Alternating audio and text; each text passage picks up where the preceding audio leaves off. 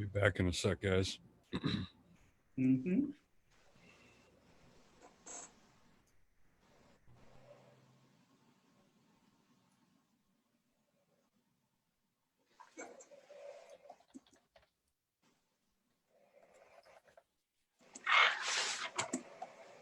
Okay.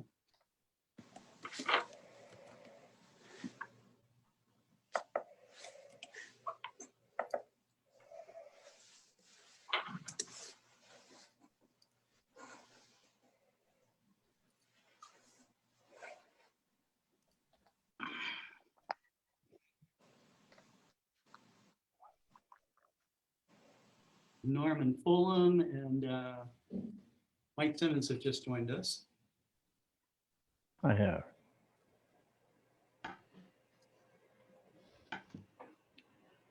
Mike, you know Gil Clark, right? Gil, how you doing? I've known Gil for what, I don't know, 30 years? No, more than that. More than that, yeah. You knew him before I did. It's been maybe Oh, I was alive before you were. A long time. a long time. How old are you now, Mike? In a few weeks, I'll be 71. Oh, Young whippersnapper. so you're 10 years older than me. Yeah, but that's only in chronological age. Maturity-wise, I'm way behind you.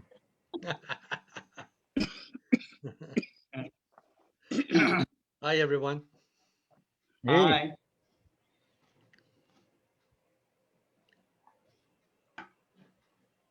Okay, so let me start sharing the show here. Am I too early, Scott? No one's ever too early for this show. I actually turned on Zoom at about 7 p.m. So Okay. I said 7 Central Time or California time? Or Eastern Time? Central Time. Central Time. Okay. Mm-hmm. Because right now here, it's 8:42.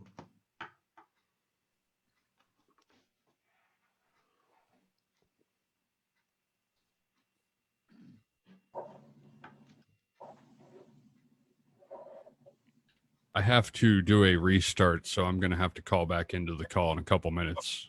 Cool. Certainly. I'll watch for you. Thank you. Okay.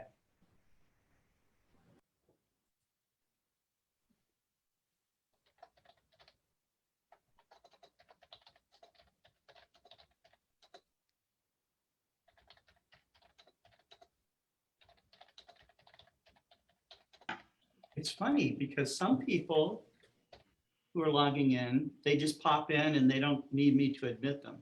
They just come in. And I'm not. How rude. following that. oh God, I don't get in anywhere without being frisked. And other people, well, No, I must be on a list. it must be. I don't think I'm on that list. No, you're too nice.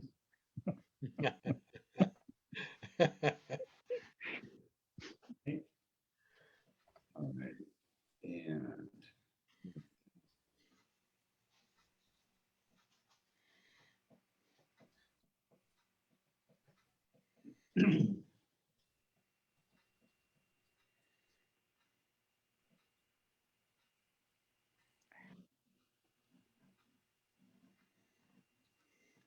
I think that we've got a lot of places where it's clear tonight, so that's encouraging. Not in Montreal. It's been clear all day here. Yeah. Yeah, we're going to see Mars, right, Libby? Yes. Yeah. It looks like you're on Mars, Libby. I took a break from quarantine. Good.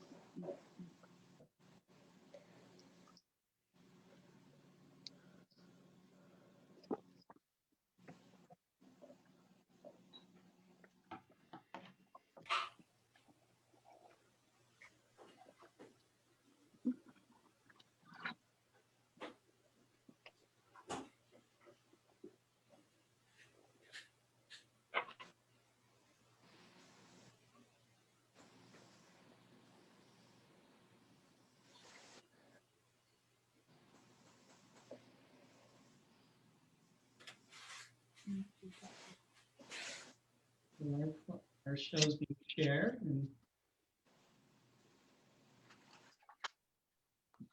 Great.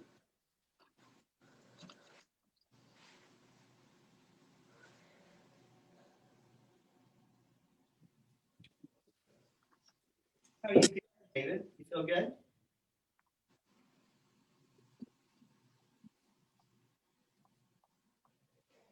Maybe David's taking a break here. Huh? No, he's right there. Feel good, David? Oh, yeah, I can hear everybody. Good. Jerry and I were just chatting together. Oh, were you? So, and I had to talk to Wendy there for a second, but we're all doing great and we're ready to roll. Awesome. Awesome.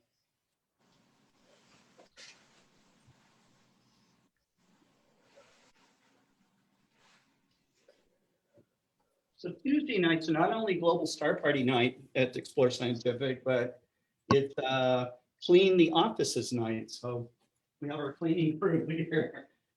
Well, you aren't you Invite gonna them on. Yeah, stream that. Yeah.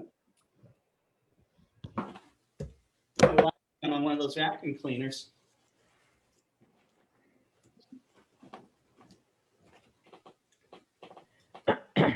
Hey, Scott, if I share the live feed from Facebook to my page, does that work?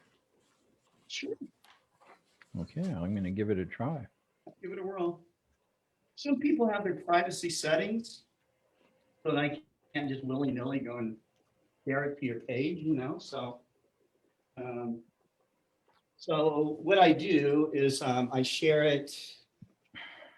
I broadcast it on simulcast on Facebook, Twitter, Twitch, and we are on 2 different Twitch channels right now, our own and Twitch Guys Network.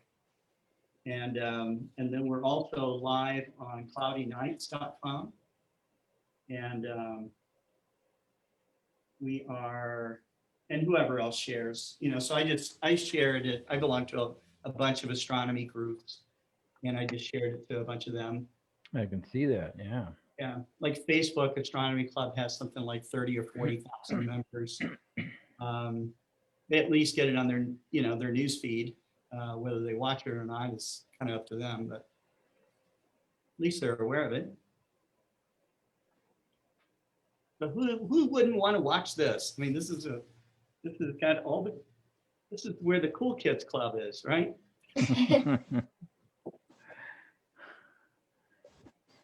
We have Kelsey Moore, from Nova Graphics. She's going to be on tonight. That's great. You know, I feel really, it's cool to get some people on for the first time, like Gil, you know, Gil Clark. And Mary might have been able to come on, but she got bit by her cat and had to go to the hospital. So, Wow. Kids. Oh, wow. Is her cat a leopard? yeah, man-eating tiger, according to Gil. Oh, My cat pierced my finger once when I was giving it treats because it's so hungry. But Yeah. after that, it's. Remember, they're still wild animals, you know. cats are not domesticated. Hi, Kelly. Hi, Kelly. You're muted, but hi, it's No, good to it's, I see you. keep hitting the darn button, but it stops it. Anyway, hi, everyone. Hi, Kelly. Hi, Kelly. Good evening, Hello, all. Kelly. Hello, Libby. Hello. So what kind of fish do you got in the tank there, Kelly? Oh, I have great fish. I have, they're freshwater, Mhm. and they're big. They're, I don't know, they average about 6 or 7 inches long. Ooh. And the thing is that they're also old. Some are 15 years old. Wow. And so people think that like tropical fish die young, and that often happens because they get parasites really easily and they get sick and die. But if they're taken care of, they will live to a ripe old age. And if they're in a big tank like that one, that's a 55-gallon tank, they can get pretty big. Yeah. I used to have those fish when I was doing a regular fish thing. I had many tanks actually. That's pretty big. Yeah, I think the biggest one, I mean, the biggest one is probably over the catchable limit. Well, you better throw Do them they- back. I Do they have two. names? Yes, they have names. Yes. I've got a big bale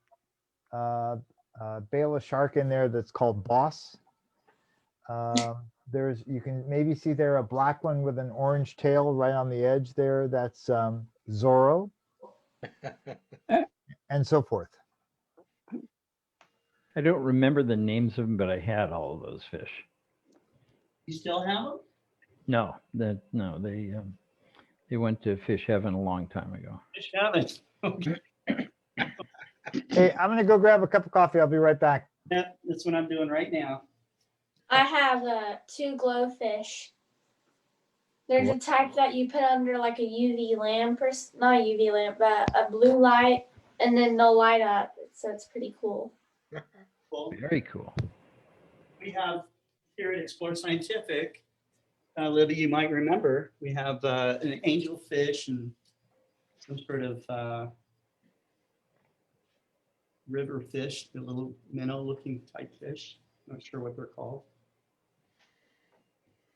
It was funny. I went out to the lake with my friend once, and we got out in the middle of the lake, and I kept on looking at my leg underwater, and I thought it was a fish, so I was screaming.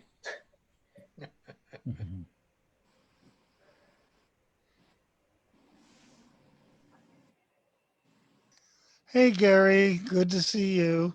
Hi, David. How are you? How is everyone? Yeah, we're all good. Cool. We're all good. Mars is great with the Certus Major right on the face right now. Yeah, it's cool. Raining. I was clouded out last night, but had a few good nights, about a week up to about the previous 7 days. But last night it was clouded out.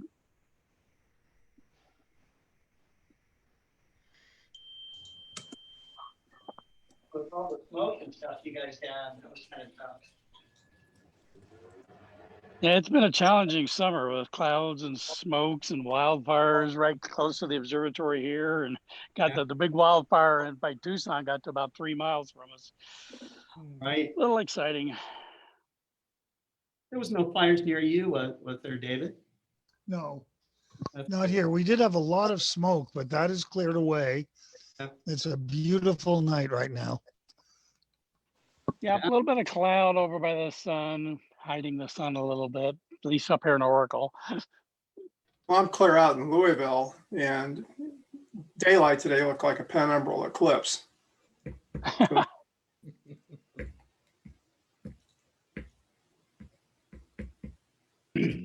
Just Well, here in Australia, the sun is just about at zenith.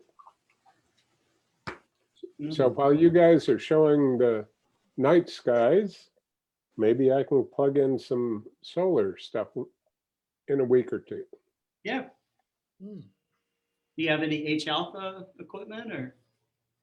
Yeah, I've got packed away a good H alpha filter, and I'm trying to remember where I have my cameras so I can dig those out. All of that stuff got packed up when they shipped to Australia. where are you in Australia?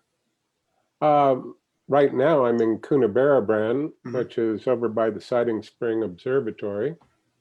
We've had 0 cases of COVID here. Oh, wow.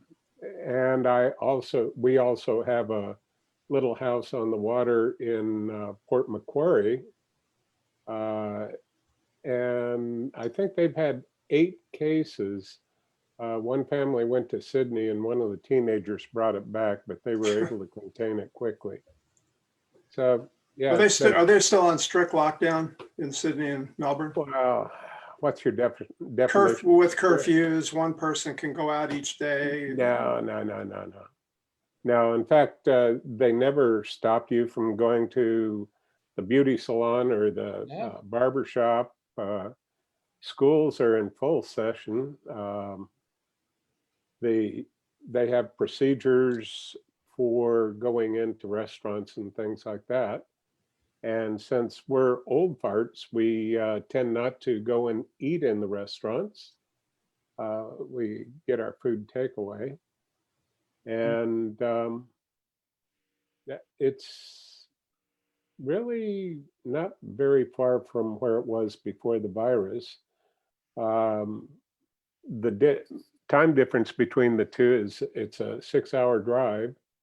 So we covered quite a bit of area Yeah. going back and forth between Fort and here. Okay.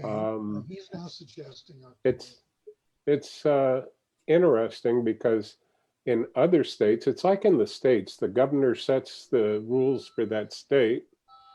And over here, the minister for that state sets all of the criteria for how they're going to handle it. And some of them are very excessive, but for good reason, because, well, they like to play sports together. And if they start to relax it, then you see a great big burst of the virus. So it's very interesting watching all this. It's like here in Montreal, we were in confinement up until about June, end of June. Pretty strict confinement. I mean, all the restaurant were closed, bar was closed, pretty much everything except for like for food, and then like we were restricted one person per family going for food, and then they lift that confinement in July. And now we're starting in October. We're right back into confinement because people just didn't take any the advice of wearing the mask and still being careful. And now we're back to where we were in March, March and April. It's like I don't know.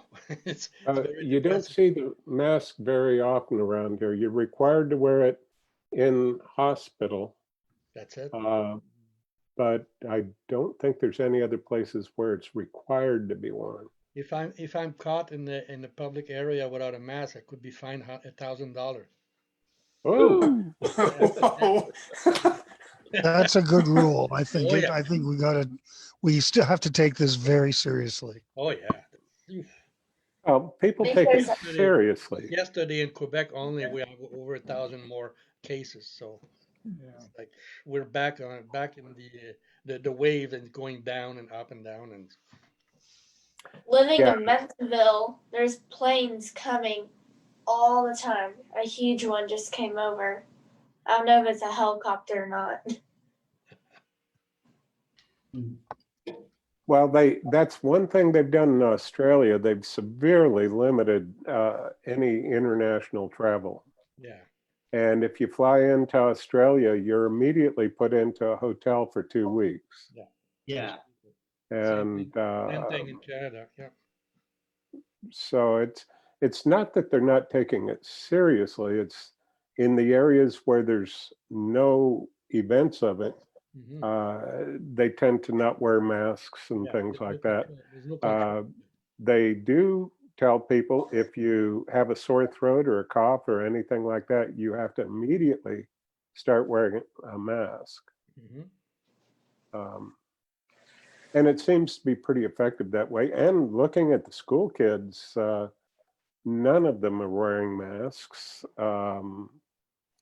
They say the social distancing is in effect, but when they're coming out from school, you see 10, 15 of them all grouped together. Yeah. But then the school kids are at the lowest level of serious effects from it. But still, they can pass it to other ones. But it's the Yeah. school kids who make the flu season what it is. So Yeah. why would it be any different for COVID, you know? Yeah. And Exactly. I do virtual school, so Google Meets all day, every day. the idea that children don't get it as bad as adults has been way overplayed.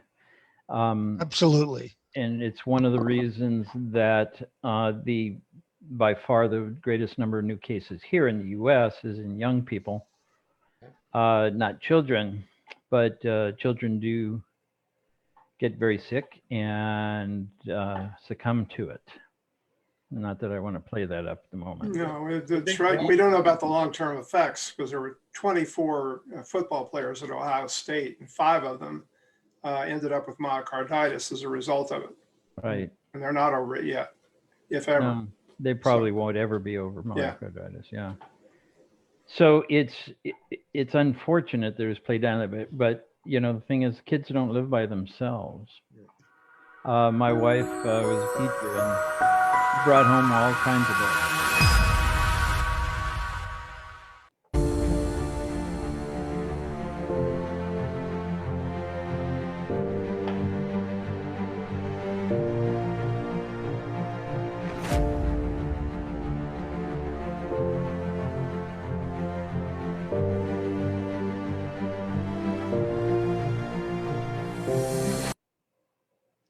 Hello, everybody. This is Scott Roberts from Explore Scientific, and this is the Explore Alliance live presentation of the 13th Global Star Party. And we have, as usual, a very interesting and full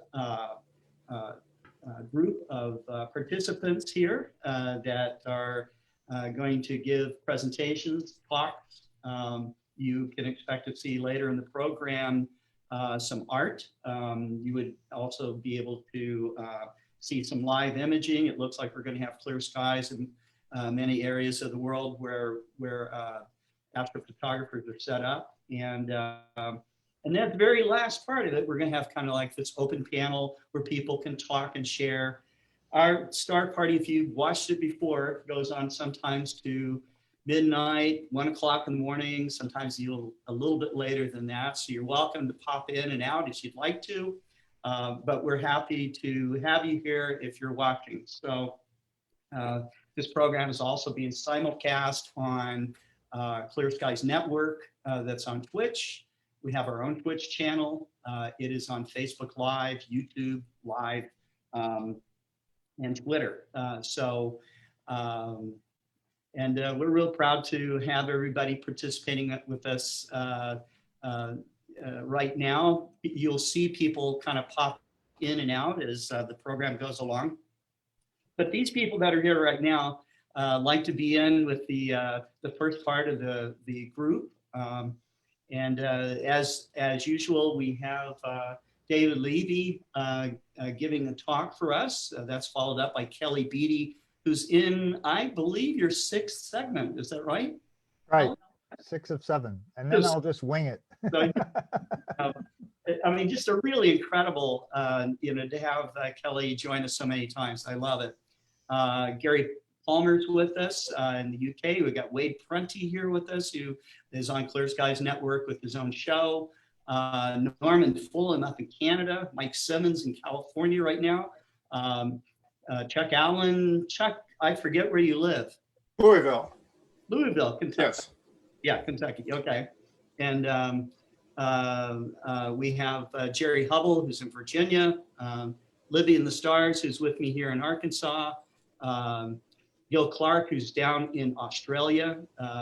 Maybe, I don't know, I consider him to be like one of the fathers of remote observatory access. And he ran the NASA's Telescopes and Education program for a long time. And so Mike Wiesner, who has authored books and is a champion of smartphone astrophotography and all kinds of astronomy, so a real guru, a big influencer. Jason Genzel, called The Vast Reaches. And Jason has a huge following on Instagram and social media. And then we come back to David Levy, who's, again, in all of our presentations, I've taken the opportunity to tell you about David from my perspective, but I kind of reflected on all the things that people tell me about David. And I've met hundreds of amateur astronomers who have seen him give talks, lectures, read his books. influenced by him in some way or another. And, he's also been on, documentaries and stuff like that. So he literally has touched astronomers around the planet for many, many years. And we're so lucky to have him on the show. David Levy, how are you? How are you doing today? And what will you bring to us today? Thank you, Scotty. And let me begin by coming back at you a little bit. Can you all see me okay? Mhm. Yes. Anyway, I wanted to tell you that Scotty and I have actually been close friends for many, many years, since the time he was a vice president at Mead Instruments. And then when he started his own company, he and I were just driving around one day to a star party, and Scotty asked me a few questions about telescope for a beginner, and we talked about it. And I said, "What are you doing this?" He said, "Nah, nothing." And then about a few months later, out came the David H. Levy Comet Hunter telescope, which I have one of here, and it's just a beautiful telescope. I just really love it. This is very special. Tuesday nights have become extraordinarily special and emotional for me. Scotty, you're one reason. Kelly, you're another. Yes. Because Kelly is the voice of Sky and Telescope. And whenever I listen to his talk, I think of the first issue I got when I was 15 years old back in 1963. Oh my goodness, that was fun. I remember looking in these pages and realizing that Kaoru Ikea had just discovered his first comet back in 1963. And I missed it. I didn't get to see it. In fact, I wouldn't see my first comet until Ikea's third one, Ikea Seki, in 1965. Boy, did I ever see that one. That was really incredible. One of the things that I like to do is to no, Kelly was not writing, I don't think, for Sky and Tel in 1963. But he sure is now. And may he be writing for them for the next 100 years. Anyway, I usually do some quotes, and I have a couple for you tonight. Here's the first one. If reason's reach transcend the sky, why should it then to earth be bound? The writ is wronged and led awry, if mind be married to the ground. There's a very ancient way for a fellow named Robert Record in his book, The Castle of Knowledge, to talk about the night sky. He wrote that in 1556. And I happened to just find it while doing some research for my PhD thesis a number of years ago. And I still love it. The sky has always been very special and very, very emotional to me. It offers peace at the end of a dark, rainy day and the sky clears, or at the end, as we get so much of here in Arizona, a sunny day, and then the sky is beautifully clear. I get to go out and be at peace with the night sky. It is one of the most pleasant things I can ever imagine doing. One of the things I was saying about my friendship with Scotty is that there's a lot of humor with it. We're always joking around. There's a lot of laughter. Right. However, it hasn't always been that way in my life. I used to have a real propensity for depression, and especially when I was a teenager and into my early 20s. As a student at Acadia, I got into a massive depression. And while doing that, I happened to light upon Oscar Wilde's book, De Profundis. And one of the things he wrote, which really impressed me, was these words, which I'm about to quote from De Profundis. He wrote them while he was going through a depression in prison. And one of the wonderful things about depression is that it forces you to look upon what's important in life. You ignore all of the trivia. You concentrate on what's important, like this. Society, as we have constituted it, will have no place for me, has none to offer. But nature, whose sweet rains fall on unjust and just alike, will have clefts in the rocks where I may hide, and secret valleys in whose silence I may weep undisturbed. She will hang the night with stars so that I may walk abroad in the darkness without stumbling, and send the wind over my footprints so that none may track me to my hurt. She will cleanse me in great waters and with bitter herbs make me whole. The thing about the sky is the magic of it, the peace that it offers. It's almost like, okay, you're mine now. You're going to look at the stars, going to see some doubles, a galaxy, a nebula, a comet, or something like that. Anything like that that will really get you off what you're bothered with and onto something else. Of course, now in recent years, instead of being depressed for weeks or months, my depressions now go away within a few minutes. Really does not bother me anymore. But I still love the peace and quiet that the night sky brings. I'm going to close with a third quotation. This is from Tennyson, and there's a reason that I'm closing with Tennyson. I never knew Alfred Lord Tennyson, obviously, but I do know his great-great-grandson, Jonathan Tennyson. He is an astronomer at University College of London. And I actually, when I was in London, I got to meet with him. We talked about In Memoriam, we talked about some of the poems. And he started by saying that he tries to avoid poetry as much as possible. But as soon as I walked into his office, there was a quotation, a framed quotation of a couple of lines out of In Memoriam. And he looked at me and laughed and said, well, most of the time. But this is the quotes that calls us to the night sky. This is from Ulysses. The lights begin to twinkle from the rocks. The long day wanes. The slow moon climbs. The deep moans round with many voices. Come, my friends, 'tis not too late to seek a newer world. Push off, and sitting well in order, smite the sounding furrows.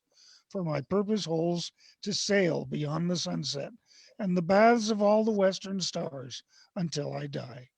It may be that the gulfs will wash us down. It may be that we shall touch the happy isles and see the great Achilles whom we knew. Though much is taken, much abides. And though we are not now that strength which in old days moved earth and heaven, that which we are, one equal temper of heroic hearts, made weak by time and fate, but strong in will to strive, to seek, to find, and not to yield. Back to you, Scotty. Thank you very much, David. Excellent, excellent. I was reflecting. I'm watching all the people coming here on chat, and I know that many people are watching in different parts of the world today.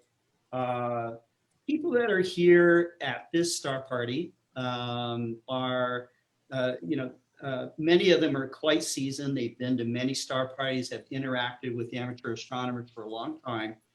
One of the things I can say about the amateur astronomical community is that it is one of the greatest fellowships of all time. It is something that stretches back not hundreds of years, but thousands of years.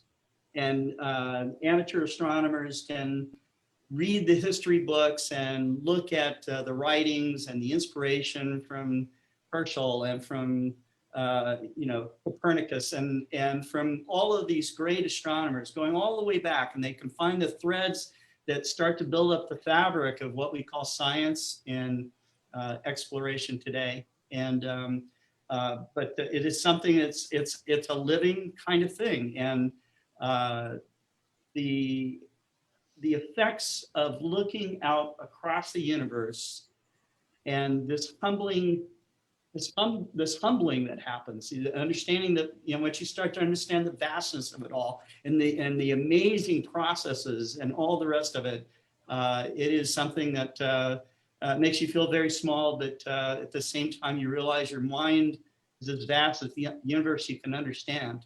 And so I think these two things are important elements in building the friendships and the bonds that tie all of us, that we call, those of us that call ourselves stargazers or astronomers. And so I wish you could meet every one of these people in person. Maybe some of you have, but to have them here all at the Global Star Party is really, to me, kind of like a miracle of the modern age, to be able to, for all of us to be in the comforts of our home and to share the camaraderie that we are right now. So I do thank you, all of you, for watching. I know, we've talked a little bit about the pandemic and the ongoing effects of that, but hopefully here tonight, we are giving you a little reprieve from your feelings of being isolated or quarantined. And we can hope that you can look up and explore. And tonight's a great night for it, because Mars, although it's not at its closest or at opposition, it is apparently at its closest point. So our next speaker is And Scott, if I could just say one thing sure. here, and that is just before we go on to Kelly, I just wanted to call to your attention, first of all, that Syrtis Major is right on the front edge of Mars right now. If you want to take a look at Mars tonight, it's a beautiful, beautiful thing. But also, I remember a lecture from Leif Robinson, former editor of Sky and Telescope, may he rest in peace now. But Leif had said how we all talk about how the universe makes us feel so small and so insignificant. And one of the things I think about when I'm listening to what Kelly has to say is that Leif said was during an eclipse trip we were on back in 2001, that's not true. There may be a lot of little things, but in no other spot in the universe have the atoms been put together in such a way to make you and me. There is only one Scotty Roberts in the universe, and only one Kelly Beatty, and only one Mike Simmons, and only one Libby, and only one Gary, and only one of all the others. Yes. Yeah, that's right. That's right. Well, Kelly, I'm going to give you the stage. Let's do that. But I also want to say, and now it's great that Kelly has been on with us now for his sixth part of this 7-part lecture series. If you've watched them all, you're starting to get to know this man. And although you're just watching him over Zoom, this is a live program, and hopefully you're getting a little bit of the reason why a lot of us instantly like this guy.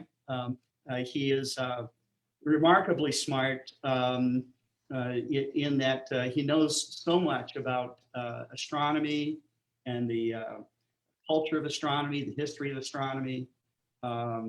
He is someone that's traveled the world chasing eclipses. He loves sharing the experience of personal exploration, personal discovery. He is, I hope that one day you're able to experience an eclipse with this man.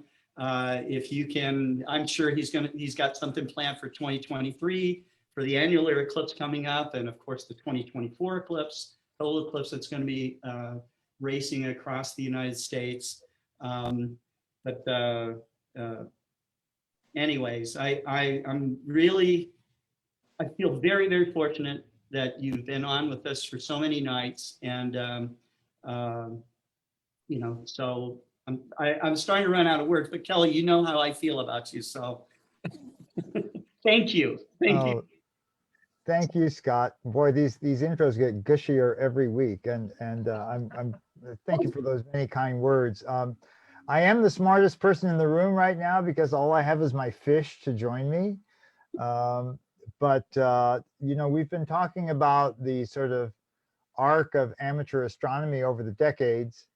And for those who might be joining for the first time tonight, we started out back in the 1920s and 30s, made our way through the space age, through the onset of widespread light pollution and the advent of fantastic telescopes, a new generation of telescopes. Last week we talked a little bit about imaging, and I see Mike here, the guru of smartphone photography. Mike, I don't think you were here. I showed a photo taken by a local amateur astronomer, an older guy. First time he'd taken photos, he used a 6-inch Schmidt cast and put his smartphone up on an adapter and got this fabulous image of Saturn by, you know, combining. He stacked 50 images from a little video he took. He'd never stacked before, and this is all at our fingertips now. And in a lot of ways, it makes up for the deficiencies that we might have as visual astronomers, because light pollution has robbed us, so many of us, of the ability to see the night sky in all the glory that it started out with, and still has if you know where to go and how to look.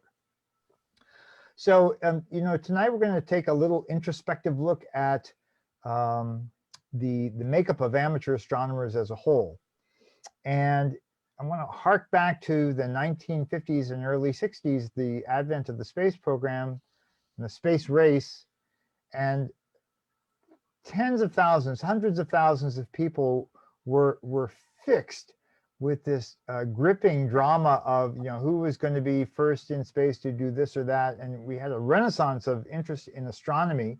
And many of the astronomy clubs that we all belong to now got their starts during the late 50s and early 60s as a place where people could come and share their interest, their newfound passion in astronomy.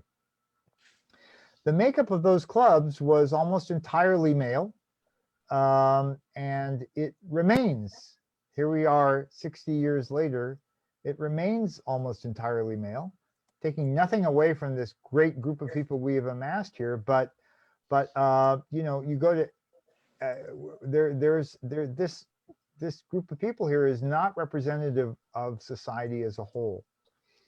And I'm reading a great book called The Last Stargazer by a woman named Emily Levesque, who's a young astronomy professional.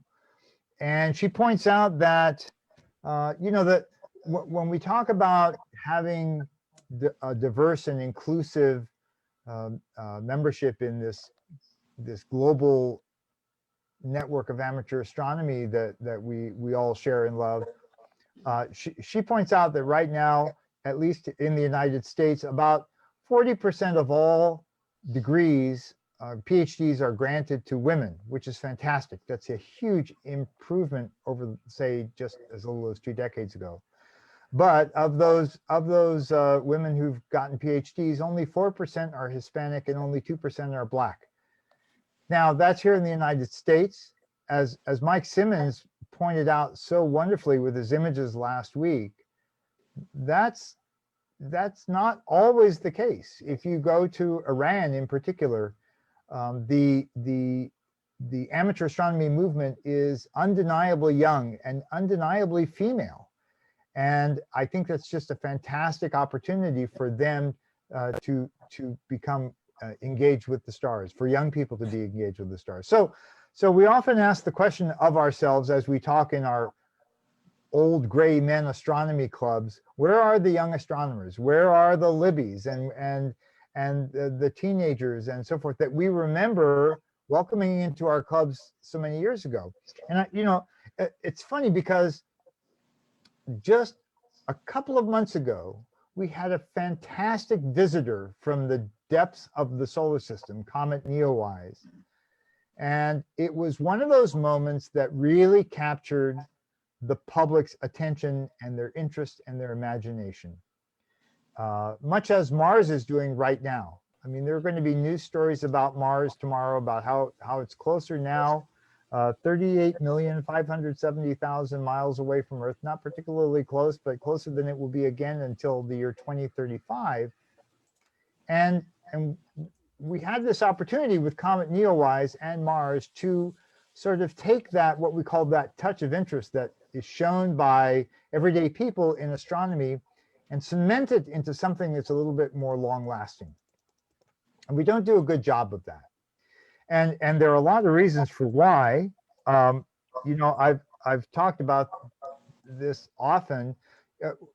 Amateur astronomy today, just astronomy today, is very different than it was before, in the decades before. We have a lot of competition we didn't have then. We have the obvious ones like light pollution, and we have the obvious ones like, you know, the internet is just not distracting, but it provides opportunities for people to learn about astronomy, and they don't need us to do it. They don't need an amateur astronomer or a club setting in order to learn about astronomy. But there's other things that are more subtle and insidious. That darn Hubble Space Telescope, right, has spoiled it, because all those beautiful pictures cannot possibly, I don't care how good an Explorer scientific telescope you have, okay, you are not going to see through the eyepiece anything like what even those fuzzy early, I looked at them up, you know, it was launched 40 years ago. I looked up some of those early fuzzy images of Mars and galaxies and stuff. Even those outdo what we can see at the eyepiece. And so we have a hard time convincing anyone to be sort of permanently engaged in what we're doing, because there aren't as many advantages to being in clubs. And you know, that's an important thing. Clubs are not a thing now. It is not the nature of society to belong to clubs, and it's not just astronomy, it's bird watching, it's anything else, coin collecting, whatever. But I do want to mention, as we I don't want this to be a totally despondent moment. I think there are some ways that we can engage people better. It's true, and I think most of us who belong to astronomy clubs will agree that the astronomy club's membership is actually growing. It's certainly the case in the clubs that I'm associated with. I'm not sure about in Tucson or Arkansas, but the number of people who are members of clubs is growing. And that's a good thing. But it's not like it was 30 or 40 years ago. I'll just a snapshot. You mentioned, Scotty, you mentioned Sky and Telescope. In the late 1970s, I did the first survey of the subscribers of Sky and Telescope, and we found that the new people coming in to become subscribers were very heavily weighted to being under 30. They were students. They were you know, in college or high school, and this is pre-internet basically. And so there was still that youth movement, if you will. Now, what we find is that it is undeniably not the younger population. What it is instead is we find that new subscribers, and I think this applies to new members of astronomy clubs, are 40-somethings, parents of maybe a family, a husband and wife who both share a love of the stars or remember how much fun they had with astronomy when they were young. They're older now, they have their careers are established, their kids are more independent, and babysitting is not needed. They have a little more free time, and they have more disposable income. And these are the people that we see coming in. And I think that is a clue as to why amateur astronomy isn't more diverse. It is undeniably the case that there are a lot of people who don't have that disposable income, who don't have that free time. They're working 2 jobs, 3 jobs at minimum wage, and astronomy is like the last thing in their minds. You know, getting involved in like looking at the stars or going out to a dark sky site, whatever that might be. But I think there's hope, and I want to offer a couple of suggestions for those here who might be listening. To if you're passionate about astronomy and you want to share that passion, and you know what, amateur astronomers as a group are the most selfless, passionate people about what they do. You all can't wait to show somebody something through a telescope. An amateur comes from the French word to love. And it's true that we all love astronomy, all of us. And so we want to share that love. I think one great way to do this and to give people something that they can't get from an app and they can't get from a YouTube video is a program called Globe at Night, globeatnight.org. Globeatnight.org was started about 15 years ago in Tucson as a kind of educational classroom activity to get families, get classes to go out and do approximate estimates of the naked eye limiting magnitude of their sky as a way to gauge how much light pollution they were dealing with. And that sort of classroom component has kind of faded away because the underlying sponsorship shifted, but it's still a fantastic way for people who have no equipment and no experience at all with the night sky to suddenly have to look at it and understand something about it. Globeatnight.org. I hope all of you, after we're done, go look at that. This is for big kids and little kids too. It's what's so beautiful about it is that you make this estimate. It's just a simple, how many stars do I see? Does it match this little chart? I go online, I log in my location and what I saw, and you become part of a global database that's not just aimless number gathering. It's actually used by lighting researchers around the world who are trying to figure out where light pollution is going. Just as an aside, the current generation of satellites that study the Earth at night are kind of insensitive to blue light. And so they don't give a really accurate picture of what's actually going on here on the ground. And so these researchers use the estimates from Globe at Night to sort of calibrate what the satellites are using. So I encourage you to go see that and participate and get everyone you can in your neighborhood to participate. And it's a fantastic opportunity, globeatnight.org. The other one is probably something none of you have ever heard of, called PopScope, P-O-P scope. It's a modest movement of young people in a number of cities, mostly on the eastern coast of the United States, who are passionate about astronomy, but don't know anything about it. But that doesn't stop them from diving into neighborhoods in the middle of cities, in the most light polluted of settings, urban settings, and almost flash mobbing with I don't know, nothing more than a 60 or 80 millimeter telescope, showing whoever is there, whoever comes by, whatever they might be able, whatever they can see. It might be the moon, it might be what'd you say? planet. And so I encourage you to look into that, because I'm working with the PopScope people. I believe this could be the beginning of a sort of next wave of involvement of young people in amateur astronomy. And they will eventually find, the young people like Libby who are motivated are going to find it themselves anyway. But I think those people are out there, those young people are out there. We can find them and their families and engage them in amateur astronomy, and we'll feel good about it. We'll end up with more diverse spheres for our astronomy clubs, and we'll show more people why the sky is such an amazing thing, and they will learn to love it just as we do. That's it for tonight. Back to you, Scotty. Great, wonderful. Okay, great.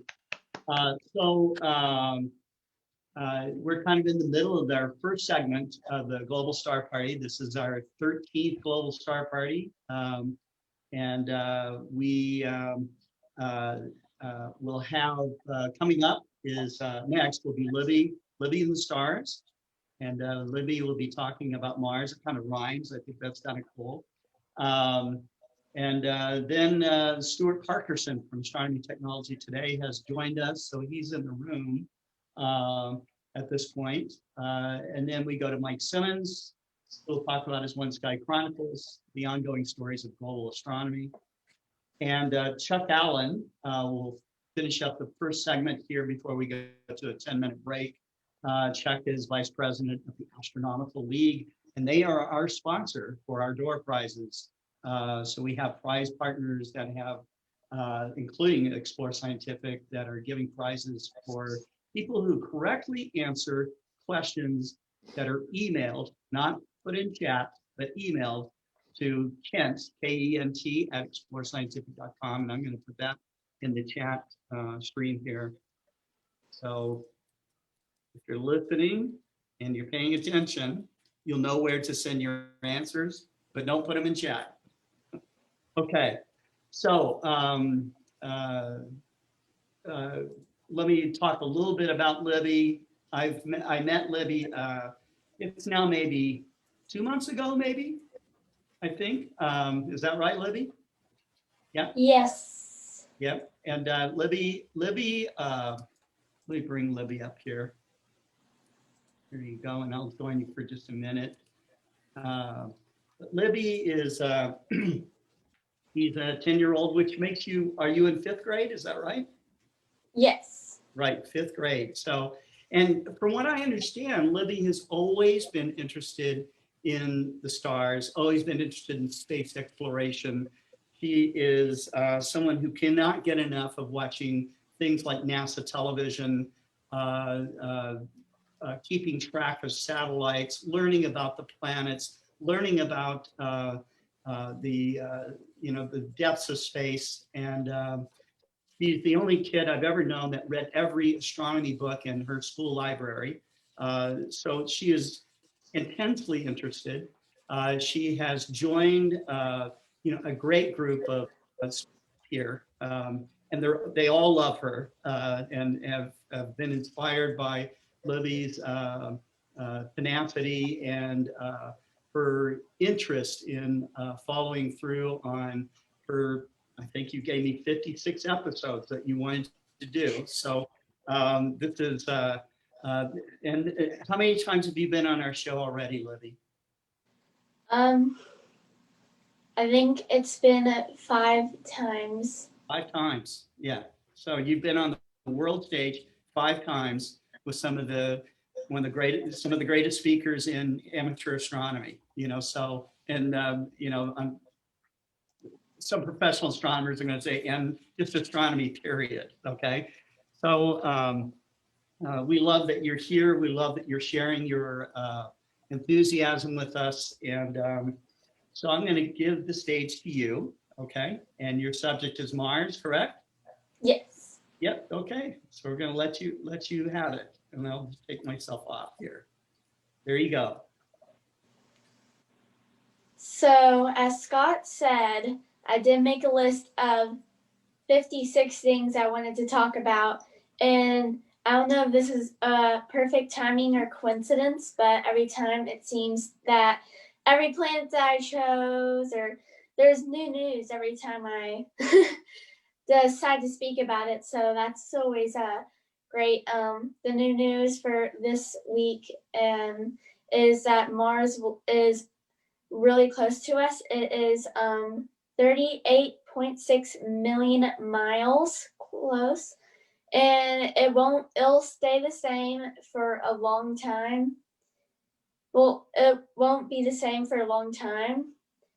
So me and my mom have plans to set the telescope up, and we're gonna see, maybe we have to take my telescope out to a field because the Mars is facing the east, and so we are staying up late for that tonight. I do want to talk a little bit about Mars. Mars is the 4th planet in our solar system, and right now it's the most important planet in our solar system because number one, NASA's been scoping it out for years and decades, and they've been planning all around it, and I learned a lot about that at Space Camp. We had this project to do on how to populate Mars, and you were supposed to support some people on Mars. So a lot of kids in my group were like, I'm going to support 1 million people. That'll make me really famous. And we had a budget of $1 million. And let's just say I was under budget and they were over budget. I supported 35 people because honestly, you don't need to support a lot of people. I would definitely start with a smaller amount of people, but I learned how to make a Mars base, and they had this Lego software, and we kind of just mapped out where our Mars base would be, and we were like, okay, we should spend money on buying a water source and maybe an ice habitat. And my budget, I have it written down here, is $255,000. So that would be really cool. I was looking a lot about the first people going on Mars, because when I grow up, I do want to be an astronaut and go see Mars, because it's just a really pretty planet. The carbon oxide makes it a really pretty red color, and it may be extremely far away, but NASA's just running into a lot of problems they need to face to get to Mars.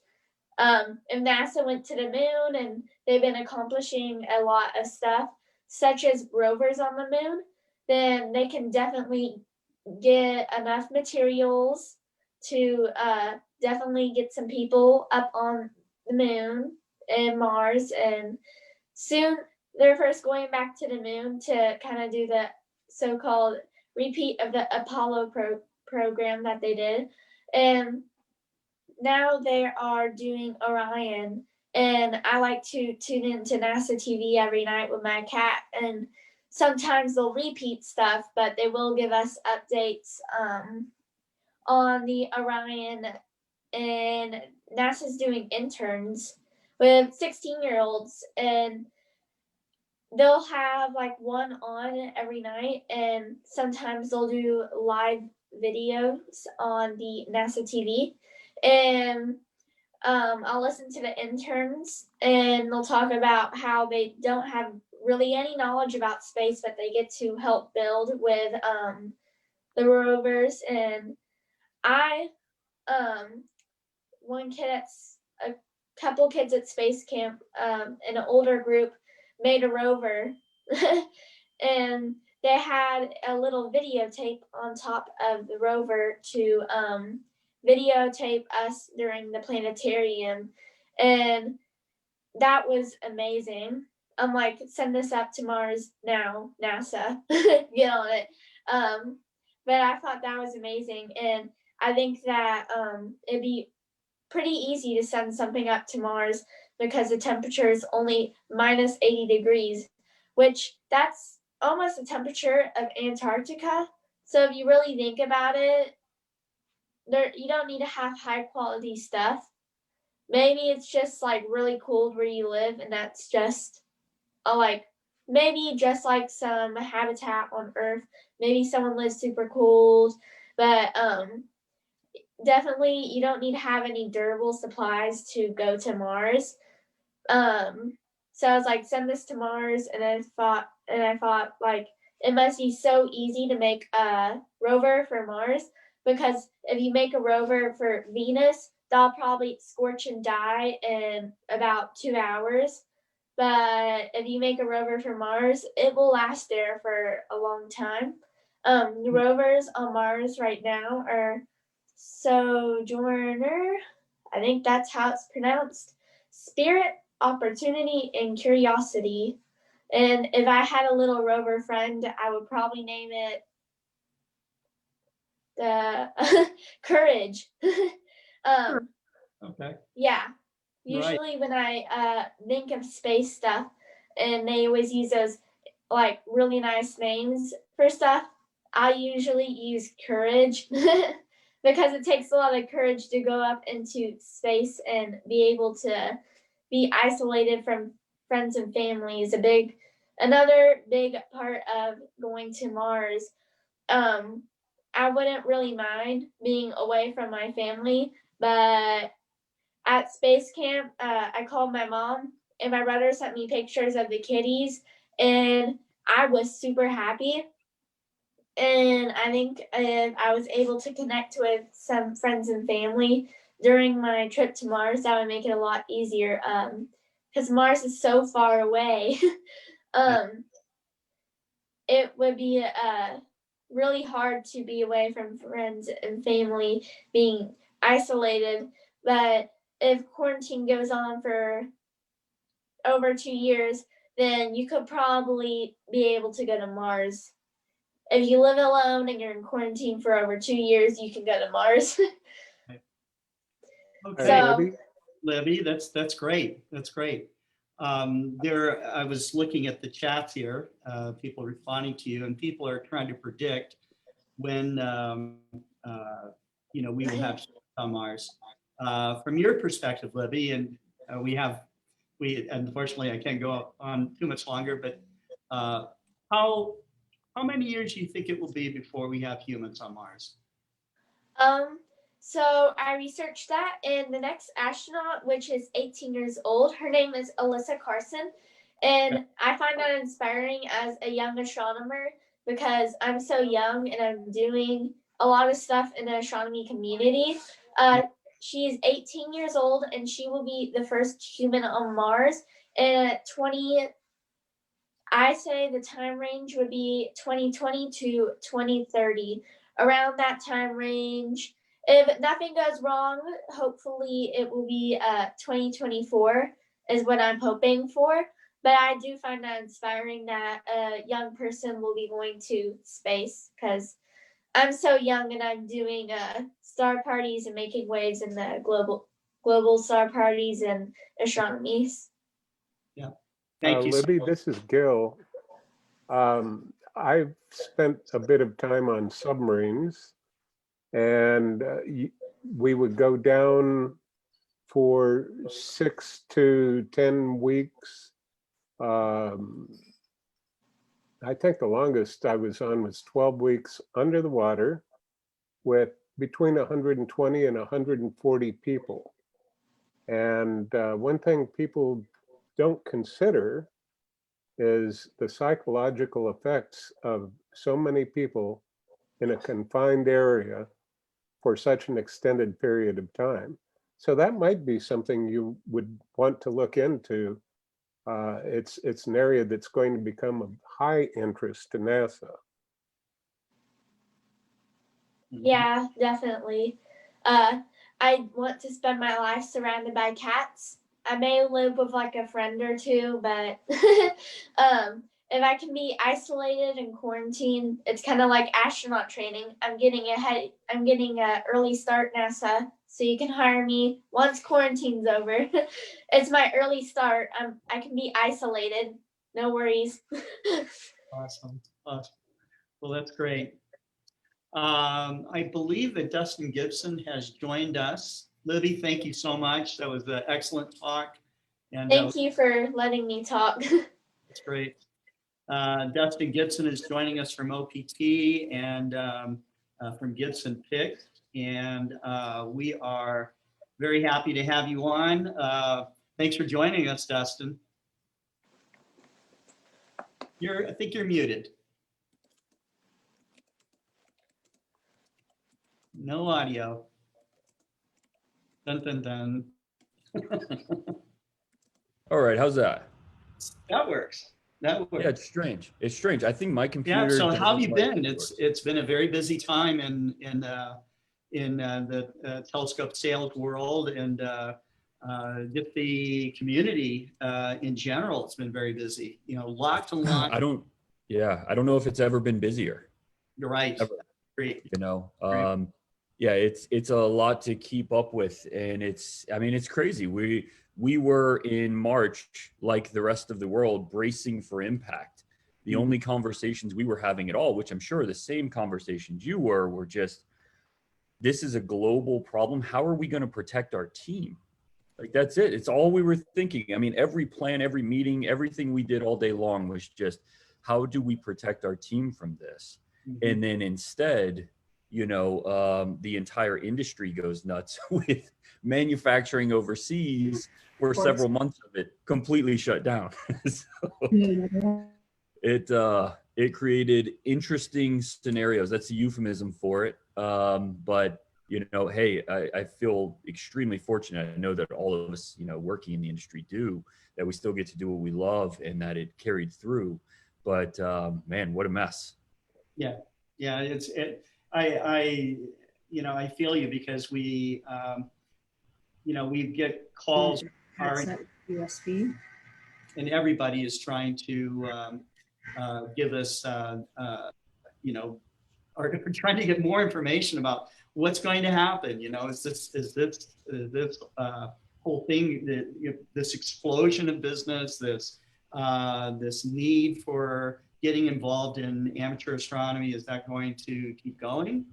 Did we get a lot of new people involved? Yeah. I think that we did. You know, I think absolutely. And you know, Kelly gave us talk about the fact that people don't join clubs the way that they do, or the way that they did. But we also do see club membership growing. So, you know, we, all of us, whether you're, you know, selling a telescope, you're instructing people about astronomy, or you're managing an organization that's devoted to astronomy, we all have this responsibility to keep people inspired, keep them engaged. And so what have been the big challenges at OPT for that? Keeping up more than anything else. You know, it's heartbreaking because look, I mean, I just realized we've been so busy since March. I just realized like 2 days ago, I messaged Ginny, she's the other owner of OPT, was like, do you realize that in a couple months is our 75th anniversary? We literally haven't even talked about it. OPT is 75 years old, which is a huge milestone for any company. I mean, you know, like that flag that I have in my office, Scott, you've been there. I mean, yeah. It has 48 stars because that's the original flag that was flying over at the original OPT. 48 stars on it. That's how old the company is. And yeah. So, you know, these are things we really want to celebrate as a company and have everybody involved and, you know, do big things throughout the industry. We haven't even talked about it because we have been, you know, we had customer service problems like crazy. I mean, people were saying online, like, what happened to OPT's customer service? It's been terrible for the last 3 months. The worst part about all of those stories is that they were true. You know, that was the absolute worst part, is that Ginny and I misgauged the direction we went. When coronavirus happened, in order to keep up, what we should have done was multiply our staff by 40 to 50 times, right? And obviously we didn't do that. And so, you know, the calls started coming in literally as a multiple of 1,000 of what we were used to, what we had the infrastructure for.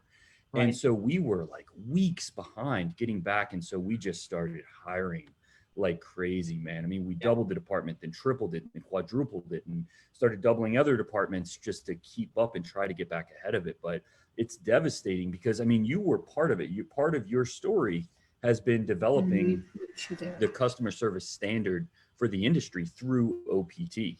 And so when that happened, man, it was like our entire staff, I mean, we all lost sleep, and we have been since March trying to get ahead of it. Everybody's working constantly, but we think we're finally at a point now that we're starting to get all of it back under us. But it was a very real challenge, something that felt horrible about. And when you see that stuff, everything in you wants to be like, yeah, that's not us, because it's not how we identify. But the truth was, like, we weren't ready for it at all, and it crippled our customer service lines. Dustin, it's not OPT's fault. Everybody in the industry, felt this at the same time, because it was literally a tsunami, tidal wave of renewed interest in astronomy. So we had new people coming in. We had people that were kind of dormant out there for a long time. And, you know, anytime that there's a monster event, and plus we had a great comet, and now Mars is at the closest he'll be until I think the year 2035 or something like that. So there's intense interest. And so keeping it is really one of the big challenges of being involved in this industry. So Yeah.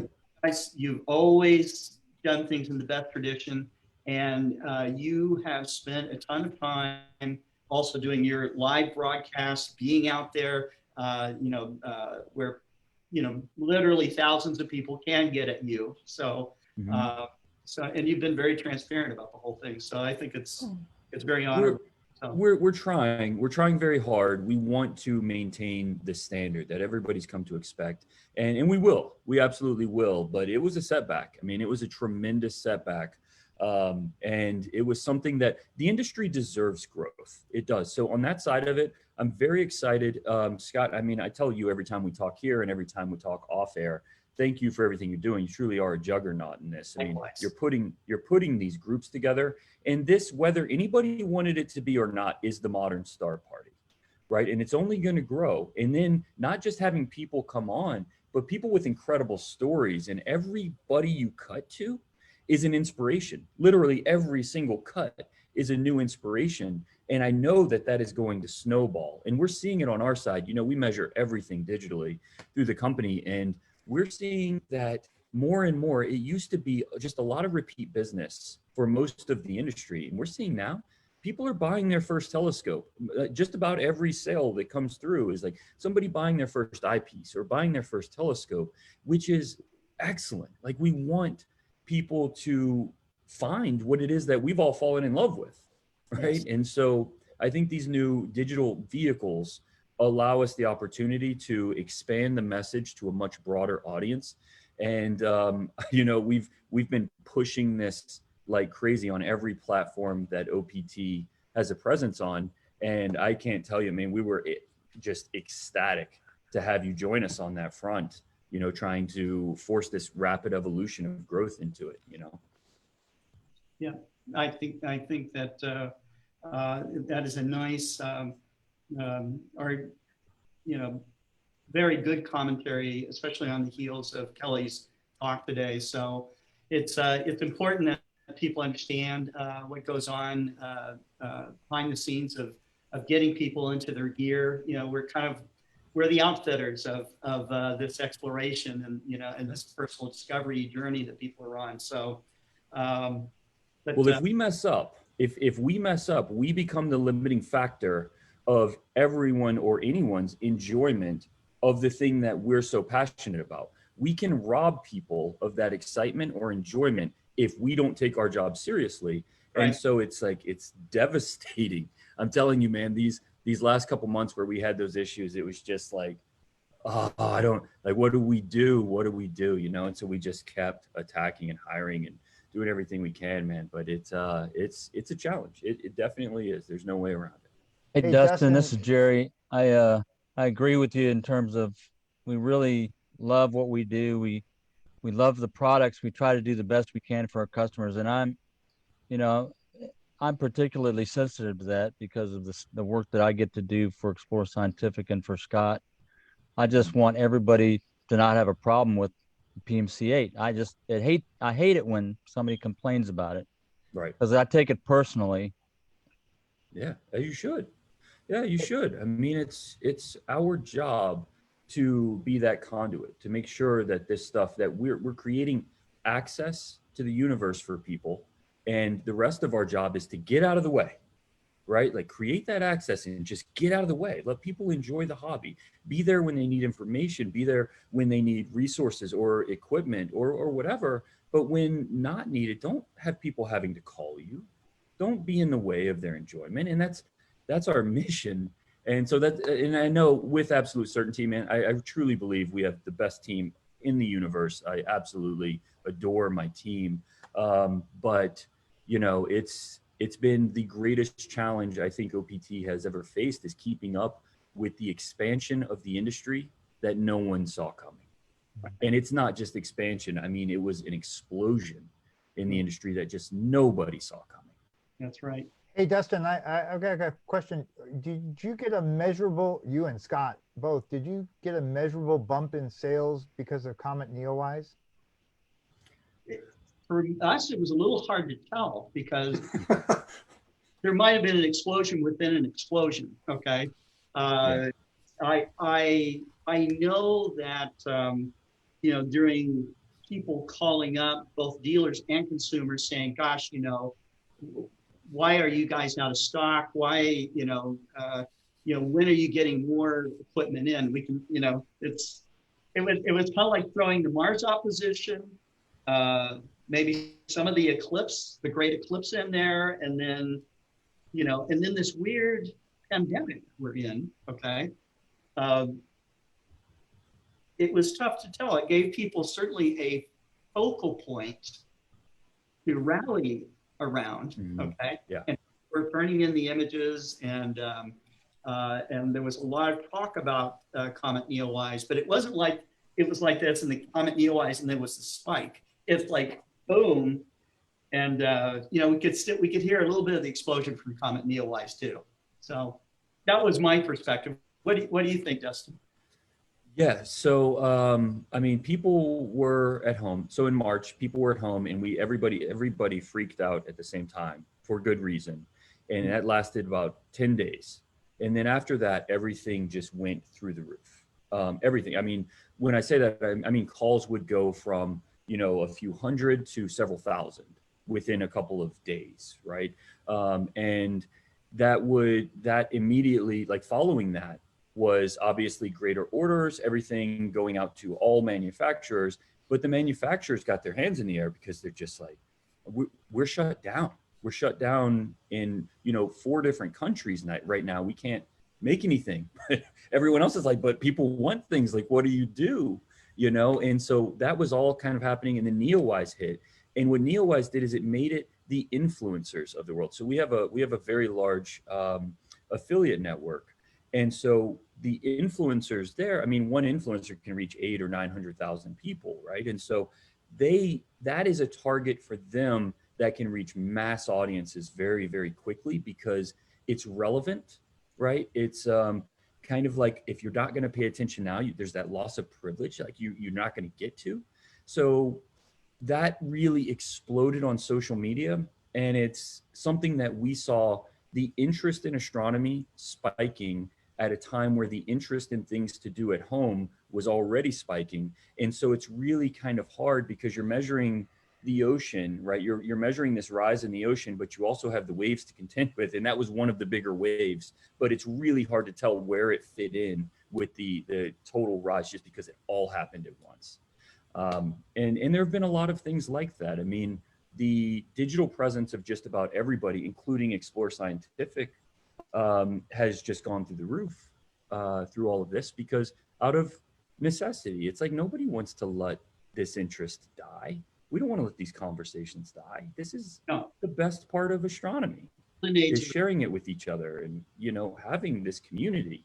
So nobody's going to let that go. So, you know, we took to these platforms to try to keep that alive, but what it did instead was added even more to what was going on. So yeah, it's a positive feedback loop that has been feeding, you know, the industry in a gigantic way, but also causing some problems that have rippled and given some people some frustration. So I think the frustrations will settle out, and ultimately the net benefit is going to be one that everybody's very thankful for that loves astronomy. Honestly, that's where it's going. All right, great. Dustin, thanks for joining us. Hey, always happy to. Thank you again for what you're doing and for everybody here participating. It makes the night so much better for everybody that I know loves astronomy. Thank you all for being here. So, you know, you guys need to visit Clear Skies Network. There's a lot of other great programming about astronomy there. You need to visit Gibson Picks on Twitch, where Dustin gives his show. When do you run that show? Thursdays and Fridays, I do live streaming on Twitch. When we don't have, you know, smoke or ash in the sky, we do streaming with the telescopes, remote telescopes. We have another one going up in Texas in just like 3 weeks now. So those will be up and running again soon. And we train people to run them yourself. So any of you that want to, you can run our telescopes for free and, you know, get data of your own. We'll show you how and make sure you have fun with it. So that's what we do on Clear Skies Network, and a lot of other programs there too, a lot of great programs. So definitely a good place to go on Twitch if you want astronomy conversations every single day. Great. Thank you. Thank you very much. Yes, sir. So up next is going to be Stuart Parkerson. Stuart is the chief editor, creator of Astronomy Technology Today. I know he's in the room. Stuart, are you able to join us right now? I am. Can you hear me? We can hear you. We don't see you yet. What do we need to do that? Okay. At the bottom of your Zoom panel there, you'll see a video camera there. Yep. On that, you can turn on your video camera. I'm clicking it. Well, it's not participating. Okay. That's okay, Stuart. I'm hitting start video and it's giving me a lot of failed to start, failed to start, failed to start. So right. I'm gonna be a ghost today. Well, that's fine. You can be the voice behind the scenes of Stuart and I are both going to be on Friday evening at 7:30 with the Austin Astronomical Society. We've been invited to give a talk together, so that's going to be pretty cool. But Stuart, just so that the audience is more familiar, tell us about Astronomy Technology Today magazine, how it got started, and who contributes to it. We started in 2007, which was actually very close to when XIII Scientific started. Right. So we kind of, the stars aligned in that, and it's been enjoyable to work with you through the years. And we were print until 2017. And then we found out that virtually 99% of everyone were reading the magazine online. So we went to digital publishing only. And so we have hundreds of issues online, and we publish monthly. And so we cover the astronomy products industry. And I was listening to Dustin talk, and it's hard following Libby because that's, next time I come on, I want to be before Libby because she's fantastic. Yeah, but she really is. And listen to Dustin. We've experienced the same thing. We've seen a huge increase in subscriptions and web traffic to our site, and people that are new, wanting to learn more, and people that have been in the hobby but wanting to find out what's out there they can get today. So it's unfortunate what we're going through, but I think it's great for all of us in that we're expanding who gets to enjoy what we're doing, and I think we'll see some great long-term effects from that. Oh, that's great. That's great. Stuart came to me about a month ago or so and talked to me about an idea of giving magazines, free subscriptions to Explore Alliance members, and so we're very grateful for that, Stuart. So the magazine has tons of reviews on gear. So if you're going through the process of trying to build out your astronomical imaging system, or you're trying to figure out the latest gadget to add to your system, you're going to find something in the pages of Astronomy Technology Today about it. So, Stuart, is there anything that you'd like to add before we go on to the next? We go on to Mike Simmons, who would be up next. Well, I'd like to say hi to Mike and hi to everyone that's here tonight. And I think this is great what you're doing. Go to our website if you're interested, and we've got we've had probably since we changed our website and updated it in 2018. We have over 200 news items. We focus on everything within the industry, so there's a lot of things that aren't mainstream. Small manufacturers you may not have heard of. We have big companies like XIII Scientific that have full-on products, but there's so much out there. It's just an amazing time from a software and hardware standpoint. It's really something that I think we're seeing things free up with manufacturers this winter. I think we're going to see a lot of opportunities for people to get the gear they want. So it's a great time. It's too bad what we're going through, but it's great that that we have a hobby that so many people can do at home and share with their families and share online and do all the things you can do today.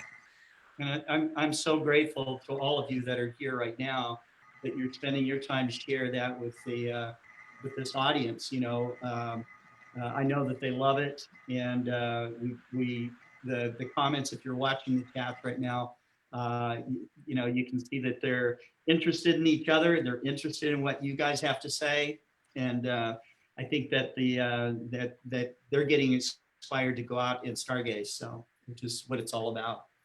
So, Stuart, thank you very much.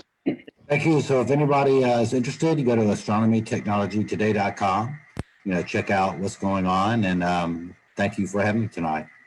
Thanks, Stuart. We'll have you on again. Thanks. Good. Thank you.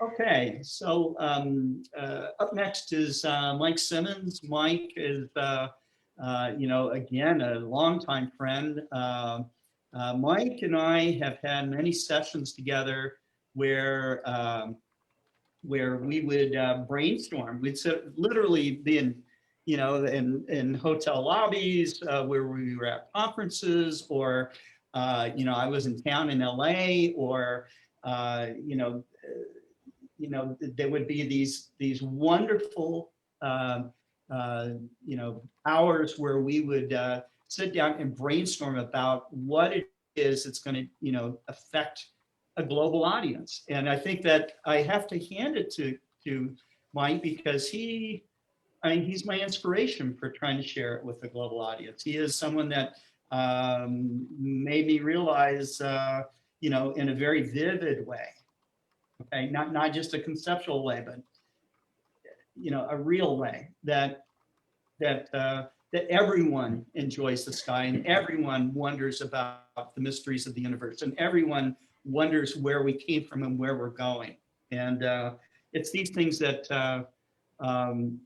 these binding moments that, I mean, they cross cultures, ages, time, and you know, so you know, I asked Mike to take some of his memories from his travels around the globe, because he's experienced astronomy in communities where they had virtually no telescopes, no resources, and was able to share his knowledge and inspiration. But I think that he was the one that was most inspired out of all this. So, right? You got that right, Scott. Right? It's just amazing. I mean, my daughter said and she said this before I started all the international astronomy. So it tells you something about me. My epitaph on my tombstone will be, well, that was fun. Let's do it again. Let's do it again. And you know what is, so if I am up on the screen here and I'm the one talking, so I guess I've got, you see over that's my right shoulder, I guess. Yes. See this island that looks like a fish? Yes. I went to a star party there a few years ago. And the one that is the Strait of Hormuz in the Persian Gulf. It's part of Iran. It's called Geshm Island. And it's the dustiest place I've ever been in. That's saying a lot for an old mountaineer. And this is it's interesting that this area here that we're flying over right now, this is all Iran here, which is far more mountainous than people realize, is where I was focusing on last week. And by the way, Scott, we aren't going to talk about the fuel for those brainstorming sessions, all the alcohol and so on, are we? I think we'll leave that alone. Did Scott go away? Yeah. Yeah, he was afraid of what I might say. Somebody tell him. Anyway, so we're flying over Iran now, and I'm going to share some things. So I started part one. There are so many different stories, and they're all amazing. And I like to start off talks by sort of shocking people and saying, you know, knocking them out of their usual, just sort of kick them out of the easy chair, you know, so they're open to what's in front of them. So I'm doing two parts of this with astronomy in unexpected places. And last week We were in Afghanistan. No, I'm sorry. Jeez, I lost my geography already. This is Iran, and then we just went sideways over to Iraq and then to Afghanistan. If anybody wants to see these places, well, I'll do them in more detail in the future, but you know, it's on last week's program. This week, you know, skip down a little into Africa. That's Ethiopia. You know, when people think about Ethiopia, they do not think about science. They think about famine and all these things that happened a long time ago.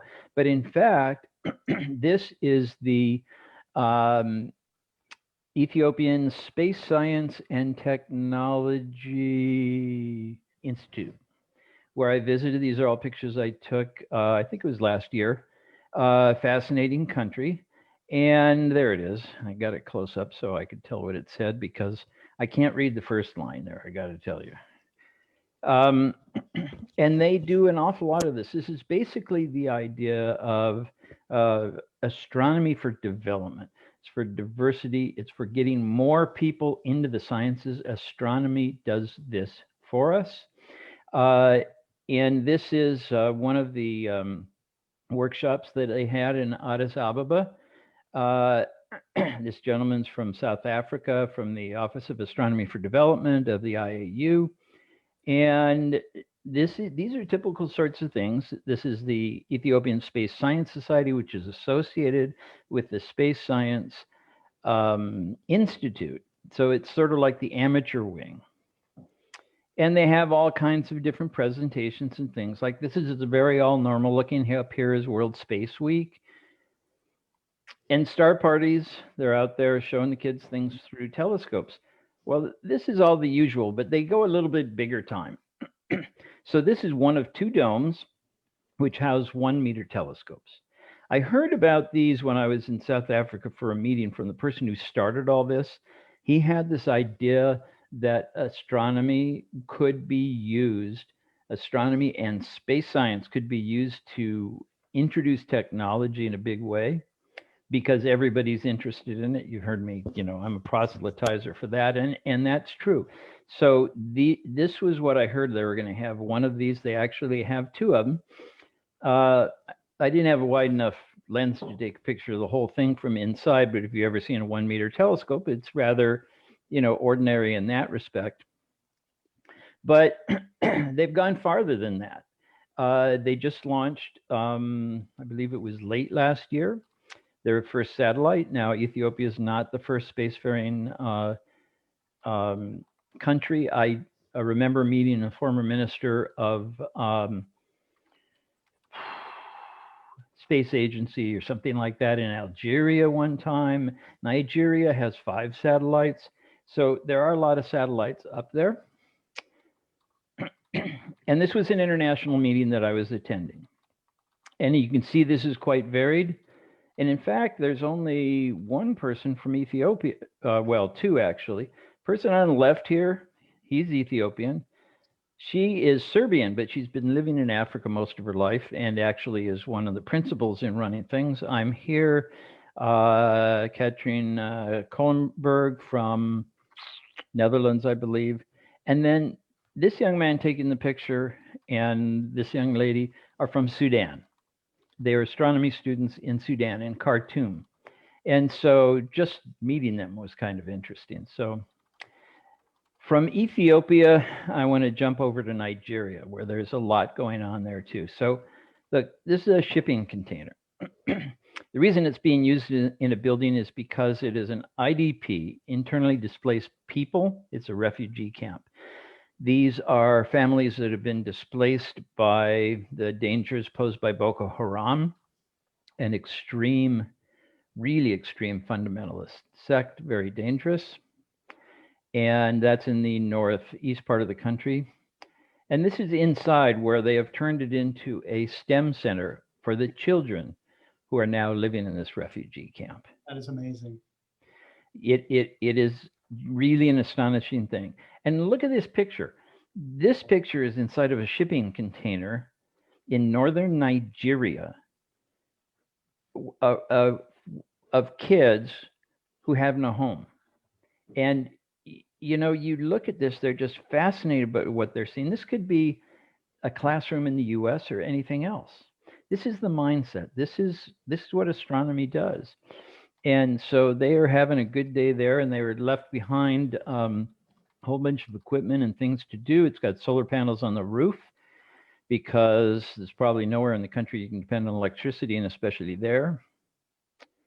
Of course, you get solar glasses and hand them out to everybody so they can look at the sun. Something that most people don't realize, I didn't realize. You know, I hand out the eclipse glasses when I go to eclipses, so you can see the partial phase of the eclipse. But people have never seen the sun. I mean, you don't just go outside and stare up at the sun. Well, I think I did when I was a kid, but you know, it wasn't that bright. And so they see the sun for the first time. It's like looking through a telescope at something. I mean, it really is an experience. Kids love it. Here is the team. In the middle here is Olayinka Fagbamiro. This is when Scott talks about being inspired by the things you do that lead to these other things. She's an inspiration for me and everybody else. She is wonderful. I recognize some of the others on her team here that I have talked with. I've met Olayinka a couple times in person, but the others only remotely. They're all volunteers, and they have to spend their own money to get the stuff up to that part of the country. I'm going to help them raise some funds here. Everybody wants to help them, and just getting the funds over there is hard. And look, this scene doesn't look any different than any place else. Right. It just happens to be in a refugee camp. Wow.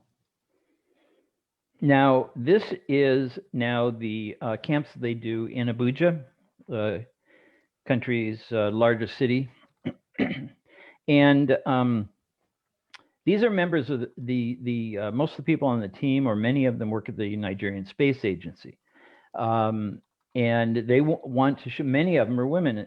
And in this patriarchal society, most girls in high school like these wouldn't consider going into STEM fields because they don't know it's possible. It's just not a consideration. And they're showing them that, and they're using astronomy to do it. So here they're doing some optic stuff with, looks like Galileo scopes. Yeah. And looks like a hot glue gun, and they're making something. They've never done this in their whole lives. So that is Nigeria. I'm going to talk about them in more detail. Hope to have Olayinka on, or do an interview with her. Bring her on here. Now from there, I want to go to one more place. Okay. All right. This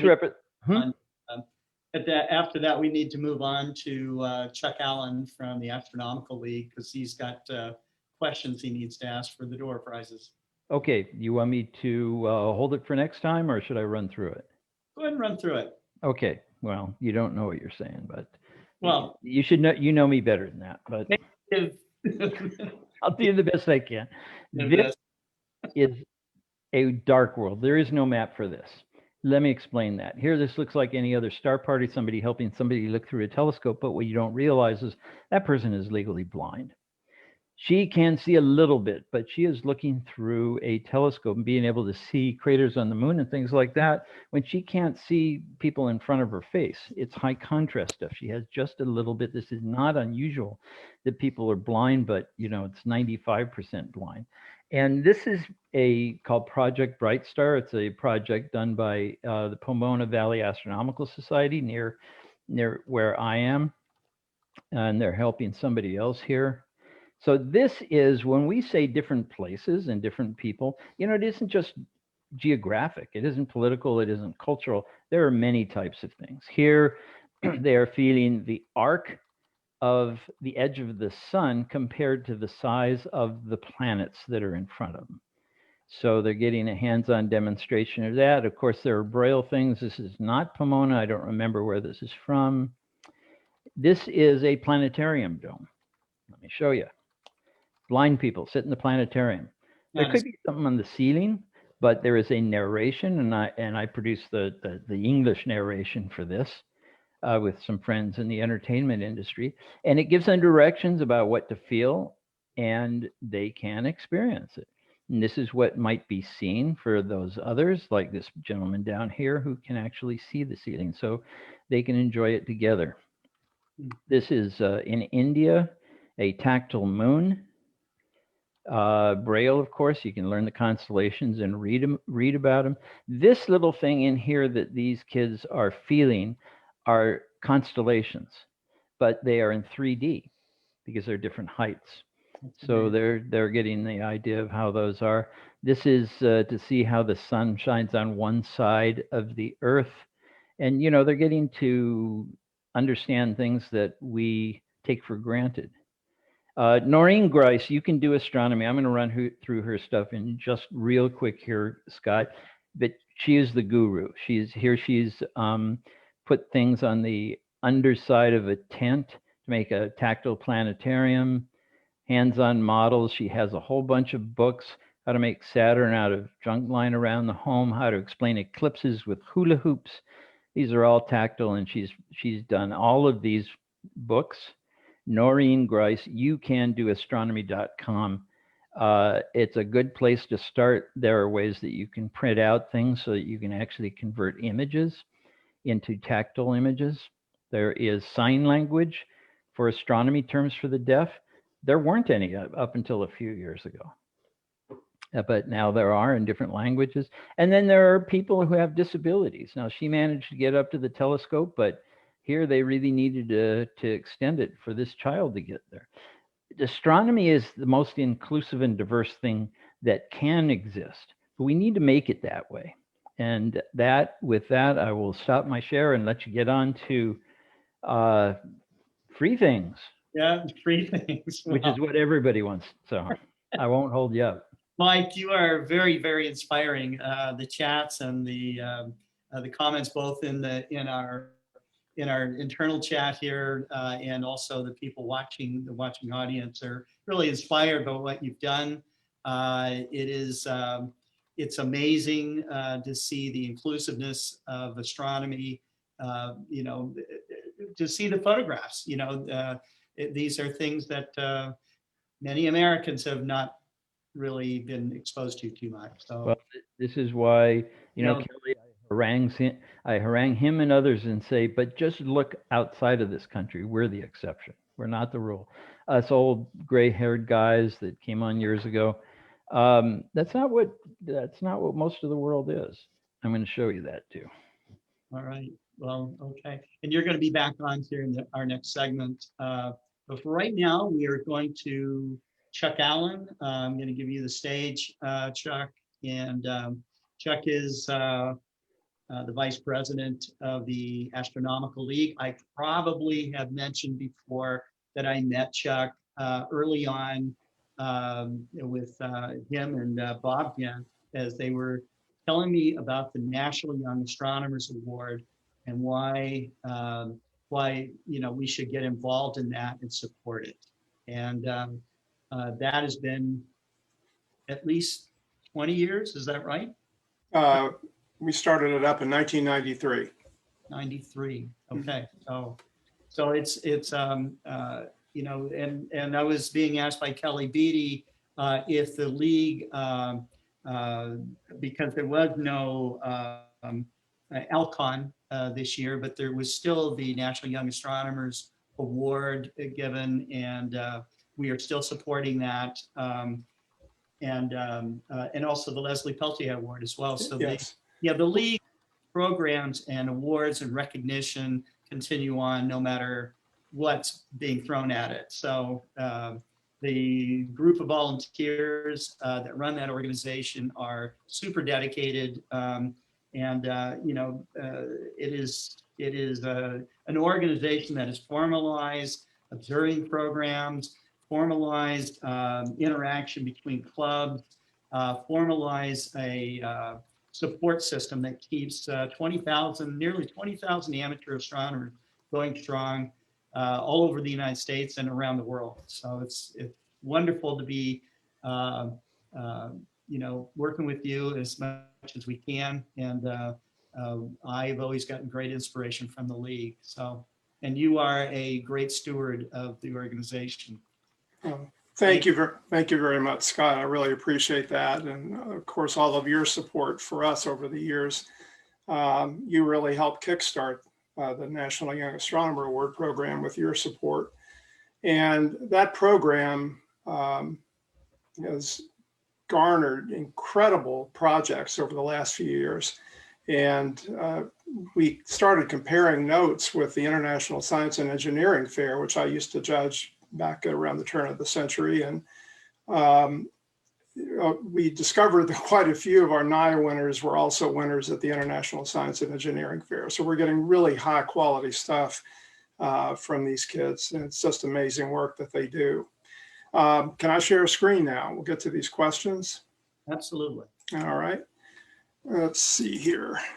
Okay, this is, we're going to do the answers, I guess, from the previous GSP, number 12. The question that Carol Orge asked was, what is the name of the boundary around a black hole beyond which events cannot affect the observer outside? The answer was event horizon, and the winner was David Ng. Great. Congratulations, David. Okay. And the second question that was asked was, on what date did Apollo 11 astronauts Neil Armstrong and Buzz Aldrin land their Apollo lunar module Eagle in the Sea of Tranquility? And the answer, of course, July 20th, 1969. And the winner was Nicholas Rakia. Hope I'm pronouncing that correctly. A regular on our programs as well. Watches almost every one of them. Great, fantastic. And the third question was, what discovery was made by William Pickering in August 1898? The answer was the discovery of Saturn's moon Phoebe. And the winner of this was Timothy Myers. Congratulations, Timothy. That's great. Awesome. Okay, so now we'll move on to our questions for tonight, Global Star Party 13. And the first question we have is, there are 88 constellations in the sky, official ones, and only one of them is split into two separate parts. What constellation is it?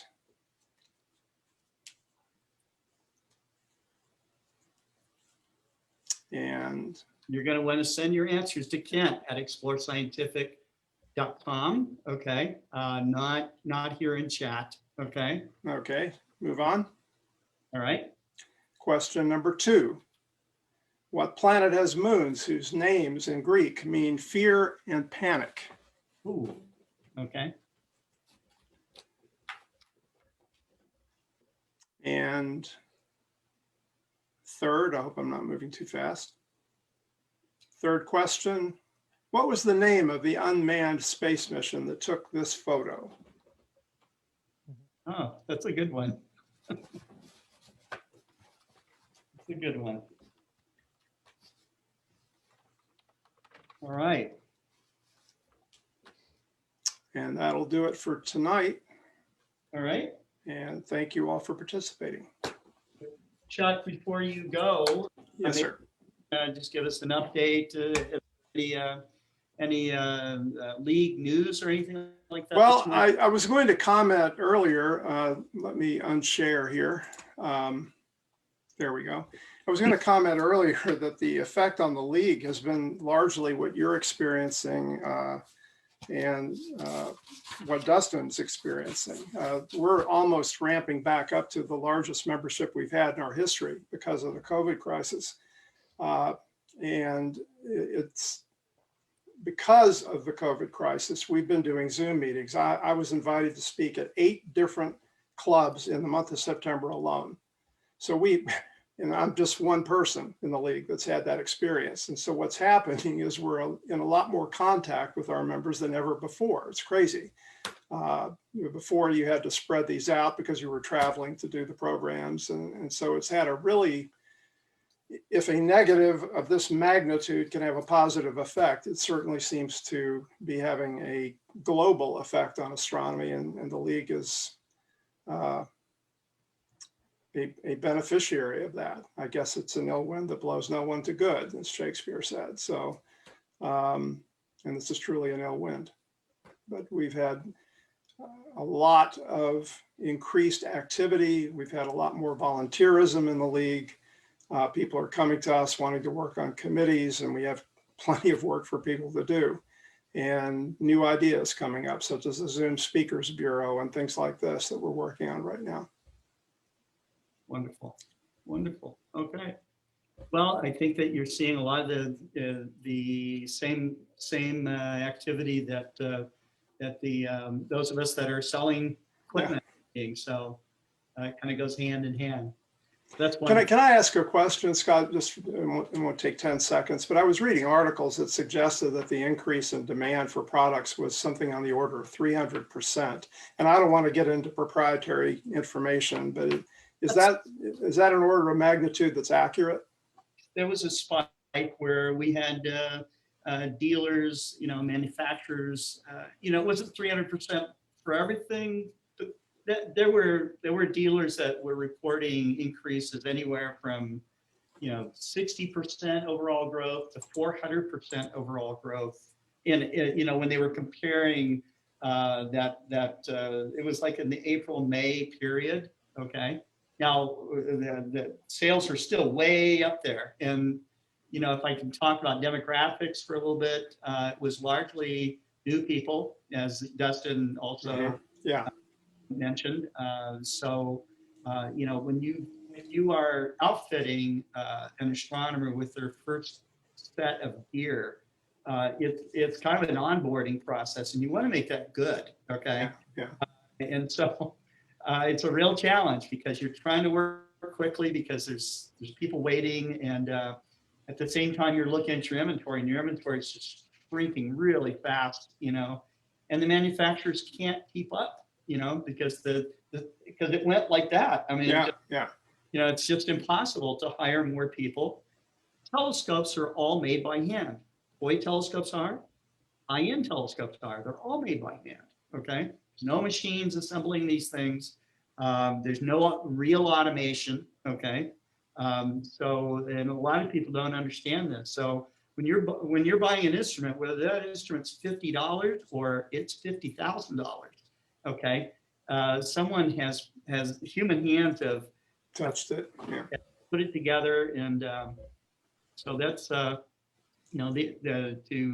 hire more people that know how to do that. That's tough. That's tough.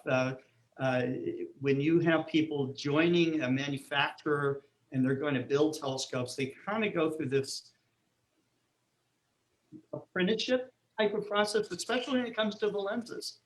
You start them off, doing some of the simplest parts of this, and to get to the final polished product is quite a deal, and those of us that are really into the hobby and we love these real high-end, highly figured optics, when you talk to someone who has made, maybe 10 mirrors or something like that, that's super high-end, high quality, and then you ask that same person to make 25,000, okay?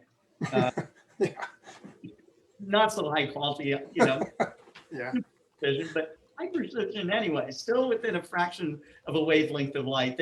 All the blood drains from their face, they're just, so it can be done, but it is a different process. But let me just say this, it's never a dull moment in our industry, and it's never a dull moment in the community either, because there's always something super cool going on, Well, I hope that answers some of the questions. It did. Thank you. Thanks, Scott. Okay, so where are we right now? I think we're very close to our first break.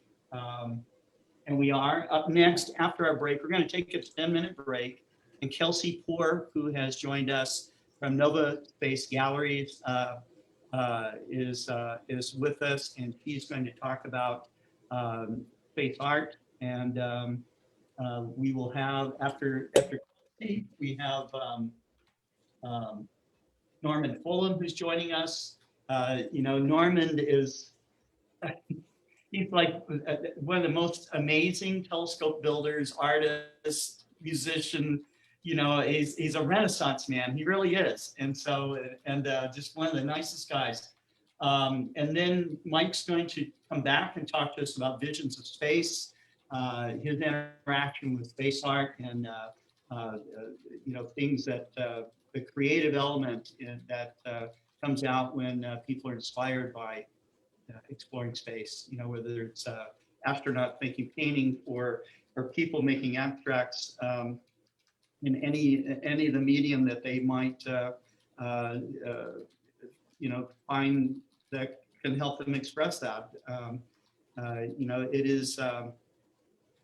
It is something that is universal. You're going to find people have been inspired across time and around the world by this kind of stuff. And so we think it's an important element to have this creative element be part of the Global Star Party. So let's take 10 minutes and I will, let me see, put this on me, and then we'll go to our first break segment, and we'll be back in 10 minutes.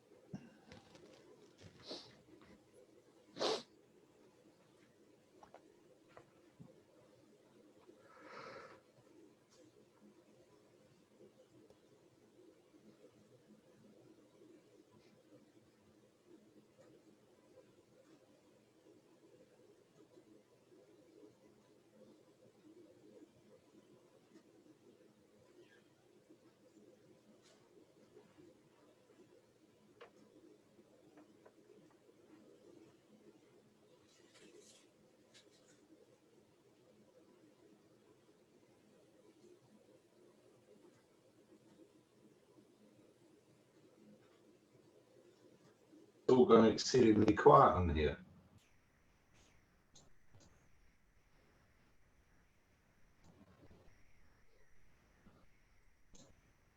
I'm not sure if we're broadcasting our sound or not. I'm going to turn up my YouTube and see if I can hear myself.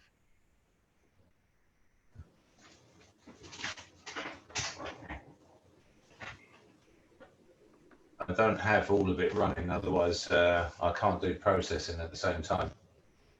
Yep, it's broadcast. Our conversations are broadcast. Yeah, Let's see. But I end up with a computer freezing somewhere. Gary, did you attend Hands on the Sun? One of the things that Meade did? No, that might be. There is a US, Gary Palmer, who used to do stuff for NASA and a couple of the other companies out outside, and everybody used to get us mixed up. Certainly when I came onto the scene, I think he was just sort of coming out of it. Yeah, well, apparently people are still getting you mixed up because I just did it. Yeah, I always say he was better looking, but my imaging is better. Well, that's priorities there. I just got asked today if I ever worked at this place that I never worked at, because there is another Mike Simmons in astronomy that I have been mixed up with for, I don't know, what is it? I think I first met him like 40 years ago. Yeah. It is quite a common thing with the solar side of things, and I've had it for a long time. In actual fact, I've made some very good friends through the mix-up over the years. So, yeah, it's probably been going on a decade now, which I always find it quite funny. Yeah. But I think he was asked whether we would do something together at some point. for some event, some big charity event a few years back, and he went all a little bit superstitious about it, yeah, and just disappeared, and I haven't heard anything from him ever. So I can't answer any further, really. Well, the other Mike Simmons, people are always looking for. I don't ask why, but he really did kind of disappear, and wanted to. Yeah. Not because people were looking for him, but he just kind of, you know, he's a certain personality, I guess, that a little suspicious of. There's been some famous people over the years who've done that. That the attention doesn't really suit them, and just die away into the background when they've been quite talented in whatever they're doing.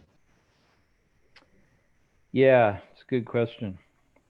Well, I've done stuff in astronomy, organizing things my whole life. I never wanted to be out in front and all that stuff. I avoided it and I resisted it in Astronomers Without Borders, and I finally realized that, you know, it's like turning down the best telescope. You got to use the tools that you have. So yeah, I just messed myself up there.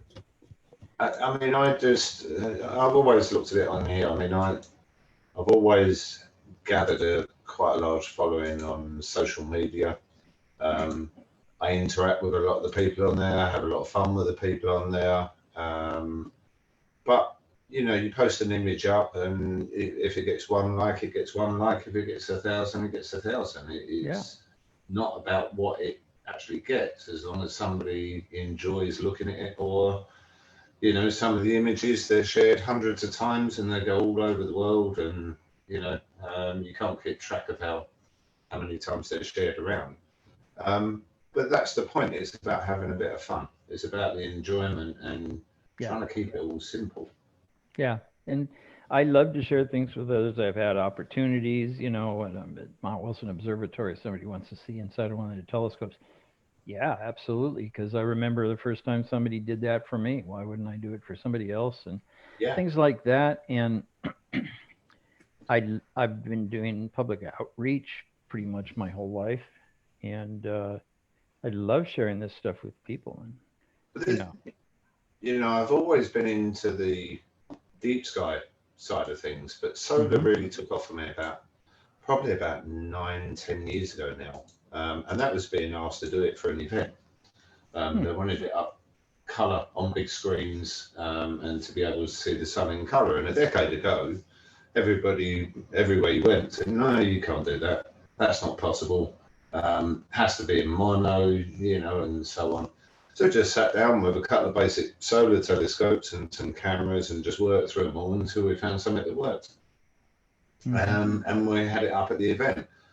But from my point of view, it sort of showed me something quite different, and it just sort of went from there. And then I just get the natural bug of I want to be on the sun. I want to walk you across the surface of the sun. Yeah, and that's where it went. And the equipment then was really hard. It's very easy to do that now. But then using some of the equipment, it was quite archaic. The cameras were quite bad. So to come up with some of the images, I look at them now and still wonder how I did it.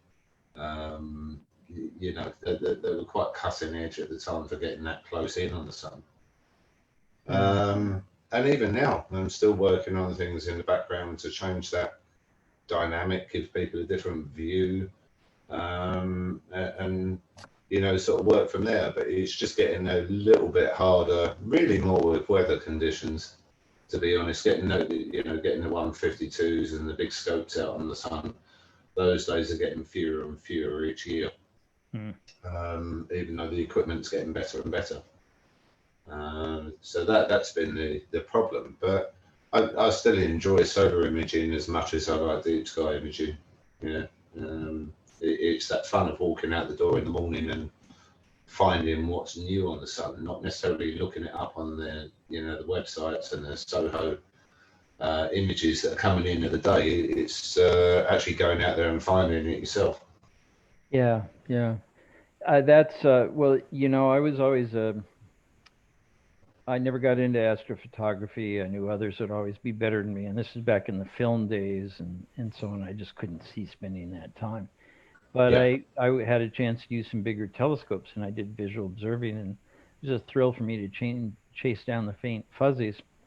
Then I got involved with an educational program at Mount Wilson after I think I'd been there 20 years or so, and they needed somebody to join in, and I ended up gravitating towards the solar side of it and Yeah. using this 100-year-old solar telescope that everybody just falls in love with. You know, you can like a telescope because it's really good, but this is something that people really love. And it's just, you're inside of it. It's got, you know, the beams going past you, and it's complete change from being a night person to a day person. Yeah. But it's so different. I really enjoyed the changeover. I have found it hard at times when we get a block of clear days come through, and you've got a lot of stuff that you're working on in the background, and then all of a sudden there's all the stuff that you're doing as well. So the imaging, you've got 30 minutes a day, then you can process it. So looks like we're going out again. Oh, okay, we're back. That's pretty fancy intro there, Scott. Pretty fancy. I was looking for something like Universal Studios or something. I don't know. Anyways, Up his game. To play with that stuff. Up next is Kelsey Poor. Kelsey is someone I think has grown up in the space art world. She is heavily involved in marketing and also the brand community marketing of Nova Space Galleries. Her father is Kim Poor, world famous space artist, and she's going to share with us what Nova Space is all about and the events that she puts on. So let me find her, and we will give her the stage here. There she is. Kelsey, how are you? Hi, Scott. Thank you for having me. Yeah, great to have you. You had Michelle on last time, and great artist that looked like she was having a good time being on the show.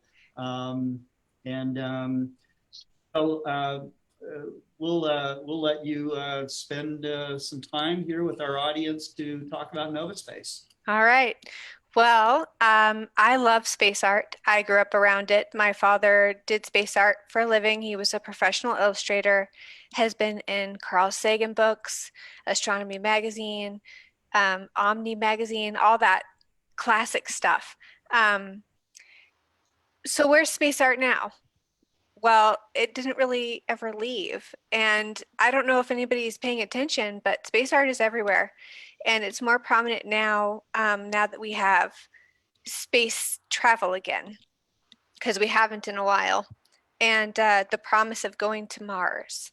So with space art, you have two different kinds, predominantly two different kinds. Now you have the scientific space art, where everything is considered when painting the picture.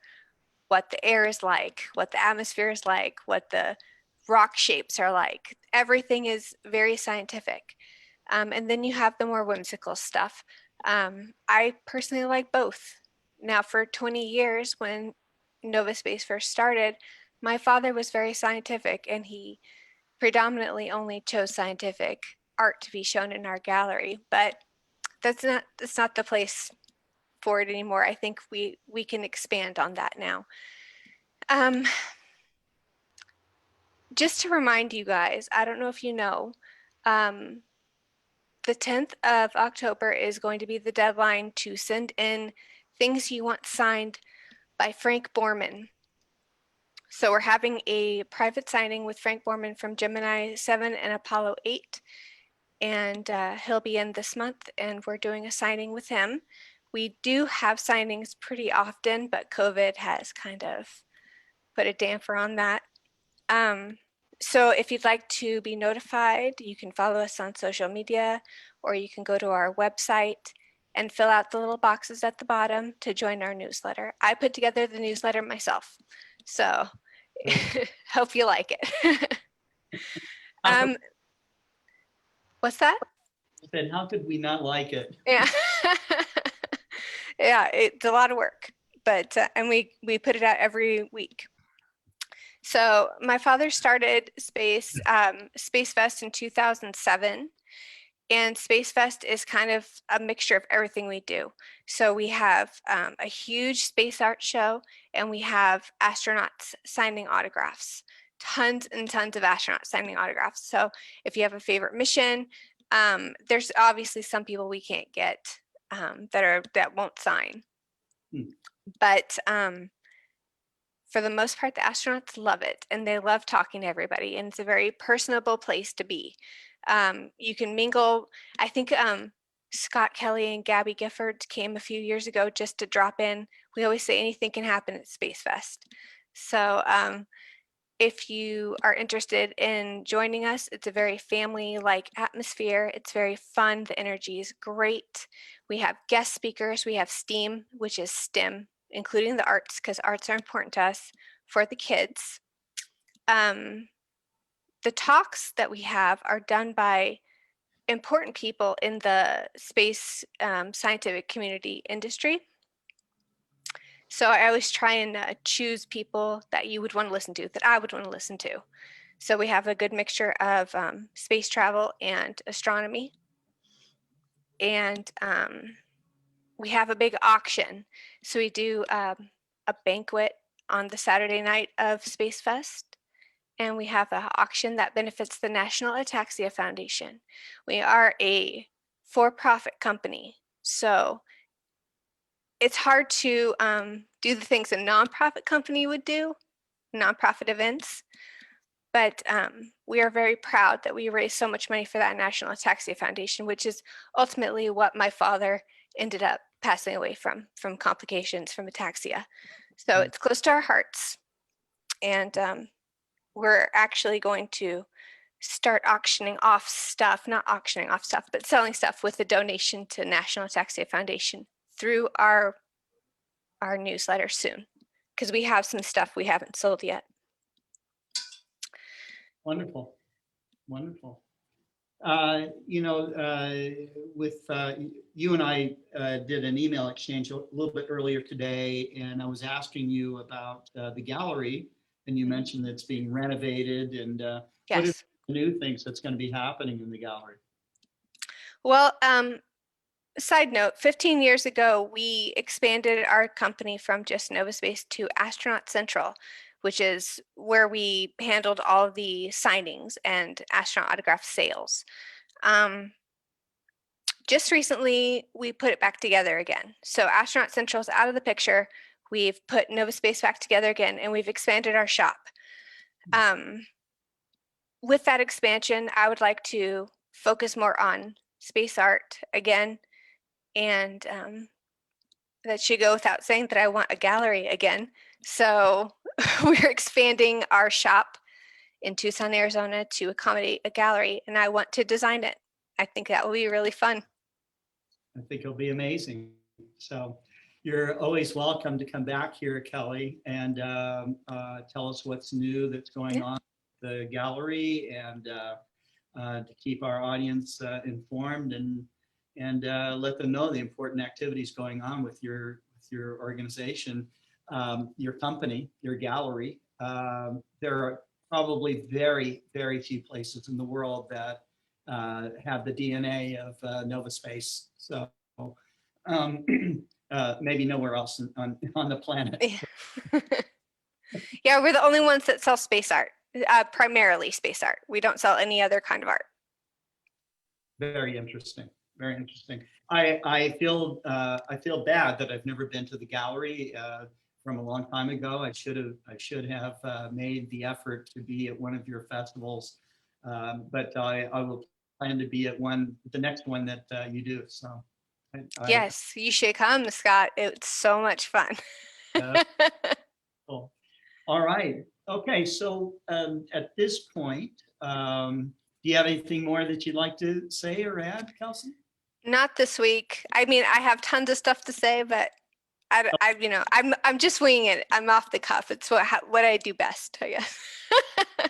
It's definitely what I do. So it's what I do. I have no script that I'm reading, except that I do have a little schedule here that I'm looking at. So I really do appreciate it. Up next is I'm calling it the universe of Norman Fulham. Norman he's been on our program at least twice, and he is just really an amazing individual. He took us through his factory, and he shows how he makes these giant telescopes. I think when I called him today, he was coating a large optic. So that was, I felt a little get off the phone. When I answered the phone, I was looking through the window into the vacuum chamber to looking at the glow inside. Say, oh yeah, by the way, I'm coding a 24-inch right now. 24-inch, yeah. So that's great. That's great. But you make huge optics. You make what? Like, what's the biggest optic you make? 1.5 meters. 1.5 meters. About 65 inches diameters. Huge. That's huge. So, there's some lucky amateur astronomers in the world out there with 65-inch Dobsonians. Okay, so it's really incredible. Okay, well, thank you, Scott, for having me on your Global Star. Thank you for joining us really again. Enjoy it. Like you were saying last time, I gave you guys a tour of the shop, what I'm doing right now. So today, what I'm going to do is tell you about my journey to get to this point, how I became a telescope maker, and I wasn't always a telescope maker all my life. It's been about 25 years now, and I'm not 26 years old. I'm 21 with 40 years of experience. Yes. So I fell in love with astronomy very young, about 8-10 years old. I lived in east part of Montreal called Pointe-aux-Trembles, and we had a neighbor called Mr. Lessard, and he had a telescope, a small refractor. And well, for me at that time, it looked pretty good for a 6-year-old, 8-year-old kid. It's always a big telescope. So, and once in a while, he would invite us over to look at the planets and the moon. And I was so blown away by what I was seeing. I said, it's always stayed in my mind that I will have a telescope one day. And all my youth, I always kept tag on astronomy news all the time, buying some magazines or always looking at TV show talking about astronomy. And in my youth in school, my goal was to be a biologist. That's always in my mind, that if I wanted to be a biologist. I love animals. I always look at National Geographic TV show, and then always was fascinated. And once in a while, they were doing a show on astronomy, and I remembered, oh yeah, that's true. I really enjoy astronomy too. So yeah. And stretch. If we fast forward about 10 years after that, when I late teens, I fell in love with music. That was my my downside. I started to play guitar. I was about 10 years old too. At the same time that I kind of learned how to play guitar with my brother. My brother took lessons and everything, but I just learned to play guitar by looking at him, and I fell in love with music. And I played in a rock band when I was between 15, 18 years old, and then moved to Vancouver from Montreal at some point with the band, trying to make some ends meet with doing some shows around Canada. It never worked. We already had we were too many. There was too many people in the band, and the band kind of split. And but I always kept playing music. And music kept me going pretty much for the next 20 years after that. I was working in hotels and clubs and bars and got a lot involved into a bad experience. So at one point when I reached about 30, 35 years old, I came back to Quebec and I met my wife. I was a cook and I had a concession for a kitchen concession in Montreal, and she was one of my customers. And I met my wife, and eventually we got together, we lived together, and then we had a kid, the first kid, and I was 34, 35, and I had problem with addiction because I worked with in bars all my life, and I was into the situation where we were involved into alcohol and drugs, and I took a decision at 35 years old to stop everything, to become clean, and I went to a cure, and it's been what today it's almost 31 years that I'm clean and sober. But what helped me to get out of it is astronomy. Um, I had just bought a house in Hudson with my wife, a young 1 year old kid. I was working 40 hours a week in a car paint company making color for cars, car paint. And I was working nights also on delivering pizza to make ends meet. And I remember about astronomy. I said, I love astronomy. Why don't I try to get involved into astronomy? But I needed a telescope for that. And I went to the store in Montreal to buy a telescope, and it was very, very expensive for what I didn't have enough money to buy a telescope for what I want. So I said, and the guy proposed to me, well, you can always buy parts and build it. I said, oh, yeah, that's interesting. So he sold me a book on how to make a parabolic mirror to start with, and said, if you're interested, we sell blanks and abrasive and all the kits that you if you want to grind your mirror and stuff like that. So I really got, this wouldn't be interesting. So about 6 months later, after I've read the books about 3 times and I got new books, other books to learn how to do it, I said, okay, I asked my wife first, can I spend the amount of money to buy the blanks and the equipment and the stuff that I need to make it and see how it goes. She accepted, and it was kind of a lot of money at that time for me at that situation, about $600, and that was a lot of money for us then. So I took my time. I grinded my first 12.5 inch to a f7.1 in my basement, and I had a very very small basement, 10 by 12, 120 square feet to work in, and grinding the mirror and then polishing the mirror, and then it was the beginning of the internet. Okay, at that time, so I was trying to look at how do I test my mirror, how do I finish the mirror. I know how to polish it, but I have to measure it and see if it's good.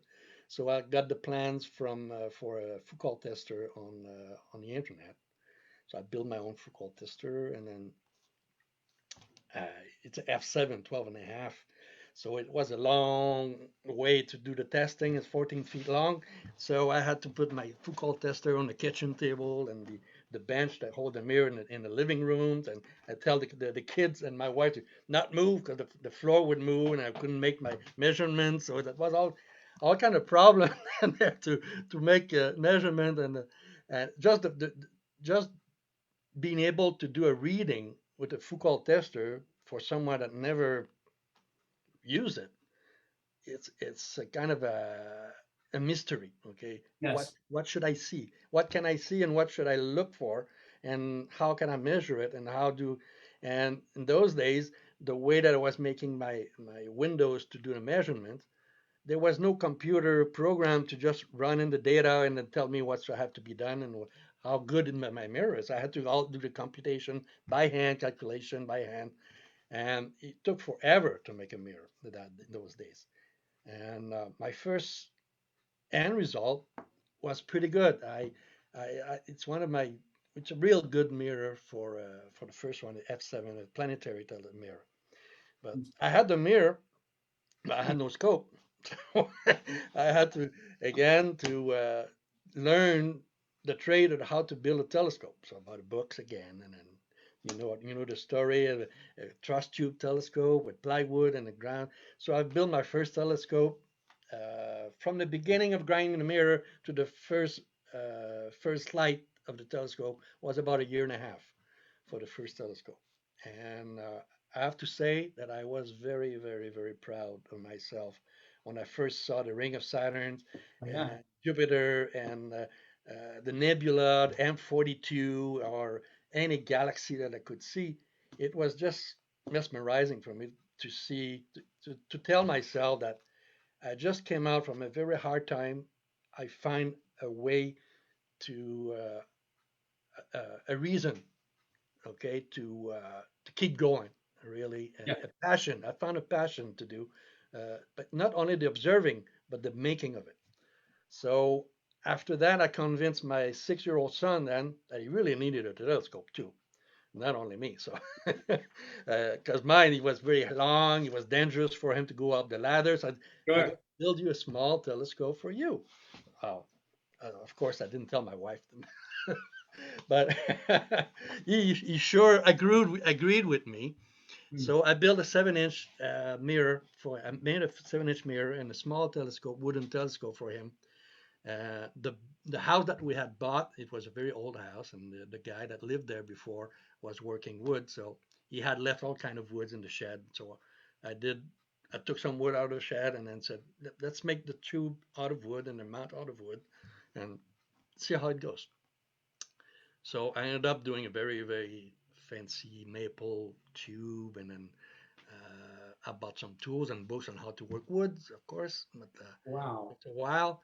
But the first wooden telescope that I built was a 7-inch f4.5, and I have to say it was a very, very beautiful. It is still a beautiful telescope, and Yeah. I still have it here. And at that point, I was not much involved into astronomy club. I only went to one of the club. It was about a half an hour drive from where I live, and I had started my own small astronomy club in my town because I didn't want to go all over the place. So we called ourselves the lunatics of Hudson. So it really matched my philosophy. I'm a very lunatic guy. That's why my wife tells me. And so the guy at the other clubs, they were familiar with Stellafane telescope competition in the States. And they said, well, Norm, you built a very beautiful 7-inch wooden telescope. Why don't you present it at Stellafane? Stellafane, what is that? So I didn't know much about it. So he said, well, it's a competition. It's been going on since in early 1920 or 25, and every year people bring telescope there, and they judge by the optics and the structure, craftsmanship, and stuff. So, and that year, Stellafane happened a weekend that I was working, so I couldn't go. So the club said, Norm, we're going to bring your telescope over there. I'm going to present it for you. I said, okay, sure, no problem. So they brought my telescope to Stellafane and presented it. And they called me up on Saturday night and said, hey, Norm, you just won the first place award for craftsmanship. So, Wow. oh, wow, okay. That was a surprise because I wasn't expecting anything at all. I said, well, those places, it was really, really a shock for me that to be recognized for my work. So I said, maybe I should build another one. So I built another wooden telescope, and the third, and the fourth, and the fifth. And I was making all my optics also. So it took a lot of time out of my time of my, like I said, I was working 40 hours a week, delivering pizza still at night, and then making optics and telescope weekends. And I didn't have a social life anymore. And the time off that I had, I was in my backyard observing. So Yeah. I was really a lunatic, completely separate from the world, no social life at all. So at that point, I said, okay, I have to make a decision. Do I just keep it as a hobby and kind of slow down the production and then just enjoy astronomy? But in deep down inside of me, it was a passion. I said, no, I can't stop that. I just have to. Every time I finished a mirror, I was thinking about a second one, then the next one, and the next one. So we said, why don't I try to live out of it, make a living of it? So I talked to my wife and said, yeah, sure, you can do it, but I want you to take lessons on how to start a business. You've never been in business before. You don't want to just jump in there and then don't know what to do and then try. I had a house and family to work for, so I said okay. So I took 2 years of night courses, once and sometimes twice a week, on how to start a business and make a business plan and then everything that involved or how to start a new business, and especially making telescope. when when I first went to the bank, said, "Okay, I got a business plan here, and I want to start a business building telescope, but wooden telescope." Oh yeah, okay. Yeah. You should have seen the, Yeah. the face of the guy at the bank when I told him that. But anyway, after many attempts, I succeeded to get some help, financial help, to start my business. So at one point, I had a lot of inquiries for larger and larger mirror and telescope. I said, okay, I'm going to just quit my job and rented a workshop. I, I was still working in downstairs, where I had two grinding machine downstairs, and I was doing the woodwork also out there downstairs. So every time I was going to work on one tool, I had to put away everything else, and then it was a nightmare. So when I first rented my first workshop, I had something like 800 square feet. It was paradise. I had room to put all my tools, all my bench, everything was at hand, so I didn't have to move everything when I wanted to use it. So over the years, well, the demand was again to more larger and larger telescope, larger optics, and that's how it became what it became today. That I did some research and some R&D with the universities around here on how to make larger optics and build my own grinding machine, my old polisher, my vacuum chamber, everything homemade here, but with the help of everybody around me. When I was taking my lessons on how to start a business, he said the only way, the easiest way is to surround yourself with competent people. So that's what I did when I really started my business, to have a good person around me to help me to build my company. And Yeah. today, like Scott was saying, I'm making very big telescope. Okay, I don't have the same type of business that Scott has. I don't do large amount of telescope. I do custom telescope. So each telescope is built for a customer right now, or for a project that will become a custom telescope. So, and right now we're also working for a satellite telescope with the Toronto University, with ABB, with different company, Canadian Defense also, and all kind of people are getting into interest in astronomy right now. Probably the COVID helped a lot, uh, but not as much as you guys for me, because like I said, I got a lot more telephone calls about customer asking me that they wanted to buy a beginner scope. I don't do better scope. I mean, I build telescope for either professional, semi-professional, or someone that wants to buy a unique telescope. So it's not my it didn't bring more business to me, but I feel the interest is growing, and Yes. I have more contacts from research group, university that wants to get more involved in astronomy and get bigger instrument and bigger telescopes. So it does. I have a question I want to ask you. Yes. You were healed by astronomy. You were healed by Yeah. creating your business, and you were healed by, you know, Well, you started out I in the kind middle, of, and right? it kind of lightened a bulb in my head. So,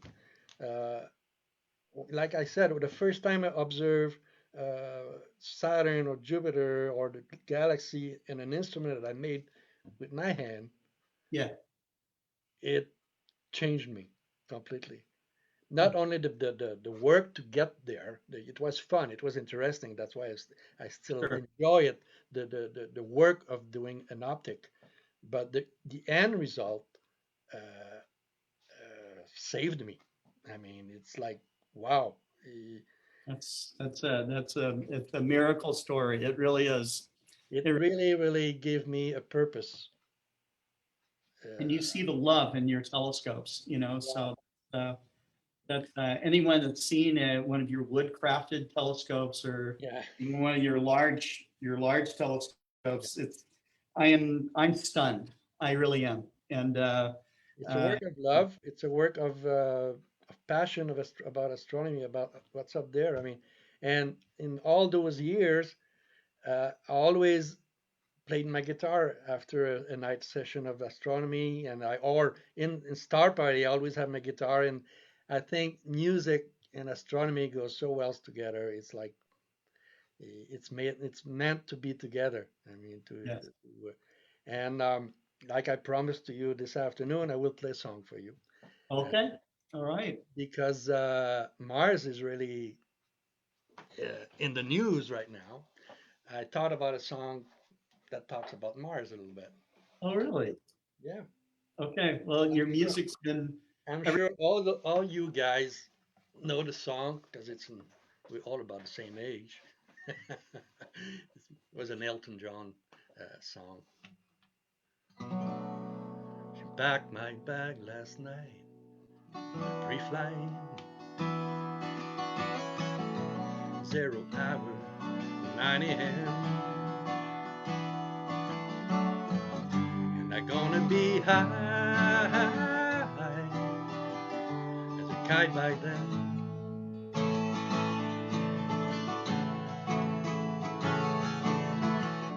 I miss the herd so much.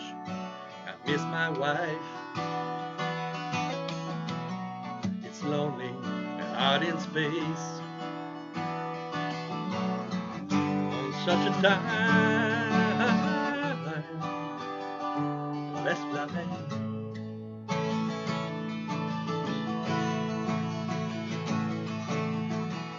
And I think it's gonna be a long, long time. The touchdown dream gonna get too fine. I'm not the man they think I am at home. Oh no, no. I'm a rocket man, burning all the fuel out there alone. I think it's gonna be a long, long time.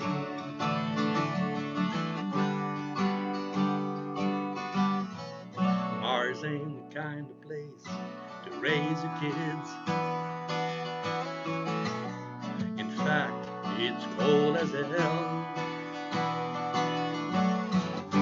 There's no one there to raise them if you live.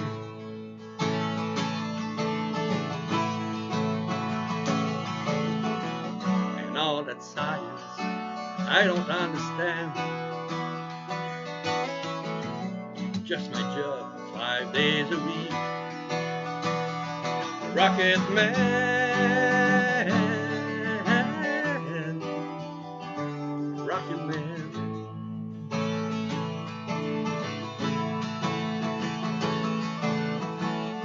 And I think it's gonna be a long, long time. The touchdown bring me gonna get too far. I'm not the man they think I am at home. Oh no, no, no. I'm a rocket man. rocket man burning out a fuse out there alone. And I think it's gonna be a long, long time. And I think it's gonna be a long, long time. And I think it's gonna be a long, long time. And I think it's gonna be a long, long time. Wow. That's beautiful. That Thank is you. beautiful. Well done. Wonderful. Wonderful. Okay. Wow. Hope you enjoy. Amazing. Norman, thank you so much. You're very welcome. I look forward to the next time that you're on, and thank you for sharing your story of your life with us and the honesty that you shared with us. It is amazing, and I don't pretend to be anybody else, so I'm just me. It's like, yeah, I do my best. I do my best to accomplish a dream and everybody else's dream also, because I know when someone asks me for a telescope or a large mirror, that it's their dreams that I help them to accomplish. So, and I know that when they do put the eye at the eyepiece and they have the first light of their telescope, I hope they enjoy it as much as I do. yeah, I know they do. I know they do. Thank Norman, you. thank you so much. Thank you. Well, folks, up next is Mike Simmons. He's coming back for to share more about visions of space with us. And so let me bring you back on to the stage. Thanks again, Norman, and we will see you next time. Thank you. All right. Last time you were on to talk about space art and the astrophotography and all the stuff you experienced as you went around the world, Mike, that you're still experiencing. We saw some amazing stuff, and I know that there's so much of it. And so we're just going to make this a regular thing, to have you share as much as you can. So I'll let you have I don't think you need it. I mean, Norman just did it. That is space art. I mean, seriously, there are people that do movies. There are people that sing songs. That was space art. It's based on space stuff. So, Elton John, a lot of people get into it. It's poetry. You had Kelly Poor, Kim Poor, her father was a very famous artist. Yeah. They all have their own styles, but Norman, man, that was great. Good break here. Really enjoyed it. But next time, you really got to wear like, a pink boa and all this other stuff. I don't think he likes my idea, but I'll think about it. Okay. Okay, good enough. So, but it's one of those things that art about space is everywhere around us, and we don't realize it. Space is part of everything. And, if you're on Yelp, you give a 5-star review to a restaurant or something. Well, if we didn't see space, we wouldn't have these stars. There's a great movie called Acquainted with the Night, title taken from a poem that David read last week, I think, about people that do different things at night. Most of them is working, but some of them was astronomy for fun. Followed someone, Babak Tafrishi, and I think someone else too, Kathmandu, and they were doing some astrophotography. And the film was in the Palm Springs Film Festival. So I went there and sat with the producer, director of it. And I was talking about this, and I said, well, look, even at the beginning of your film, you had a background for the credits or something that was stars. And he said, I did. He didn't realize. So, there's a lot of it there. But anyway, I want to, so let's see. I now Kelly talked about her father and some other things, and by coincidence, I chose one of my favorites, who happens to be an astronaut, to talk about tonight. And I'm going to make it pretty brief because, well, actually, I'm probably lying because I always say I'll be brief and I never manage to do it. I know I can't lie to you, Scott. You know me too long. I try.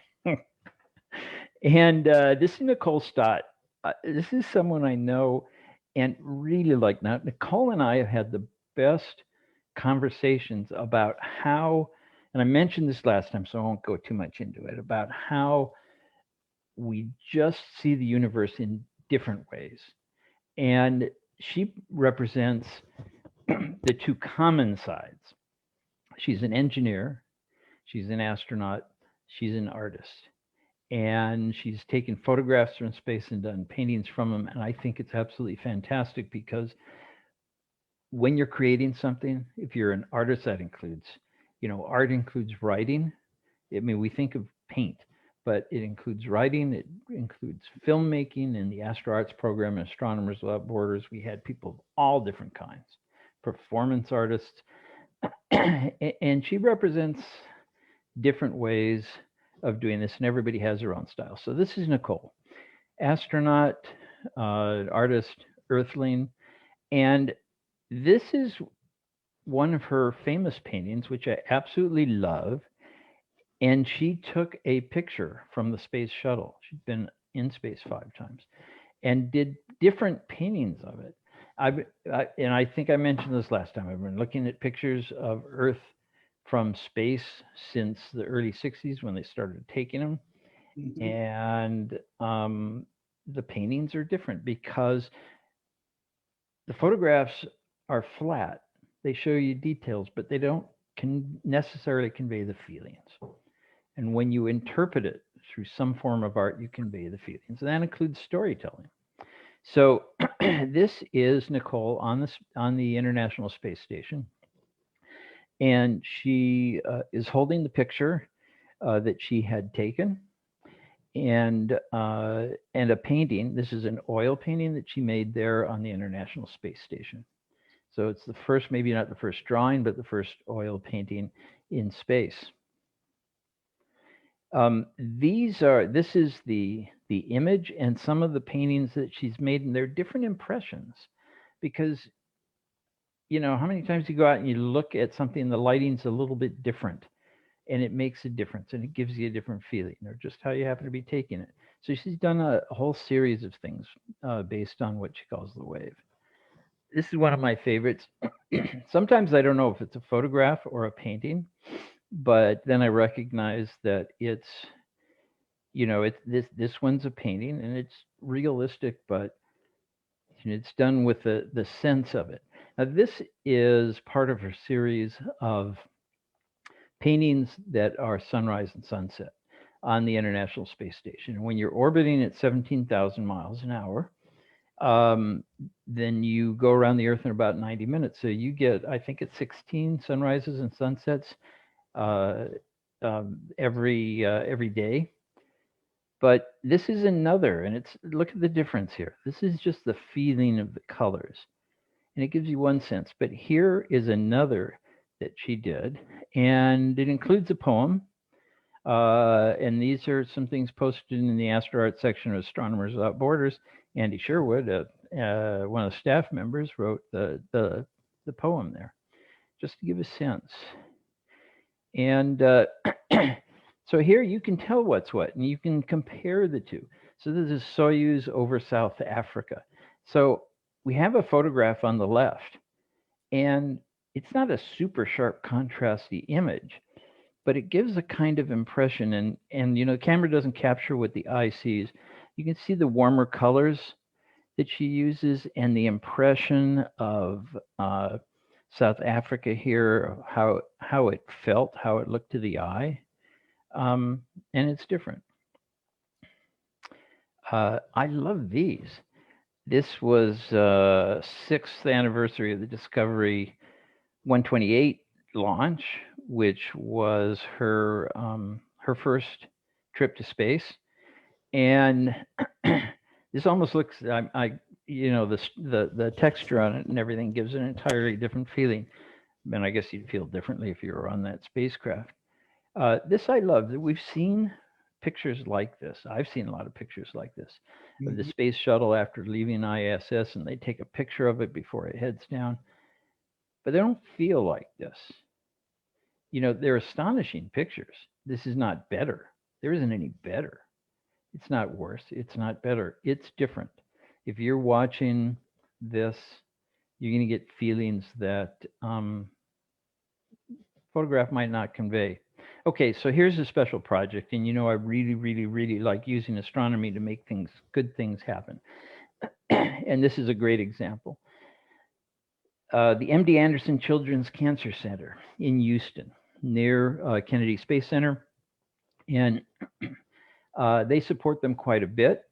There are art projects being done for the children that are staying at the hospital undergoing treatment for cancer. And this is one of the things that they did. And this one doesn't have to do with space, but the idea that did was this.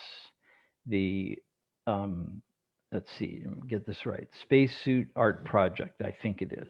This is put together by paintings by the kids, the patients. Here is one of the patients.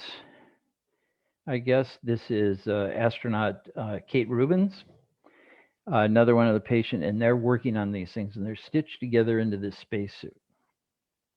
Wow. And after it is finished, and this one's called Courage, and there have been, I think, 3 of them. It's flown to the space station, and here is Kate Rubins wearing it. Totally cool. And these kids now have created this spacesuit that she is wearing in space. And she is on the phone there talking to one of the patients who is at Kennedy Space Center on the phone, talking to her live. Wow. And there are videos of this. Oh, man. And there's Nicole with them. And you really, and there's one of the other spacesuits behind.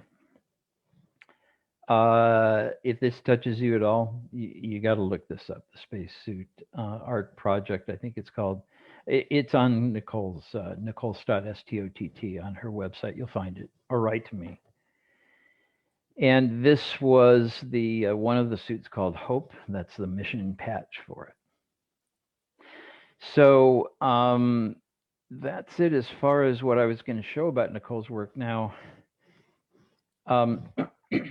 there are other astronauts, as Kelly pointed out, that do art as well. One that Nicole has some pictures of with her is Alan Bean, who did some really fabulous art after coming back from the moon. He spent the rest of his life doing art. And remember, the guys who went to the moon, they didn't choose them. They didn't go to art schools to find these astronauts, you know. These are like flight test pilots and really high-powered guys. But a lot of them have that creative urge, and this is the way they did it. And many of them do other things that are very, very creative as well. So now, as far as astro art goes, Gary shared a picture he was working on of the Pleiades during the break. Why is that not art? I mean, that's as much art as anything else. And you notice that people keep taking photos of the same images and they process them differently and they show what they want to show. And you can't say one's better than the other. You just can't. It's our mind's eye. It's not reality. So I hope to share some more things, but dang, Scott, you're getting a good bunch of people on here to do stuff. Yes, we have astronomers waiting in the wings there. We're going to take we're going to break for 10 minutes, and then we're going to switch to the astrophotographers and the image processors. We've got a few guys here that are ready to roll. Mike, thanks very much for sharing. I know there's more stories to tell, so. I've got stories. Yep. Yeah, but I'd love to share them. People should know this stuff. I feel like John Dobson the first time he looked through a telescope and he said, everybody's got to see this. And Right. you know, as long as people are interested, I'll tell the stories. That's right. Excellent. Thank you, Mike. That's great. Love it. Okay. So let's see. I'll take the stage here, and we are going to, we're now going into our second break and into part 3 of the Global Star Party, where we will do some live image processing, hopefully some live imaging tonight. And you guys come back in 10 minutes, and we'll be right back with you.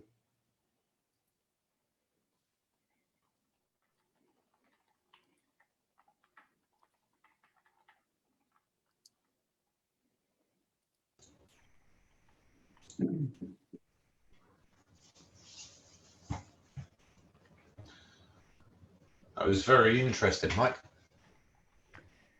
Thank you. Was that Gary? Yeah. Yeah. Oh, good. I'm glad you like it. I see you guys as being the geeks, and I don't know how you're gonna like it, but at the same time, you guys are doing the same thing. You're telling your own stories with your own art. The funny thing with that image that I sent over is it's really how bad the raw image is to start with, because of all sorts of problems, and people don't really see that when the images come out. They don't see how bad the data is or how bad something is. So I actually looked at that image and rerunning some other processes on it now that have come to mind as I was looking at the image after it's finished. And there's a million and one things, but the one thing I can say is I quite often look at an image and don't like it afterwards. Yeah, there's things that you see in it and all sorts of things. But that's one of the problems when you're testing the equipment, that it very rarely all works on the first night. Yeah, you have to go through quite a few different processes to get it up and running. Well, I'm glad for people like you that have the patience to do that, or the passion to do that. I mean, you really got to be kind of obsessed to go through that. I think there's a lot more people more obsessed in the world than me. I actually hate image processing. A lot of people think I love it. I hate it. My thing is getting the equipment all hooked together and getting the images on the screen there in front of you. But those actual raw images don't show a lot. Nobody's interested in the raw images. Yeah, so you have to process them. So I'm always looking at different ways to speed up that process or cut out some of the time involved, because I don't have 20 hours in a week to go through an image and sit there and go back to it each night and adjust a little bit. It's got to be out for a magazine, or it's got to be out for somebody else. Fairly quick. And that's the thing. So I've probably found a lot of the shortcuts in software to get around these problems. But then that comes back in, because a lot of the problems that you're dealing with are removing maybe light pollution, removing other artifacts from the images, which everybody would be getting on a daily basis in their normal run of things. So it works quite well. Interesting. So one of the things that comes to mind, remember I mentioned how good this is compared to telescopes. The biggest telescopes in the world in the film days, and there was very little processing you could do with them. The data was in there.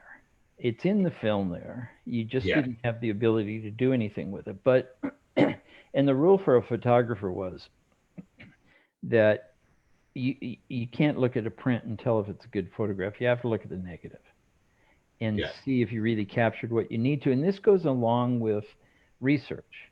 My son is in the entertainment industry here. He's a cameraman, and they talk about stuff all the time. Well, we'll fix it in post. Well, this drives me crazy as a scientist, because you can't fix what you didn't capture, and you can make it better, but you can do so much with it that, and I see this all the time, people posting pictures and say the scene was mediocre. Well, if it's mediocre, then why you could do better. Wait till the scene's good. But it obviously there's so much you can do. So what is it as big a deal as it was before? It's funny. I've done a lot of talks out in the US, certainly on solar, when I've been out there, and there seems to be a different perception because of the clarity of weather. So with different countries having clearer skies than the UK, people pick and choose when they go out to image. Whereas in the UK, and a good example was August. August, we had one of the worst Augusts for probably a decade. And I think I actually got one night's imaging out of the whole of August. So you learn to work around a lot of the issues. And if there is high cloud there, you just have to go out and image. That's it. There's no sort of saying, oh, I'm going to leave it till next week or the week after, because there might not be any clear nights the next week or the week after. And that works the same in solar. A lot of the imaging I do will be with gaps in clouds. So you'll get the blue coming through, and that then works around the speed of the camera and the speed of your capture and getting everything set for that, so that you are grabbing the images. Otherwise, you'll just go for weeks and weeks and weeks where you're not really getting anything that's worth publishing or putting out. And as you know, if you're writing for people, you've got deadlines there. You can extend the deadline by now, but then we've got to have something to work with. So a lot of the art of this over here now is probably shorter capture on deep sky objects, so maybe an hour's worth of data, and that might work around people's time that they've actually got that evening because of work commitments or other things. It might work around weather. There's 101 different reasons. Mm-hmm. But this is where a lot of the modern equipment has come in. So CMOS cameras allow you to capture that data in an hour. Mm-hmm. And the processing software there allows you to manipulate the image quite a lot to get the data and get something that's reasonable. You know, that image that I posted up, I know every single error in the image there, but I also know that it was imaged in an hour and it was imaged through high cloud with bounce back on the filters. So it's got every single thing going wrong in it, but you still manage to recover something out of it. And that's what I'm trying to get across, that a lot of this is not all lost. There's a lot that you can do now to recover stuff. Gary, I just wanted to interject also the work that I do in the science area with exoplanet, everybody's got backyard telescopes and the skies are not that great in a lot of areas. It's not like we're on top of a mountain. But so we've developed tools and techniques to overcome that and to be able to do effective work in your backyard that you used to have to be on top of a mountain to do. Yeah. Especially the work that I do with exoplanets, the high precision photometry down to 1 or 2 millimags compared to what it typically used to be. The standard was, 1% or 10 millimags. Right. I'm getting about 5 times better than that. And that's to me, it sounds like if you've got any sort of a haze drifting through that's going to vary, if you have any seeing issues, it's going to kill your ability to reach that. But it sounds like you're saying you can do it. No, you can do it. It's it's all in technique and skill and knowledge about what you're doing. That's what it is. And also capturing more data. That's the thing. And most people don't know the term stacking comes from the film age when you actually stacked the negatives, one on top of the other and shine light through them. But yeah, you're actually capturing more data. And Gary, on the snow solar telescope, you ever got out here to California, Gary? I haven't yet. It's something that I keep meaning to do. I've talked with a few people out there, and it is something that I need to really get on with and do. And there were quite a few things sort of sitting in the background that we were looking at doing over sort of this next 18 months, but the pandemic sort of put that on hold. Yeah. Well, it's put the kibosh on everything for now. But if we get out here, I'll open up the build solar telescope for you, and it's got a little CCD on it, just a planetary imaging camera, and it stacks the images in real time and everything. And just, you know, when I started in the program, we were still using film. I don't think we had any glass plates left. So what a difference. And now we can do stuff that they could never have dreamed of. And it's just such a great demonstration. I think this is the thing, you know, people are living in that world now where you can do anything. Anything's possible with the equipment that's there. And even some of the most basic equipment is really good now. Oh, yeah. And that's the key. I mean, I just look at sort of basic cameras, you know, camera that's around, you know, the $200 to $300 mark. That's the Well, what Jerry was talking about there, I didn't think I'd live long enough to hear of exoplanets. And he's doing it in his backyard. It's crazy.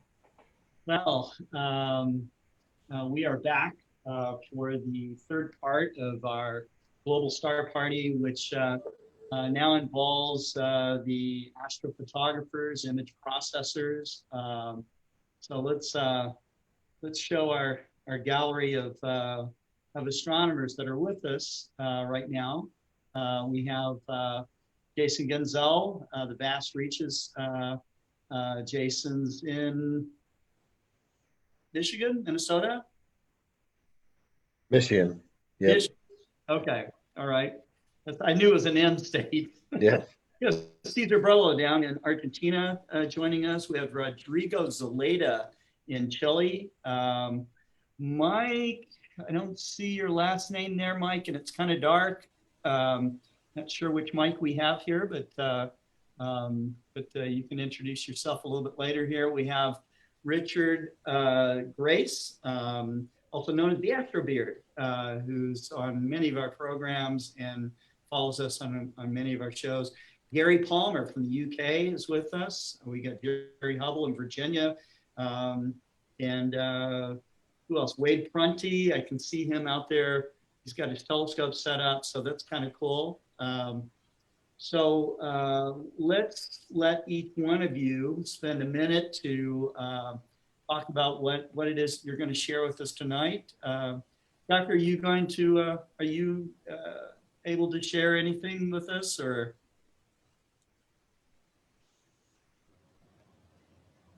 I'm not sure if he heard me. Okay, all right. All right, so how about you, Wade? Hey, how you doing? Can you hear me? Yeah, we can hear you. Yeah, so Awesome.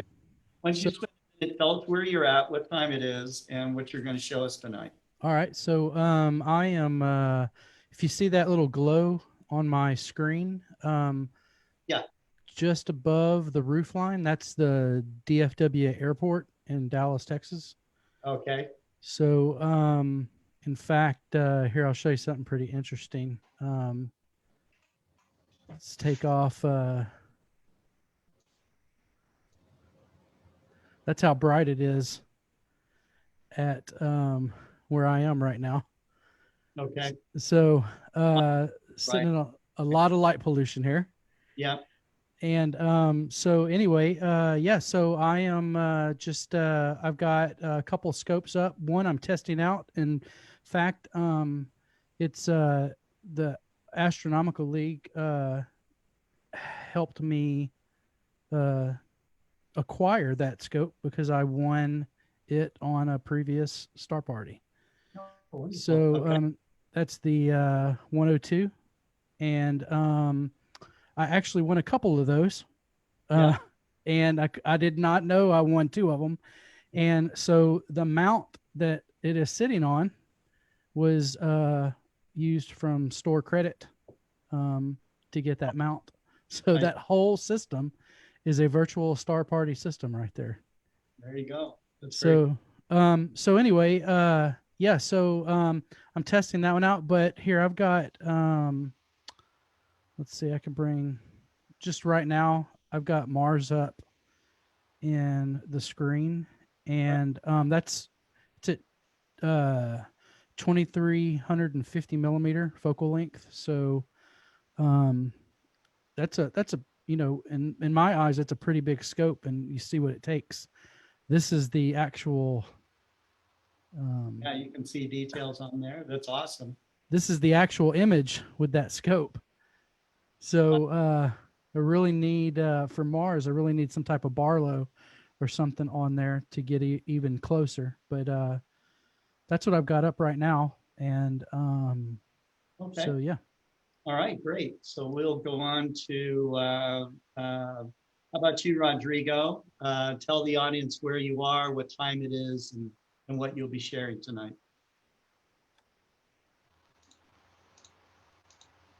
Hey, Scott. Hello. You've grown a mustache and a beard since I saw you last.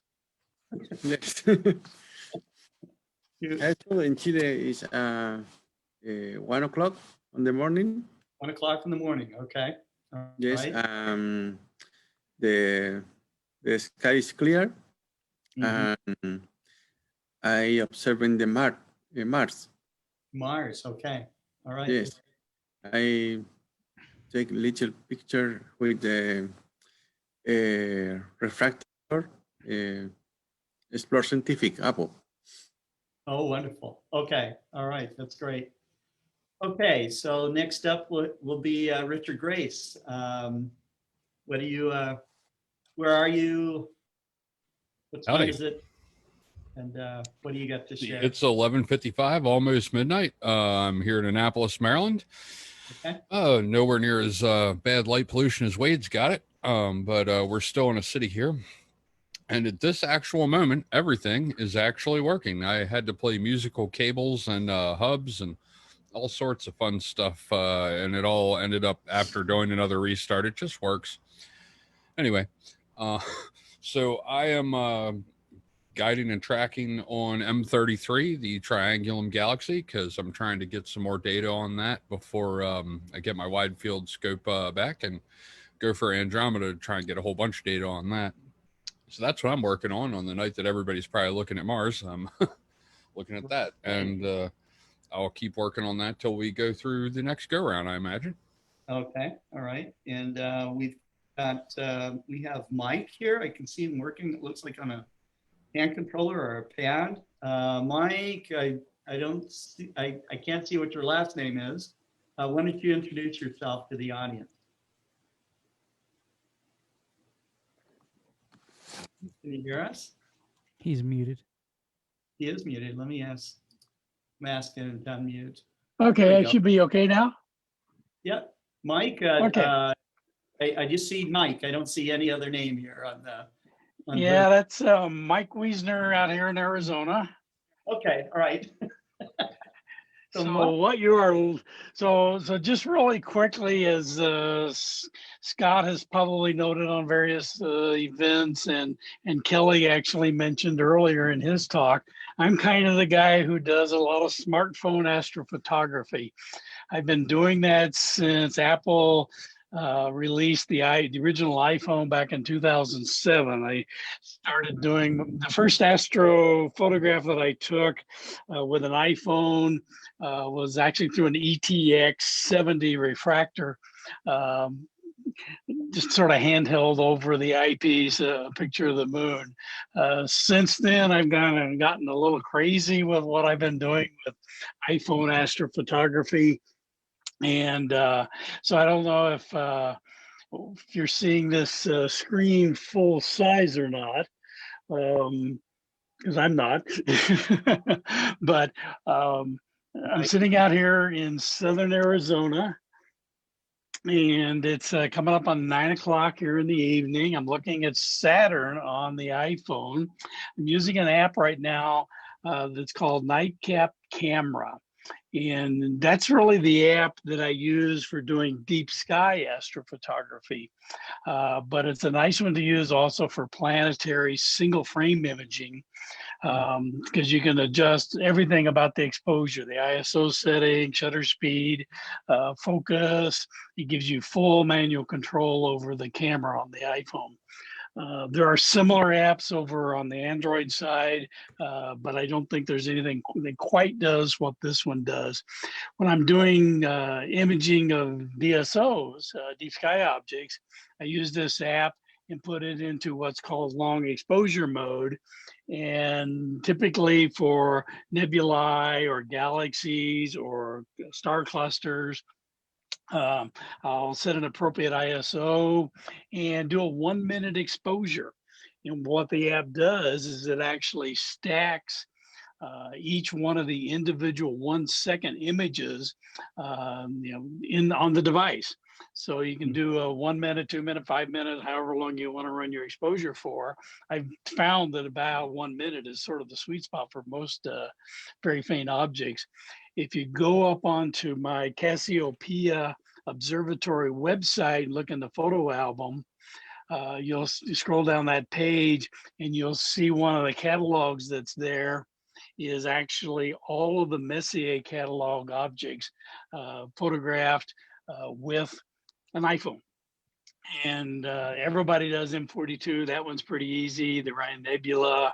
But you'll see some other more intriguing objects in the Messier catalog, such as M82, the Cigar Galaxy. You want to take a look at that image because you can actually see the colors, you can see some of the structure of that galaxy taken with an iPhone. So Awesome. it's pretty impressive. Awesome. All right. So I'm going to cut you off right there. We're going to just do some introductions here, and then we're going to give a 10-minute segment to, I think the person that's up the latest is maybe Gary Palmer in the UK right now. So we don't want him to be up too late. But we'll be back to you, Mike. Okay. Okay. So we've already talked to the Astro Beard. We talked to Wade Prunke. Let's talk to Jerry Hubble. Yeah, I was wondering when I was going to get around to. Yeah. I'm always last. That's because I'm on with you all the time. And we still have a couple more guys to get through here. So I'm in Fredericksburg, Virginia. We got clear skies tonight, so I'm going to be showing you some spectroscopy at the MSRO, the Mark Slade Remote Observatory. I've been doing some different stars. I did Vega earlier, and so I'll be showing you how we take spectra with the at the MSRO. Awesome. Okay. And Jason Gunzel, the vast reaches in Michigan. What time is it there at this point? Oh, it's just after midnight now. Just after midnight. All right. And did you get clear skies or cloudy? It's in and out. But yeah, I've got a telescope up on Mars, and I thought you were going to Gary because he's up. I am. I'm just okay right now. So I just you can go to him. I don't need to keep him awake. But yeah. Right. Fine. No, we're just doing real short introductions here. Next up is Tyler Bowman. Tyler, do you want to unmute there? And there you go. I just go ahead, Scott. A little bit after 11 o'clock. So are you doing some imaging tonight? I just got done imaging and I was stacking while Mr. Simmons was talking again, and it's kind of a rough stack. I got to get here to my screen share real quick. All right, I'll have you share your screen here in a little while. Okay? Oh, that's fine. I mean, that's totally fine. All right, Tyler. And Cesar Brolo, you're down in Argentina. You said it's about 1 o'clock in the morning. Is that right? Yes. 1:03 in the morning. Yes. All right. And what are you doing tonight, Cesar? Well, I have in the screen, I have Jupiter, Saturn. I lost them because they are right now. Mars is yes, yes, like every day, like every Tuesday. But and I'm pointing to Mars, but now it's mostly cloudy. And unfortunately, yes. Okay. Yes. All right. So what we'll do for right now is we'll go to Gary Palmer since he's up the latest. What time is it there, Gary? Scott, it's just gone 5 o'clock in the morning. 5 o'clock in the morning. Oh my goodness. Yep. Okay. So we're ticking along quite well at the moment. Thank you for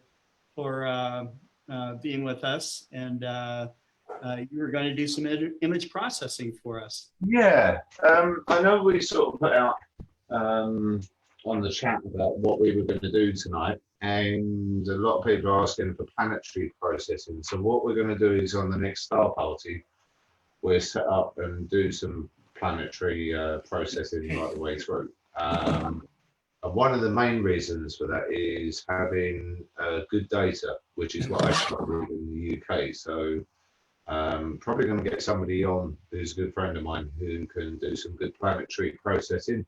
Though I can do it, I haven't got really much good data here from this year. It's sort of hiding away. So a couple of people were talking about light pollution and problems with images. So I thought we'd have a look at what goes wrong and how we can recover it, which is really the main sort of thing. So if I share up my main screen,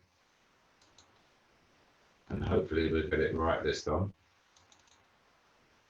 So you should be seeing that now, hopefully. That's right. This is an hour's worth of data on M45 where most things have gone wrong. There's serious vignetting on the system. There's also problems with the filter that's in front of the camera. And that's created artifacts in here. So we're getting off-axis light coming through and we're getting all sorts of problems. So you can see there's quite a lot there. So there is a choice there. Do we chuck the data away or do we have a go at processing it and see what we can come up with? And my thought was process it and see what we can come up with and just see how good we can get that data back. Sure. So most of these processes I've already run through in the show, but I will go through them. First thing will be a dynamic background extraction. That would remove the green off of here and it would start to stabilize the image. You do have two options then. One is, are you going to work with the full image or are you going to recover the data from the center of the image as it's a full frame camera? So if you were going to recover the data from the center of the image, then you might crop it so that we're actually only working on the center part. That does give you a good bit of playing around with because you're removing the vignetting from the system. Right. So if we look at the two images, there's the full frame one. You can see the vignetting around, right around the outside, and you can also see this bounce back off of the filter that's there. Once we run through that, we would run through the color calibration. Sorry, I'm moving around the wrong images there. Work on a little bit of noise control in the background, and then sort of start separating out the stars and working on the individual parts of the image, which is really where that's come from and where this has come from here. So we're just working on this and trying to get out as much data as possible, but trying not to increase the problems with the vignetting on the system. When we've got to the end of really the processing in here, the rest of the image recovery is done in Photoshop. There's only so much that you can do in PixInsight when the images are quite bad. So if we go over to Photoshop, I've opened this up as to where I got it to, and then sort of going to run through some processes. So there are a couple of add-ons in Photoshop that really make this sort of thing quite easy to start recovering. One of the first one is RC Astro's Gradient Exterminator. And that is the main one for using for light pollution. If you're not into PixInsight and you want to use things like Deep Sky Stacker and other stacking programs, Gradient Exterminator is probably the be-all and end-all of removing light pollution in the background.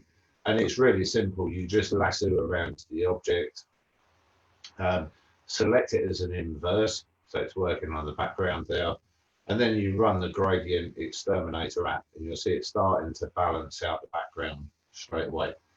This is quite severe in this image. You know, this isn't your average everyday image with just a little bit of light pollution in.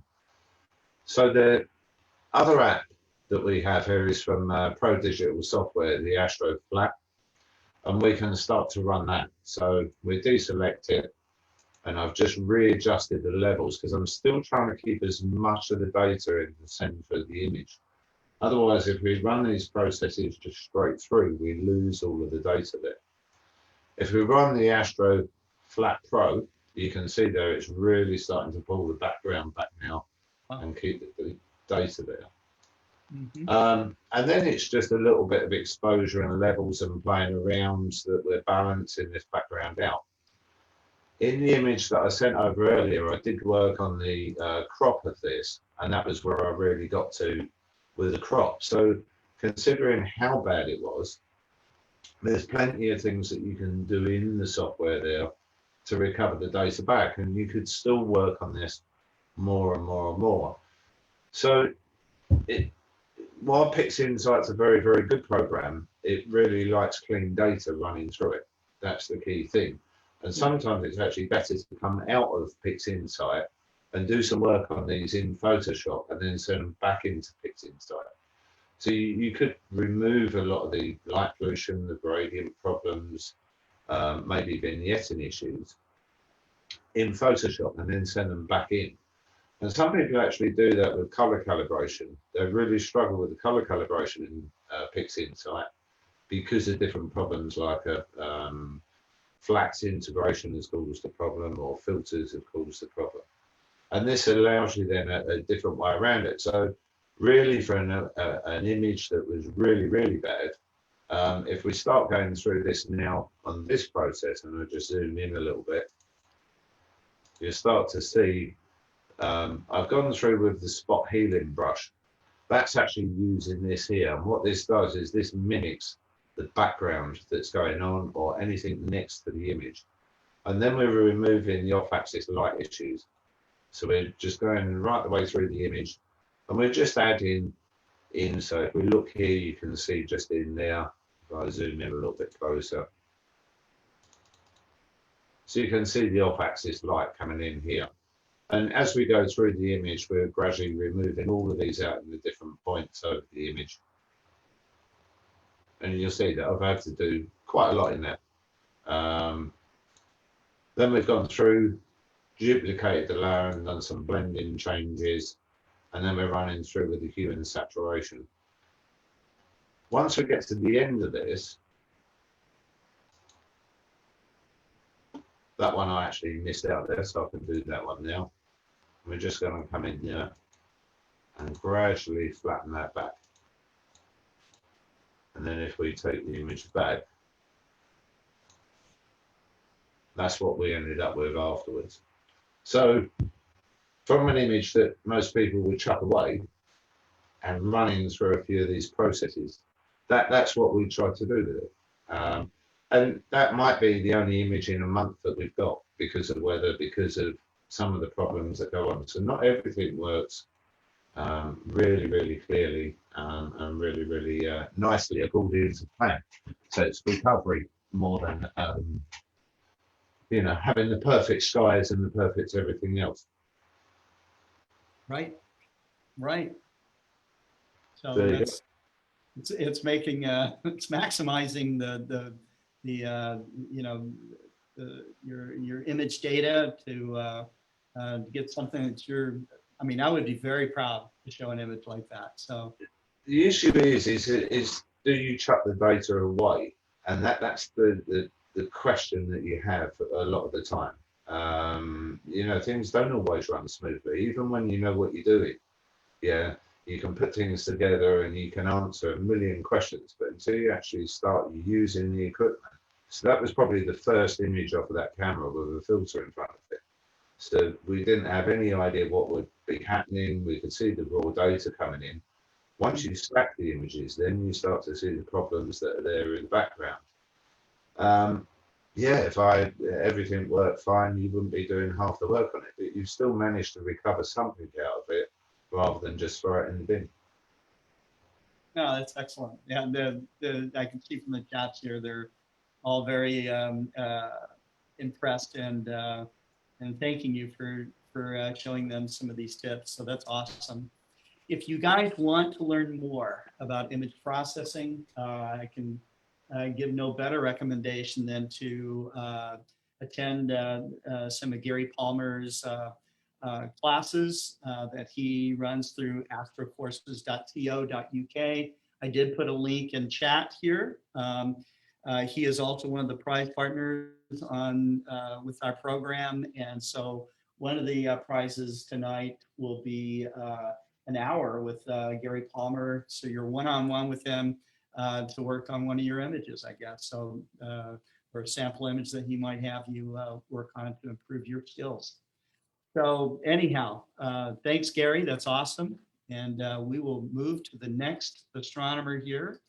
And so it was about 1 o'clock in the morning, getting to be 1 o'clock in the morning for, I think, a couple of you guys.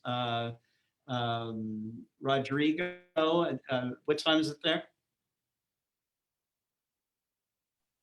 Hey, Scott, here is 1 o'clock by 15 minutes. 1:15, yeah. So okay.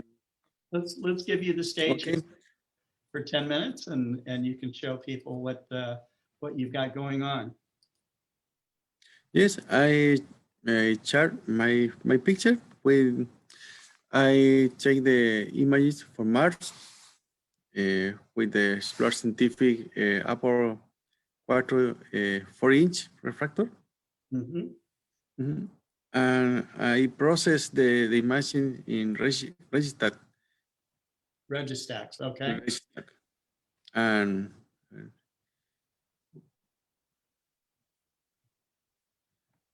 okay. So you have a telescope shop called North Optics in La Serena, Chile. Yes. Yes.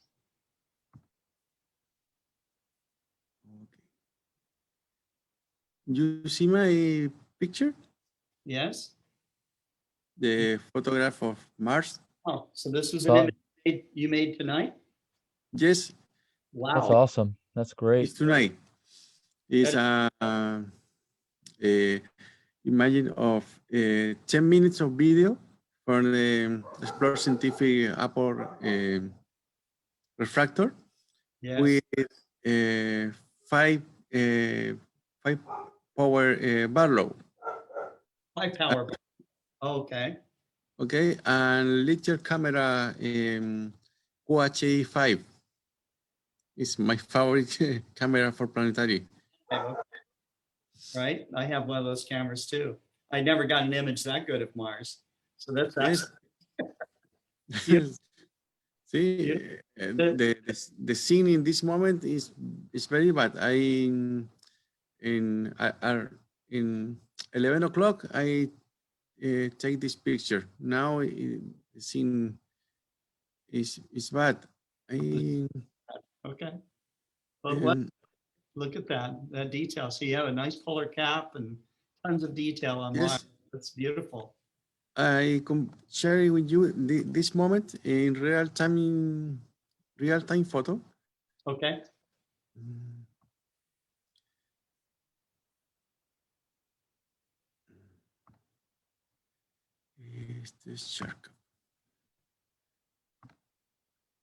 Okay, this is the real time photo in ChartCap. Okay. Yes. When I take the picture, the scene is better than now. But with the process, I select the best frames for the stack. Right. Still pretty impressive. There are moments where you can see a lot of detail there. That's great. So, Rodrigo, are you in your backyard? Where are you set up? Where my setup? Yeah, I mean, where are you? Are you at home or in the mountains, or where are you? In the city, I'm in La Serena, in my house in the backyard. Okay. the sky in La Serena is very good. Excellent. Sí. Excellent. Well, that's great. Thank you so much. Thank you Sounds so good. much. All right, Rodrigo. Excellent Thanks. work, man. Okay, so and who do we got up next? Who's I think you're up at you're at the 1 o'clock hour, right, Jason? Yeah, 12:19, but 12:19. Okay. we're getting there. You're getting that's right. Okay. Yeah, so I, like everybody else, it seems like, have been trained on Mars. It's a good time for it because it's as big as it's going to get for many, many years. But I've had some clouds dancing in and out, so I'll share my screen here. Is my screen coming through? Oh, yeah. Oh my God. Yeah. So this is the live view of Mars. My seeing today is I would rate as poor. Is the video coming through all right? Yes. Uh-huh. All right. So this is a mono look at Mars. And just to give you a look here, this is the telescope I'm shooting through. I just stepped outside and shot this picture, but this is a 12-inch Newtonian with a monochrome ASI 183 camera and a filter wheel on there, and on a Skywatcher EQ6R mount. So that's kind of what the setup looks like. And there's just a zoom in of the camera. It's interesting how you place the camera down kind of at a you know, at the lock position towards the mount. Yeah, I mean, so when I mount up the scope, the focuser points straight down, and that's just that helps with the balance to keep everything on the same axis.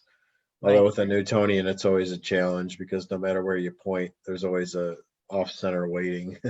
So that's kind of the best you can do. But right, you don't see accessories much anymore where the where this guy was out there when I was hanging the counterweight. Look at those; they're huge. Little frog. He's a tiny little guy. That's like a 4-inch paver. So he's. Oh yeah. Anyway.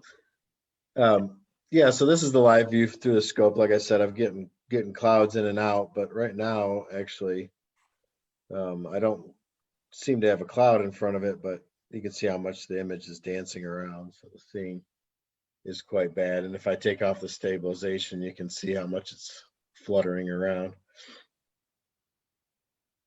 Oh yeah.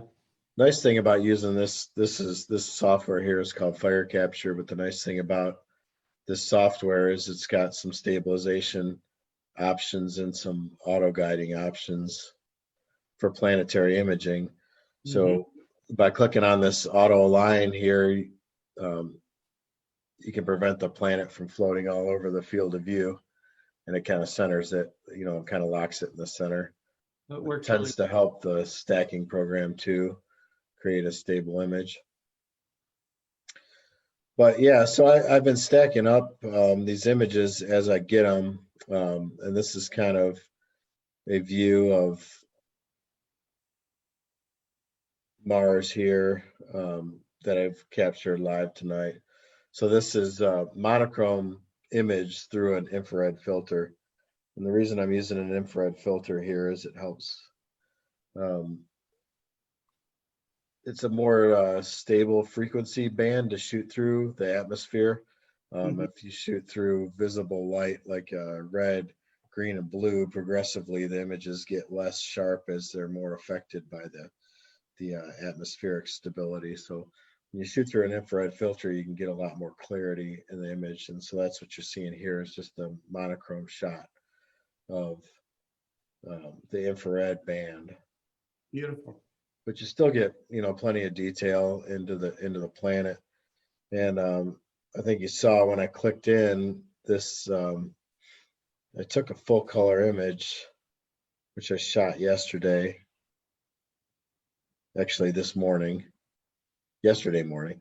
Look at that. So this is the infrared luminance data with the red, green, blue filters overlaid.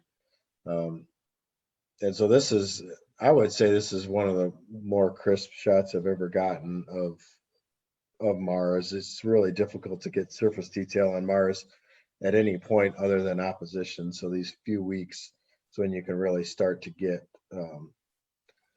a good view of the planet, because it gets so much larger and you can see the surface details. But yeah, definitely happy with how this turned out. Yeah. You know, I noticed even as I've been imaging it, as we've walked up to the opposition here, that the polar ice cap has been shrinking on the South Pole, and this is definitely the tiniest it's been since we've had a good season for Mars. But also, interesting thing here is you start to see the blues of the cloud deck. Yeah. Of the planet shining through. So you see something, you know, some clouds up around, or some atmospheric haze up around the North Pole, and also on the limb of the planet here. I've gotten an infrared filter, or sorry, an ultraviolet filter also to shoot Venus and Mars, and the ultraviolet filter really shows the cloud details pop out. Let me see if I have that up here. I thought I had it. Yeah, so this is shot through an ultraviolet filter, and you can see that the details are a lot less sharp, but you can see a lot of definition, or a lot of differentiation in the clouds, you know, around the limb of the planet, up through the North Pole and out to the other limb. And so this is just another shot from last night of Mars. Wow. Spectacular. Yeah, it's been a great season for planetary imaging, and this is a one from just a couple of weeks ago of Venus, and again, this is shot through infrared, green, and ultraviolet filters, so you get an expanded spectrum on the planet, and you can begin to see the cloud details in Venus too. So, yeah, I shot this the day the news came out about finding phosphine in the atmosphere of Venus. Right. And I just happened to shoot it that morning, and that news broke during the day. So I processed this image, and you know, kind of had some unique meaning that day, because you know, the indications are that, you know, the phosphine could be a potential indicator of life. Right. I know. Or some natural process we don't understand, but it's kind of a cool thought to think about. That it's very intriguing. Is there anything alive in there? I don't know. Is there anybody out there? It looks like you can see the dark side feature as well. Yeah. So I've actually done this where I've imaged it in infrared, and there is a slight glow in the infrared spectrum, and that happens around 1,000 nanometer. And it's an emission from the surface. It's a heat emission, so you can actually image the dark side of Venus that way. I've done that a few times. The star background is just artsy, like, you know, because we're doing art, so why not, you know, put it in a scene. But yeah, you can definitely see the dark side of the planet if you're imaging it correctly, and I've done that several times now. It's very cool. I wouldn't say correctly, but with the right technique or with the right filters. So, right. Not saying what I do is right, but you know, it's just not wrong. Not wrong. Very cool. Beautiful. Yeah. So that's that. Thank you. Very Thanks. man. Yeah. Thank you. Thank you. Thanks, Jason. Yep. All right. Okay. So let's see. Where are we going to next here? We've got Jerry Hubble. Jerry, why don't you show what you're doing now? You're going to show a couple of things, so I'll come back. Let's do one, and then we'll come back and do the other. You're talking to me? I'm talking to you. Yeah, I wanted to show the spectroscopy that I'm working on. Let me get this going. Oh, the skies tonight over Virginia, is it? They're steady? clear. They're clear. It's clear. How's the sea? So let me actually I got this stupid thing here. I gotta get this window out of the way. All right, so you can see the telescope there in the picture, right? Mm-hmm. And so I'm going to take an image. Right now I'm on a Alpha Pegasus. Let's see here. I think it's Alpha Pegasus. All right. So just to demonstrate taking the photograph, I just loaded. I can't get this window out of the way. Get over there. So this is what it looks like. I'm going to take another image, and right now I put a new filter wheel in and had to change the filters and put them in there. And one of the things that we do at the with the spectrometer with the spectral grading is we rotate it so that right now you see that the spectrum is horizontal, but when we take the photograph, it's actually supposed to be vertical because the vertical axis is the deck axis, okay? And we don't have any, so you don't really have any drift in deck, okay, to smear the lines. So that's how we configure the spectral grading to keep the lines nice and sharp in the spectrum. But we haven't gone back. I just started testing the spectral grading, and we have to go back and reorient it a little bit. You can see it's off axis a little bit. It's actually about 30 degrees off. So it's pretty close. I mean, it's pretty good, but it needs to be lined up vertically so that when the lines don't get smeared in the deck axis. So what I do is I basically rotate this thing horizontal, and then then I can show you this. I'm using Maxim DL to take the photographs and to do this graph. All right. Okay. So this is what the lines on the spectra look like. Now they're not, depending on which star it is, you'll get different lines, right? So for example, in Vega, which I did earlier, you can see the lines are a little sharper. Yeah. It depends on the star and other things like that. But let me see what the star type is here.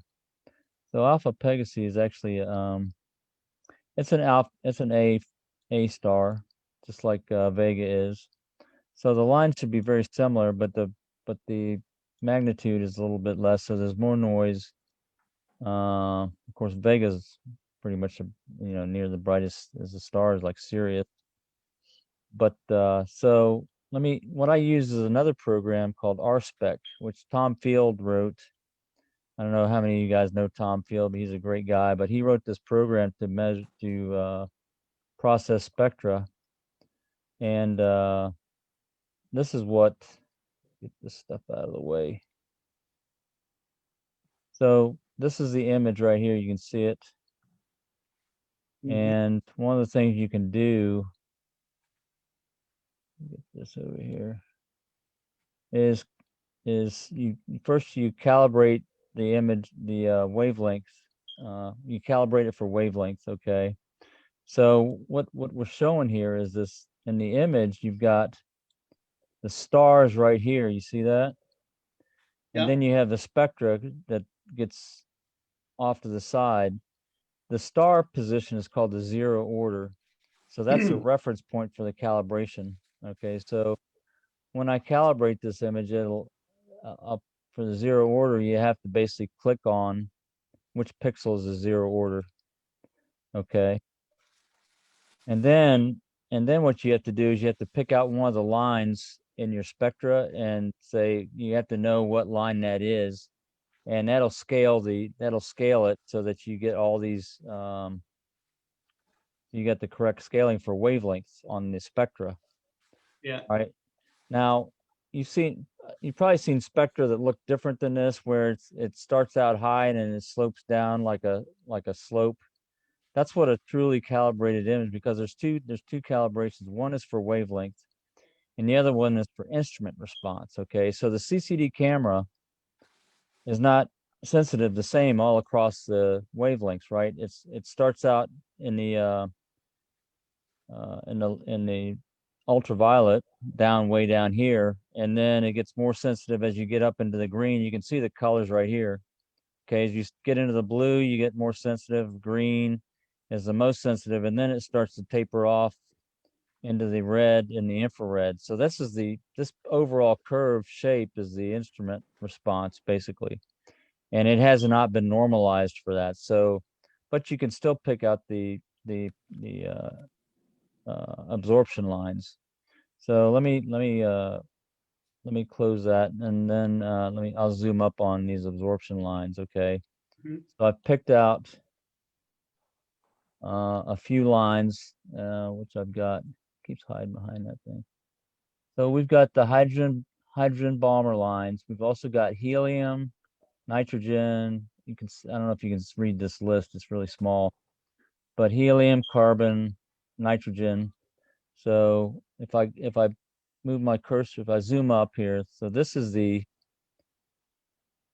hydrogen beta line. Okay, that's what this big dip is right here. It's got like a descriptor there.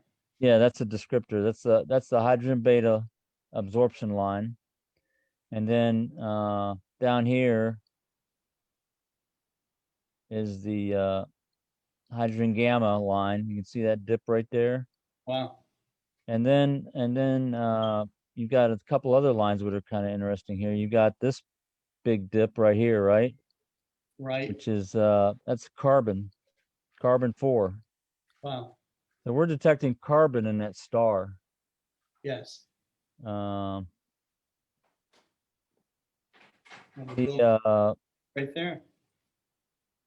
There's other. So let's see what else we got here. So we got this right here, right? Let's see what this little dip is here. That's hydrogen. Is that what it says? Let me see. I can't quite see it. Can't get it to come up here. Let's see what's on the list. It's hydrogen delta. And what else is here? Let's see what else is here. It's probably the silicon 4 is there also, maybe. So you're seeing all these great, incredible elements that make up the star. Right. And based on if I had normalized this spectra to the instrument response, then you can start really determining what type of star it is based on its shape.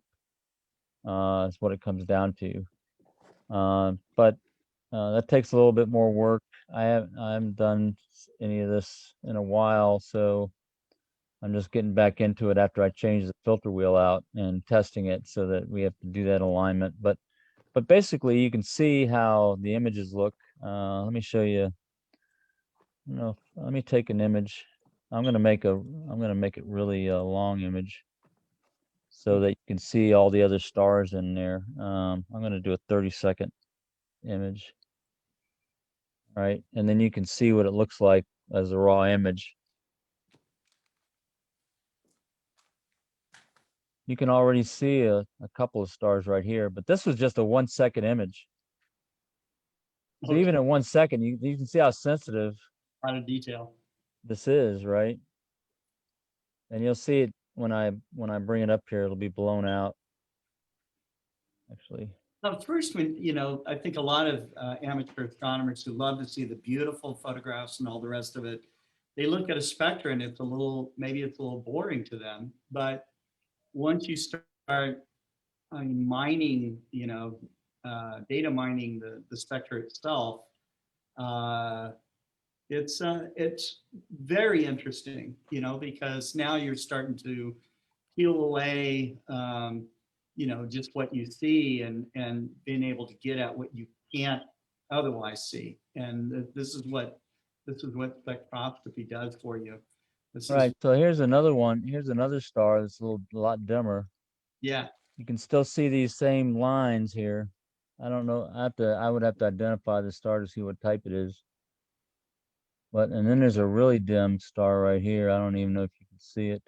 See a little bit of, Oh, yeah. and then here's the main, you can see it's saturated. Yes. So that's kind of what we get here with the spectra.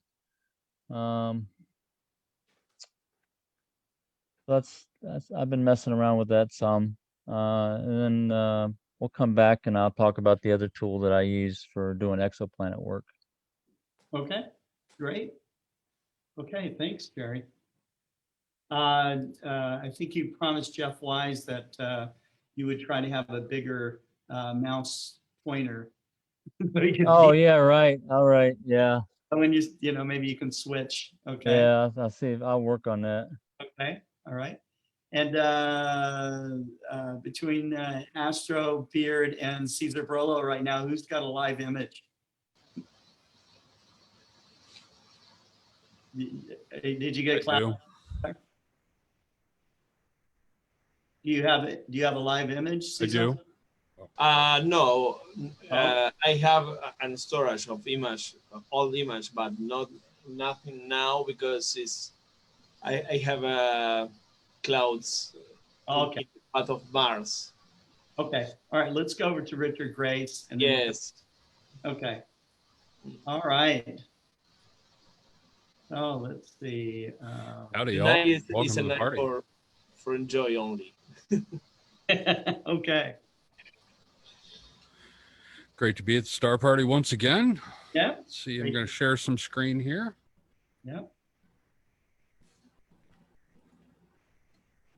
Now, the first time Richard came on our program for the first Global Star Party, it rained on him.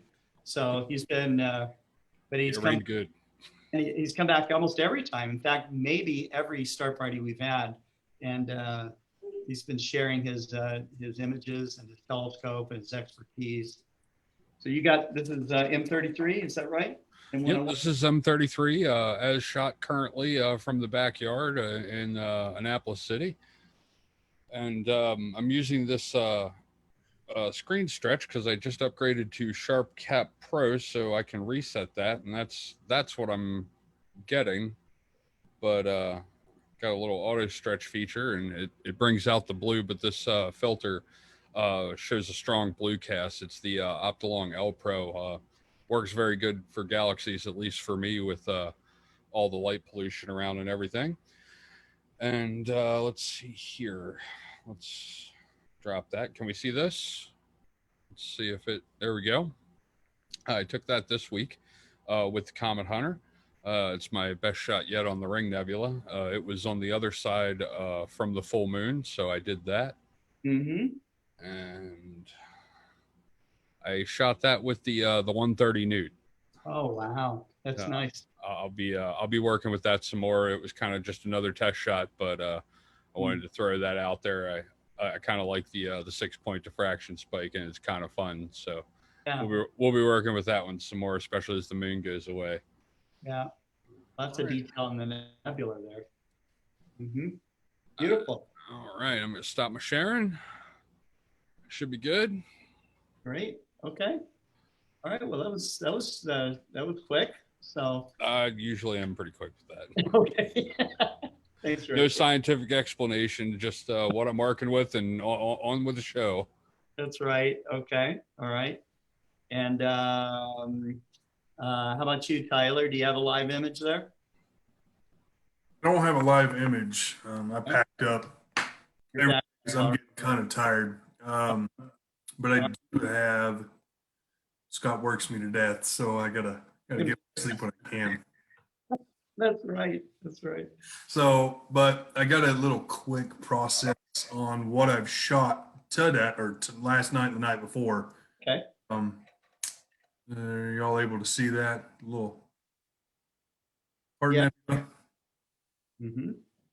So I've been shooting that with the Explorer Scientific 115 FPL 53 with a 0.8 reducer that I'm testing out.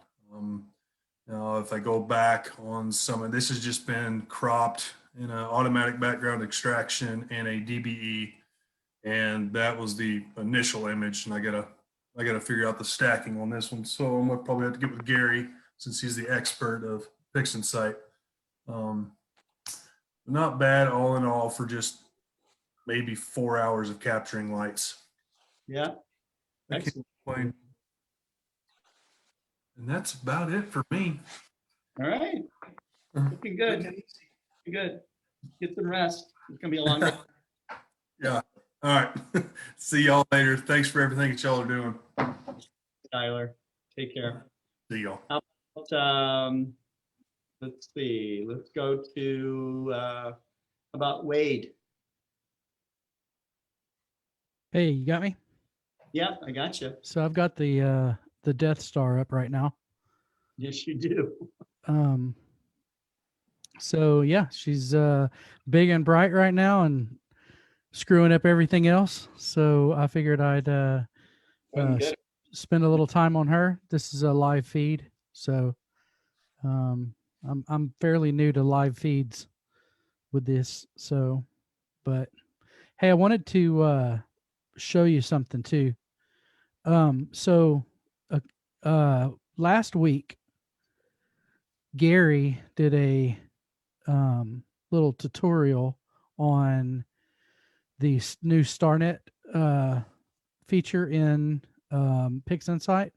Okay. And StarNet's been there for a while, but it was a third-party process, and it was called StarNet Plus, and it worked a little different. And they I guess so many people. I remember looking at the forum because there were some issues with it working on the Mac. You had to turn off the system integrity on the Mac to get it to install, or run it through terminal. And not a lot of people like to do that.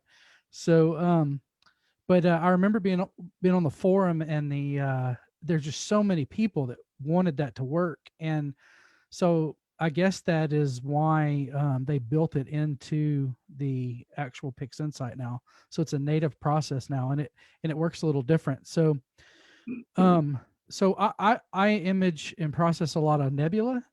Galaxies are tougher for me. Really thick star fields are tougher for me.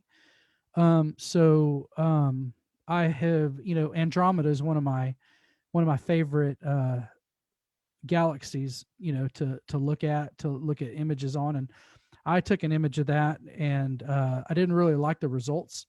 Well, when Gary started showing us StarNet last week, it was one of those kind of aha moments, And so I was actually on while he's going through it. I've got PixInsight up on another monitor, and I'm just going at it. And so I really appreciate that. We probably should send him a check for that, because I definitely got something out of it. But so I wanted to show that off. So StarNet will pull the stars out of an image, and it also used to give you the option to create just a star mask, and just a different way of creating a star mask. Well, now it will pull the stars out, but when you select create a star mask, it actually creates the stars. I mean, it separates the stars. It's not just white mask. It's the actual stars. So you can actually work on the nebula and then go work on the stars and then combine them back together. Oh, I see. So, That's so not- this, yeah, so this is, so I'll bring, let me, I have to You probably have to unshare and then go back and just have to exit full screen out of that. And then I can pull this over.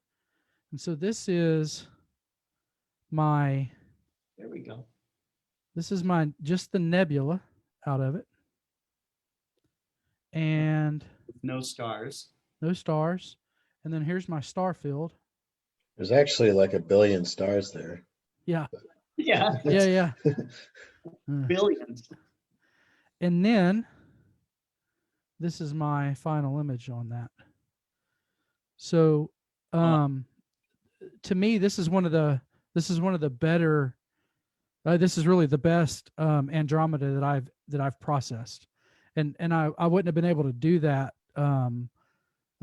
without Gary helping. I just imaged this and tried to process it and just didn't like the results, and so so I thought about it and I was like, there's one other one that has a huge amount of stars in it that it baffles me when I'm trying to process it, and that's the Cygnus loop.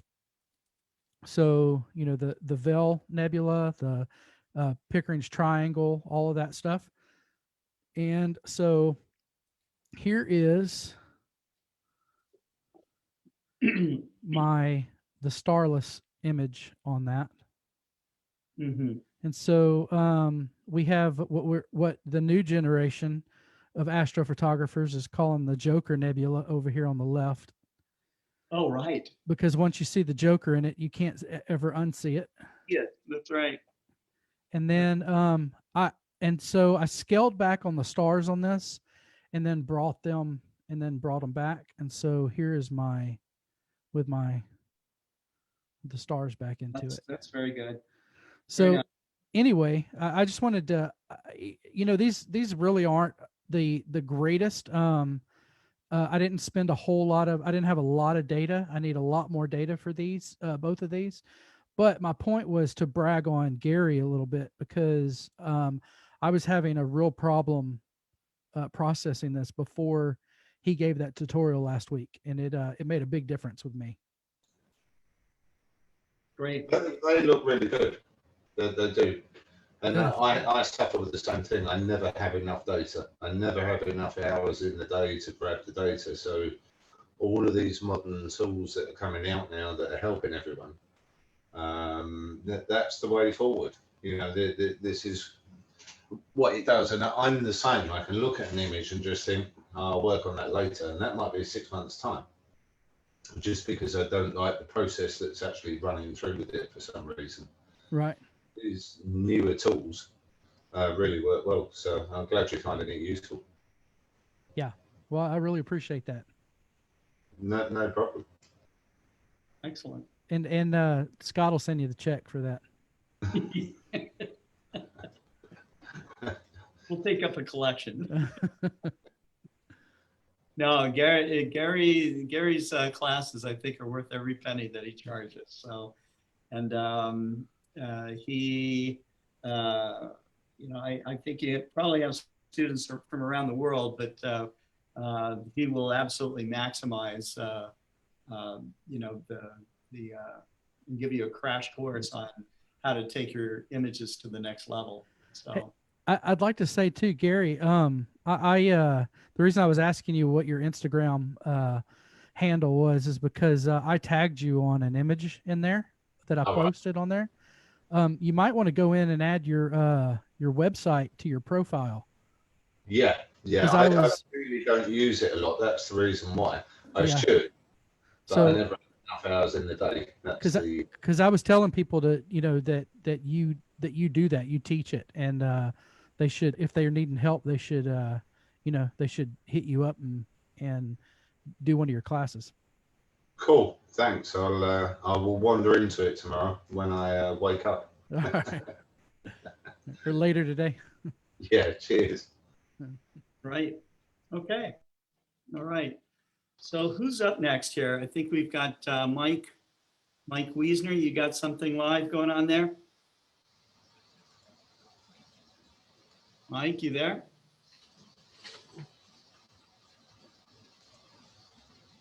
Maybe he's getting a drink or something. Okay. All right.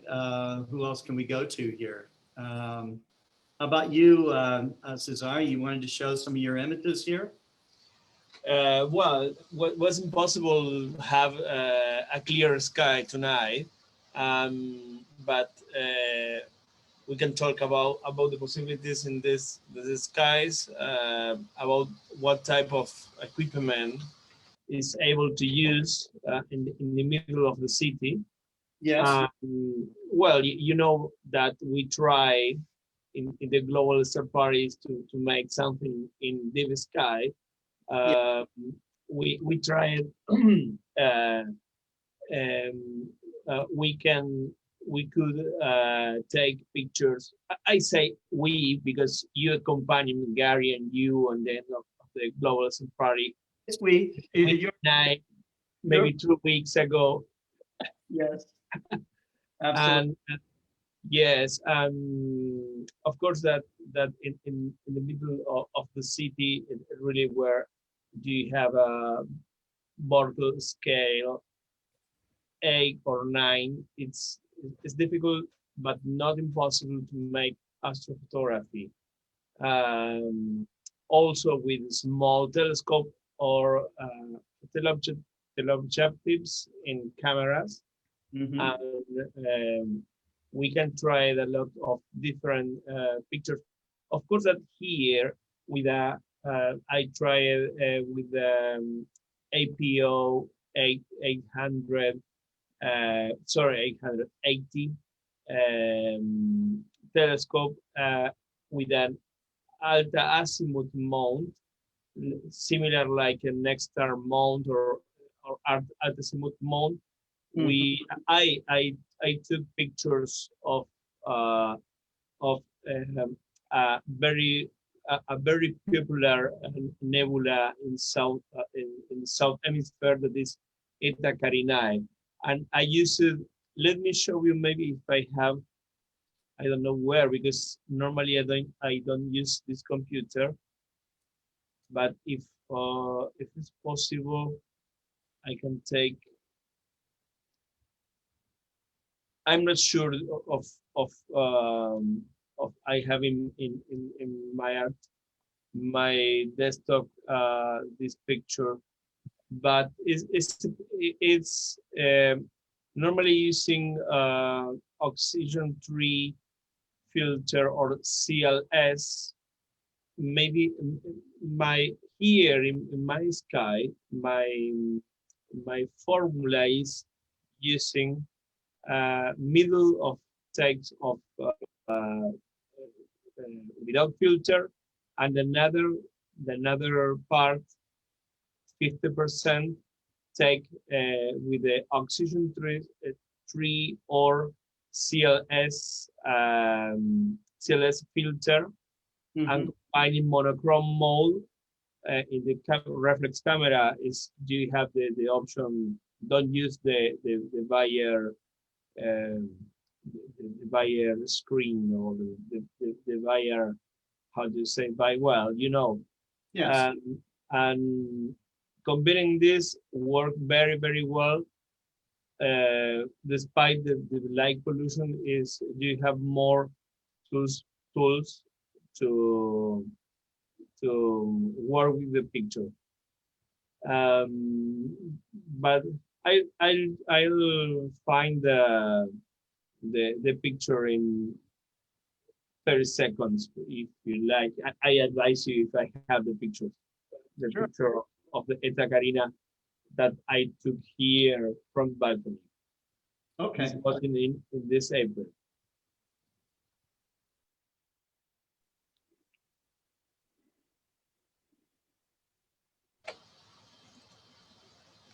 But you can talk with another one, because maybe I don't need. And we'll okay, I'll let you find your. Sorry. So, Scott, I'm back. This is Mike. Hey, Mike, how are you, man? I couldn't get the mute to unmute, so. So you want to do me? Production or something, perhaps. But let's give you the stage here. All right. There we go. It's all you, Mike. Okie dokie. So I'm here in Southern Arizona, and what you're seeing on the screen, I hope, is a live view of Saturn on an iPhone through a 12-inch telescope. And it is live. If I zoom in a little bit here, you kind of see it wiggling around just a little bit. Unfortunately, Saturn's getting a little low and there's some clouds getting up near it. So it's not quite as nice a view as I had earlier when it was more towards the meridian, but that's there. This is an app called Nightcap Camera, which is an app that I use mostly for doing galaxies and nebulae and star clusters. What I will use for planets when I want to stack a bunch of videos is I'll use the iPhone camera app, and I will go to the slow-mo video mode. And on the later models of the iPhone, you can actually do 240 frames per second. Oh, wow. So in just a few seconds, you can actually get a lot of video recorded with a lot of frames. Yeah. And you can adjust the exposure by just, sliding over here. And you can do all kinds of different things there, get out of that mode. So there's all kinds of different things you can do. Whoops, get back here. So that's how you can do videos and getting a lot of stuff, a lot of frames. Like I say, you can get several thousand video frames in just a few minutes, a few seconds, that you can then stack in your favorite stacking program. But mostly when I'm doing astrophotography, I'm using nightcap camera. Nightcap camera gives you full control over all of the exposure settings, focus. And right now you can see it's auto bumping up the ISO. You can go all the way up to 12,500 on the later model iPhones. You can do 1 second exposures all the way down to just a few tenths of a second or hundreds of a second or thousandths of a second, depending on what you want to image.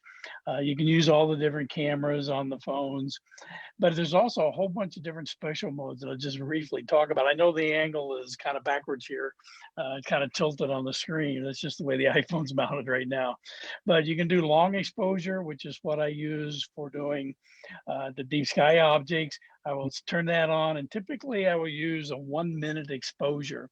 And what the app does then, it takes a whole bunch of 1 second exposures, which is the maximum shutter speed, the slowest, and it stacks all those images right on the device.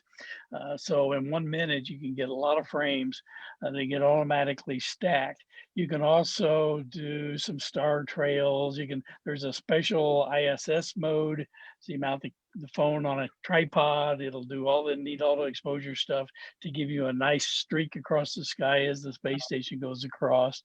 There's this thing, this little star symbol little star symbol right there. That's called light boost. That just adds even more gain without creating a lot more noise. So you can really do the faint stuff. So very briefly, that's what the iPhone looks like. Now, if I can, so what you were seeing is my iPad is looking at the iPhone screen. But let me see if I can share my screen. I've never tried this on the iPad. So if I say share, can I share my screen? Not sure. Let's see if it lets me share Safari. Oh, it won't let me share Safari. Oh, rats. That's unfortunate because I don't really have anything else there. Okay, right. So now how do I get out of that mode? But if you go up to my website, which is www.wiesner.com/co, or just do a Google search for Cassiopeia Observatory, named after the constellation, because that's my initials, MW, up in the sky. That's what I learned when I was 6 years old back in the 1950s. Just search for Cassiopeia Observatory, and there's a menu across the top. Just click on the Photos tab and scroll down that page and look for the Messier catalog that's down on the iPhone. Every object in the Messier catalog I have photographed with an iPhone. And of course, everybody can do M42. That's a pretty easy, bright object to do on a smartphone. But as you look through those images, you'll see things like, some faint galaxies. M104, one of the ones that I'm most proud of, though, is the M82 Cigar galaxy. You can see the structure of that galaxy very nicely. You can see the colors. You can see the dark area, all done with a smartphone. So there's quite a bit that you can actually photograph with some experience. And I've been doing this since, like I said earlier, since 2007.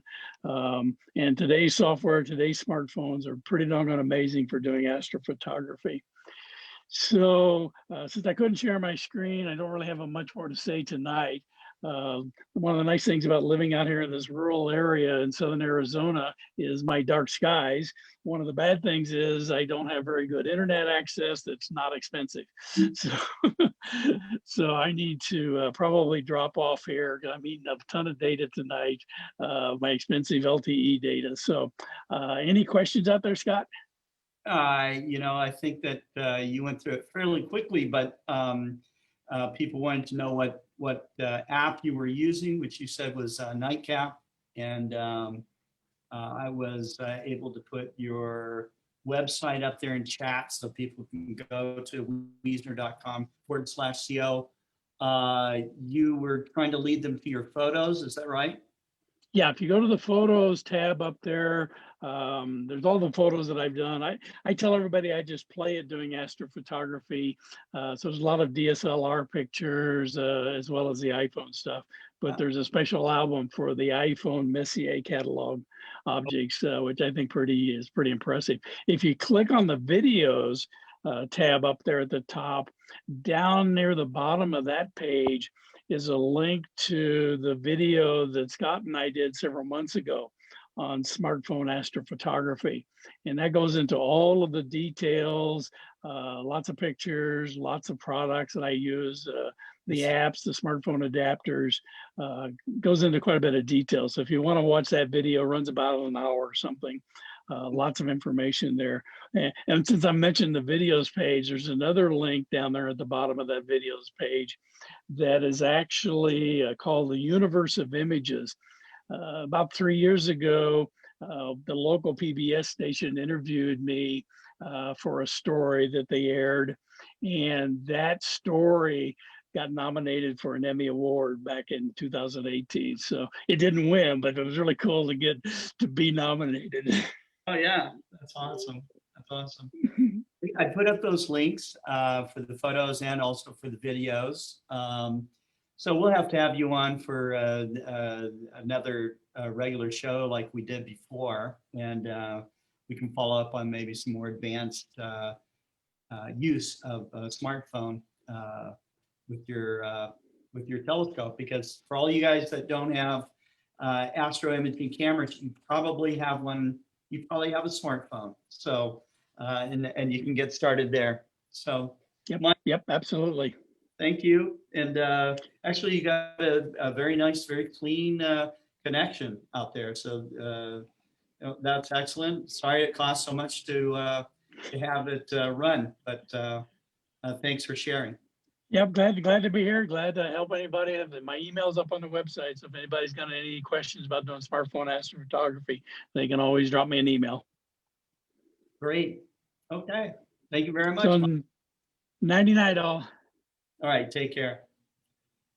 Well, we are getting down to the last part of our show here.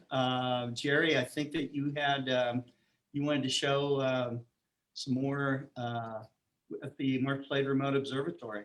Yeah, so that's right. So let me, I'm going to go ahead and I'm going to share my desktop this time. I wanted to do this real quick. Of course, it's never where I expect it to be. All right. So I just want to go through a couple of, do you see that okay? Yeah. I don't, stupid thing. Get this video out of the way. All right. So one of the things we do at the Mark Slade Remote Observatory is to do exoplanet observing. Okay. And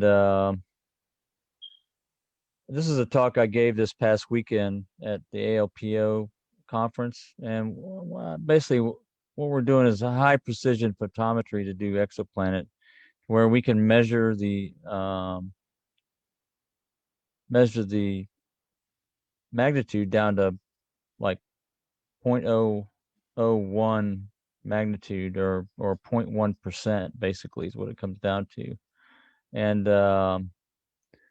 just to get a quick shot, this is what the MSRO looks like inside the observatory.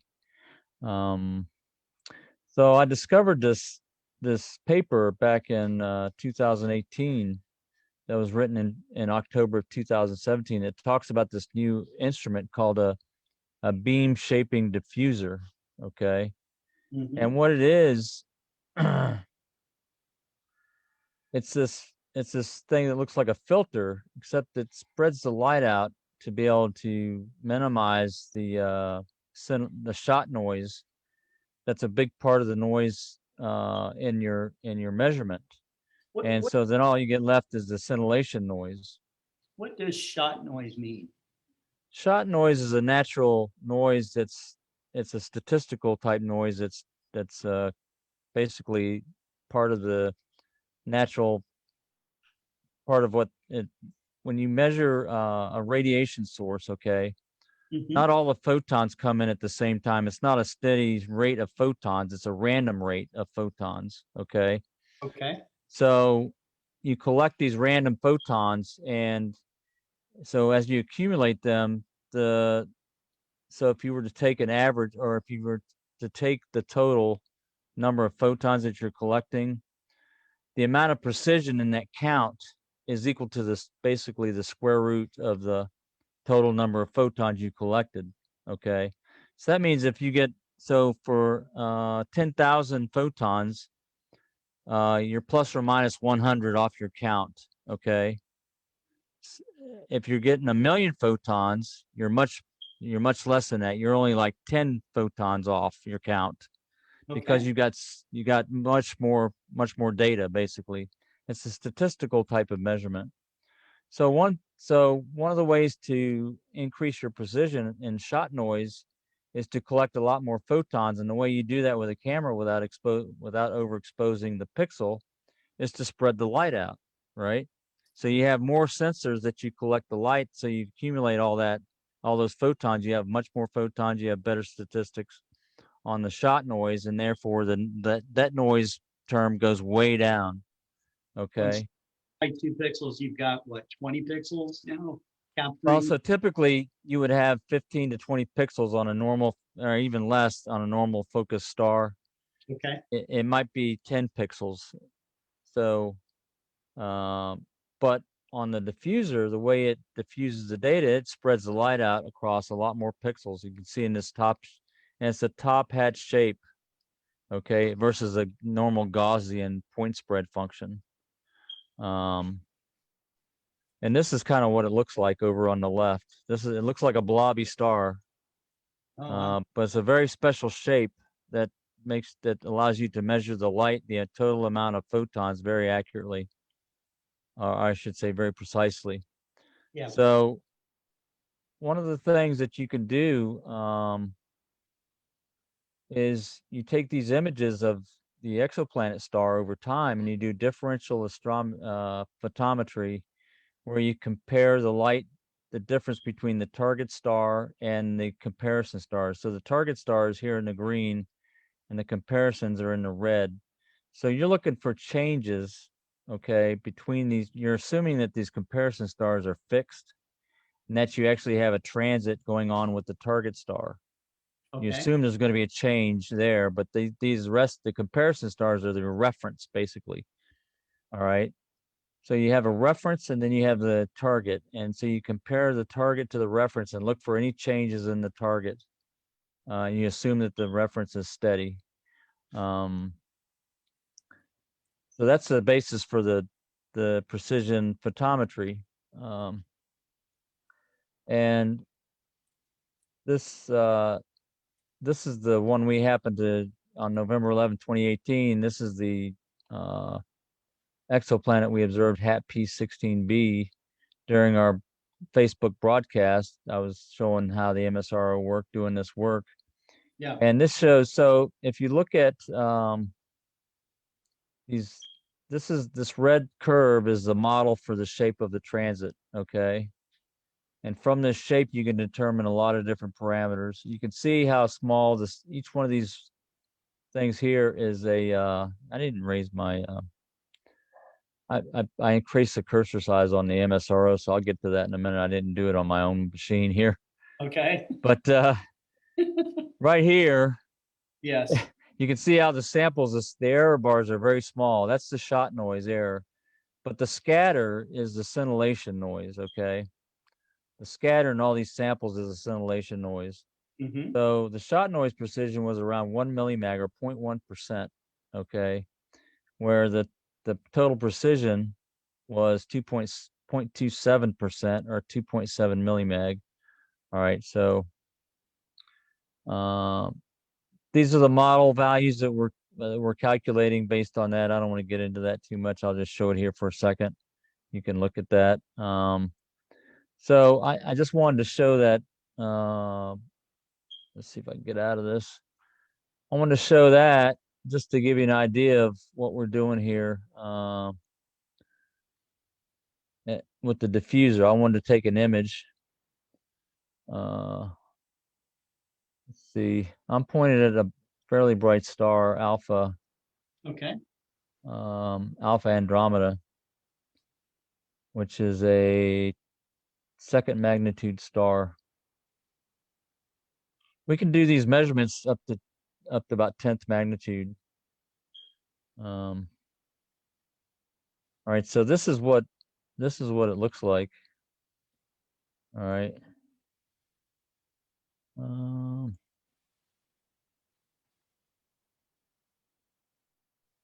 And you can see it's kind of flat. This doesn't show it quite as well as this other plot, which is a little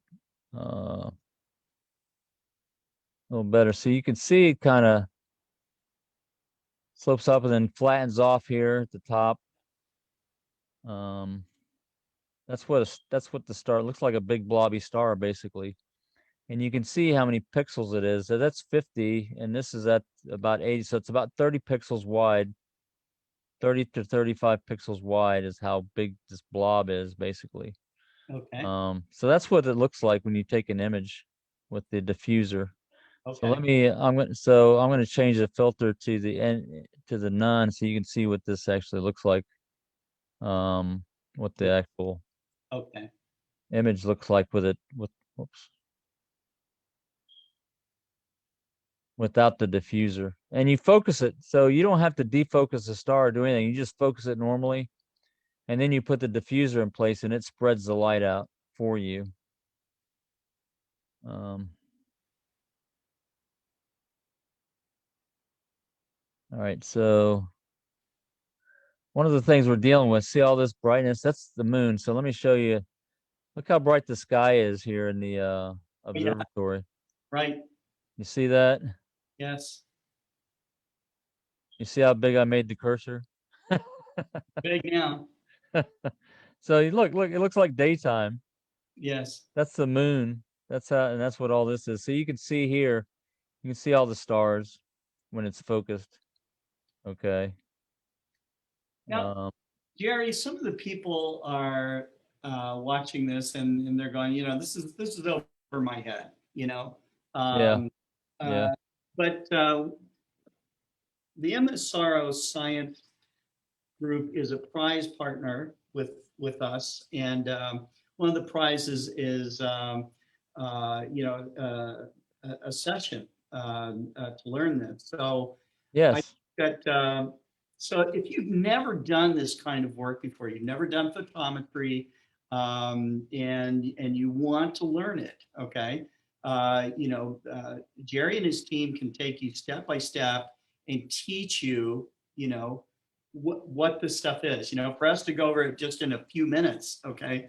Yeah, and if you've never done it before, it's tough. Yeah, it's hard to explain. It's hard to explain without a lot of words too and pictures. So. And even, you look up the definition of shot noise in Wikipedia, and Jerry just basically said, exactly what you read in Wikipedia about shot noise. Okay, so you have to understand statistical, information, statistical data, and but once you start working with it, then you can get it. Okay, and once you gain that knowledge, then you're taking some stepping stones to the methods of science, and it's possible for anybody. And so, right. I recommend that hopefully, if you're participating in our prize program, then maybe you'll win one of these prizes. But other than that, I recommend that you probably join the Rappahannock Astronomy Club, or you go to MSRO Science. I'm going to put in the website here. Yeah, do that. I wanted to show this picture real quick. I did this early in yesterday morning, I guess. Nice. This is the moon with a deep sky camera that's not with only 800 and some millimeters of focal length, 850 millimeters of focal length. It's not set up for planetary lunar imaging at all. Yet I was able to get pretty good resolution. So I'm going to zoom up on this thing and show you what I got in terms of resolution. You can see craters like these little spots here are about 7 miles, 6 miles. The little hints of craters, the little lighter spots, those are like 5 to 4 miles in diameter. So even with a deep sky camera on a wide field, and this field of view is 1.5 by about 1 degree. Right. Is how big this field of view on this camera is. And you know, this looks like what you normally see looking up, but then, you know, you can see here how much detail you get on this image. And this is just, I think this was a stack of 40 of the images. The problem with a deep sky camera is it takes forever. It's not like a video. It takes forever to bring down a bunch of images. So it took like 20 minutes to get 1,000 images, which isn't like you get 1,000 images in a video in about 30 seconds, or less, so that's kind of what I wanted to share that a little bit of one of the things I did this morning. So and you can see Copernicus right there. You can see a little bit of detail, and then Kepler over here. You can see the rays. This is cool. You can see all the ray pattern off of Copernicus and off of Kepler. Right. Actually off of Tycho too. You can see Tycho here. You can see all the ray systems coming off of that. That's pretty cool. Can you imagine So impact look like? yeah. Right. So yeah, if you want to, so I was going to give away an introductory lesson on the MSRO Right. tonight, but I haven't thought about it on how to go about giving that away. I guess I got to come up with a question.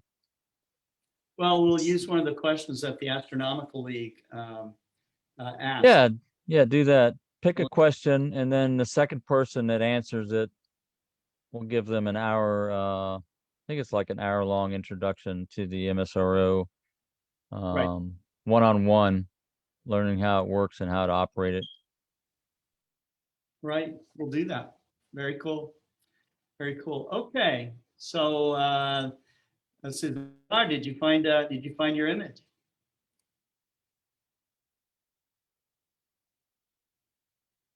I think you're still muted, Cesar.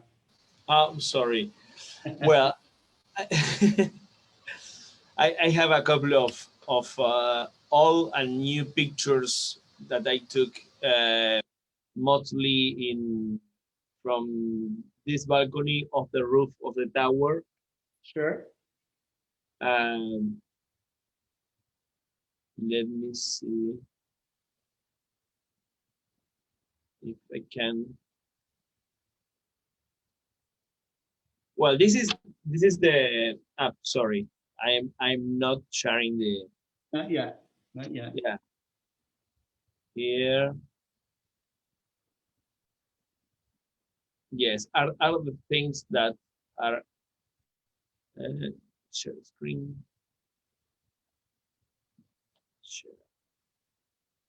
You can see. There we go. Okay, this is the picture of the small cloud of Magallanes. The small bench area. Yes, a small cloud.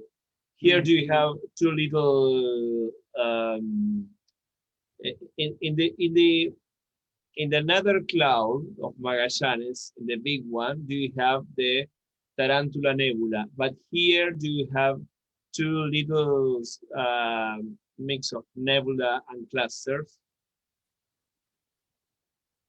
Let me check if I can show you.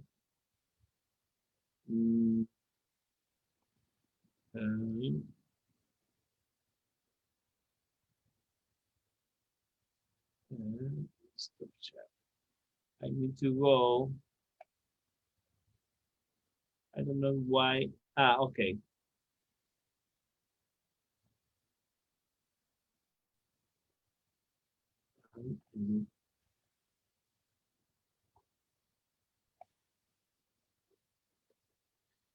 Here.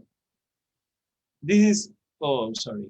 This is an individual shot of Orion Nebula here in from the roof of the tower here in the same building. In Buenos Aires. In Buenos Aires, yes. But yes, we have some advantage here in Buenos Aires. Sorry, not in Buenos Aires, in this tower, because we have the roof. The roof is open to the people that live in the tower only. Okay. It's a nice place where you have a solarium in summer, you know. This is in the 37th floor. I remember that I invited to watch, the view is amazing because we have the airport. You can see the roof of the airport, the roof, sorry, of the airplanes when they are going. And this is 47 to Canae. Oh, look at that. That is another. Yes, this is another cluster. It's part of the picture that we took 3 weeks ago. Wow. I like this wide field view because you can really see. You know, yes, when you use a telescope here in Buenos Aires, you need a lot of different how do you say,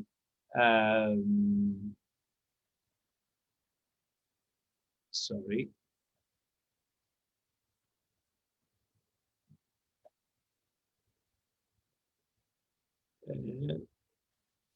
You still see my screen? Yes. You're still on 47 to Canon.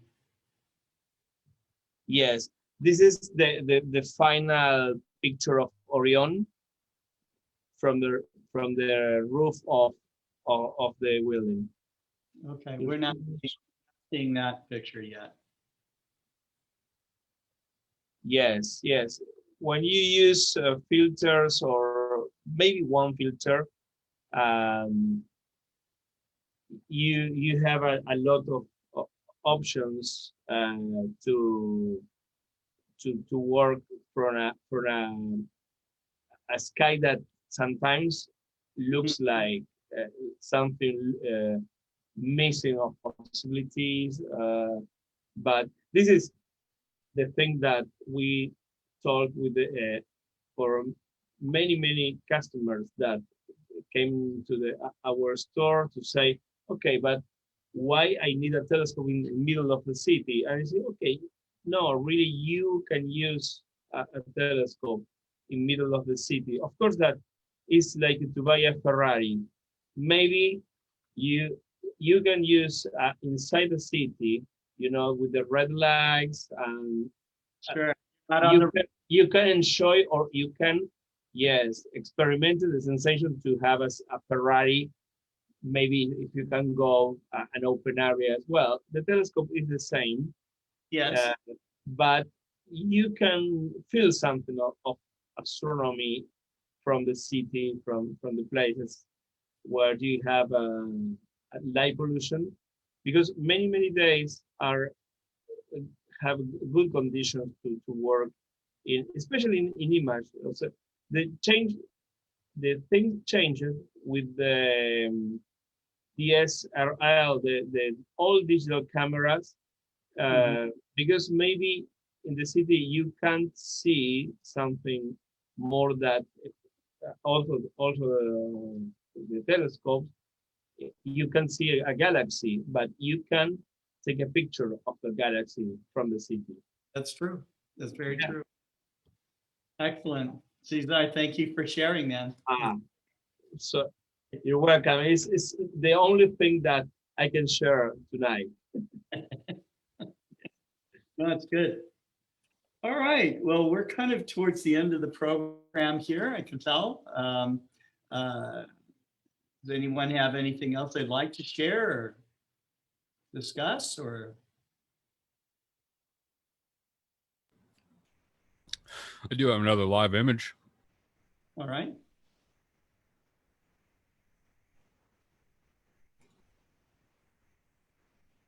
There we go. Oh, wow. Okay.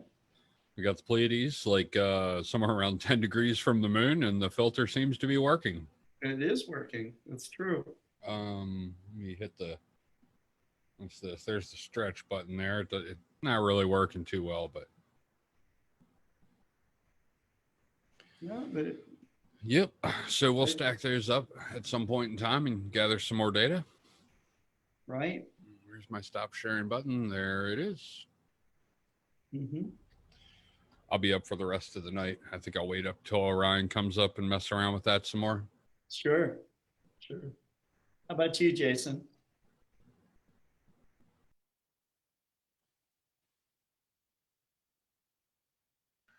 Can you hear me?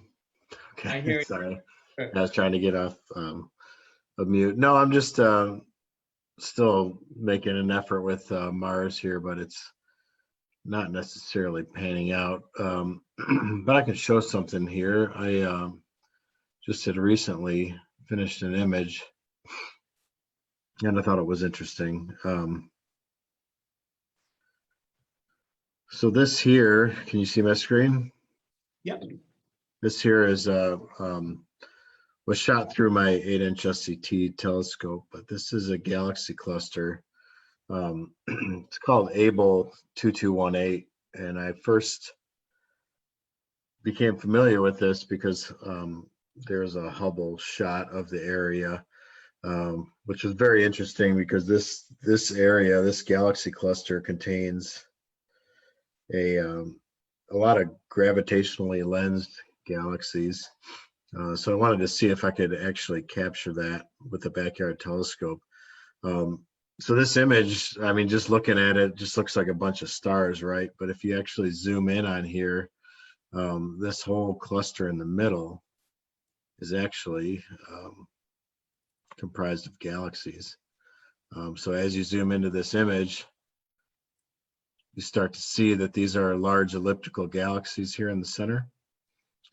And there are actually gravitational lensed galaxies, arcs around these galaxies. This was one here. This is probably the most prominent one. I could point out other ones, but they become fainter and fainter. But I thought this was pretty interesting. And that's the first time I've actually captured gravitational arcs. And for, I guess, anybody listening that doesn't know what actually happens here, let me see if I can zoom back out and go to the next image in this set. Not that one. Yeah, I'm reading about it and typing in what this Abel. Yeah, so this is, I actually annotated, where did it go? All right, I actually annotated this image here. Just to explain a little bit, you know, the depth of the image, you kind of lose it when you start zooming in here. You can't tell what's a star, what's a galaxy, but so this right here is a foreground galaxy. It's you know, due to the redshift, they've calculated it out to be over 300 million light years away. Wow. But this entire galaxy cluster here, which is labeled Able 2218, is 2.1 billion light years away. And then these lensed galaxies, so the physical mass of these galaxies actually is enough to bend the light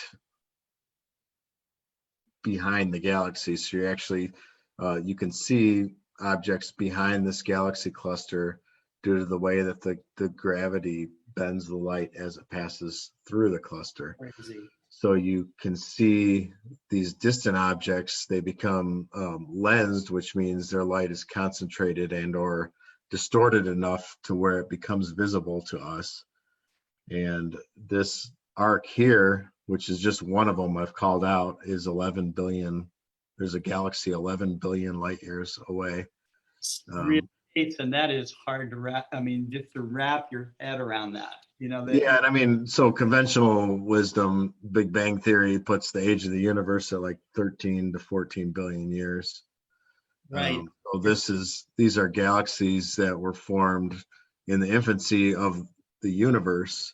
Right. And this cluster, I couldn't capture it here because I'm trying to compare myself to Hubble Space Telescope, but there's actually a galaxy here, which is the furthest, as of the early 2000s, they might have found a more recent one, but is one of the most distant objects ever photographed at one of the most distant galaxy objects ever photographed at over 13 billion light years is within this cluster, but obviously I don't have the technology to pull that one out.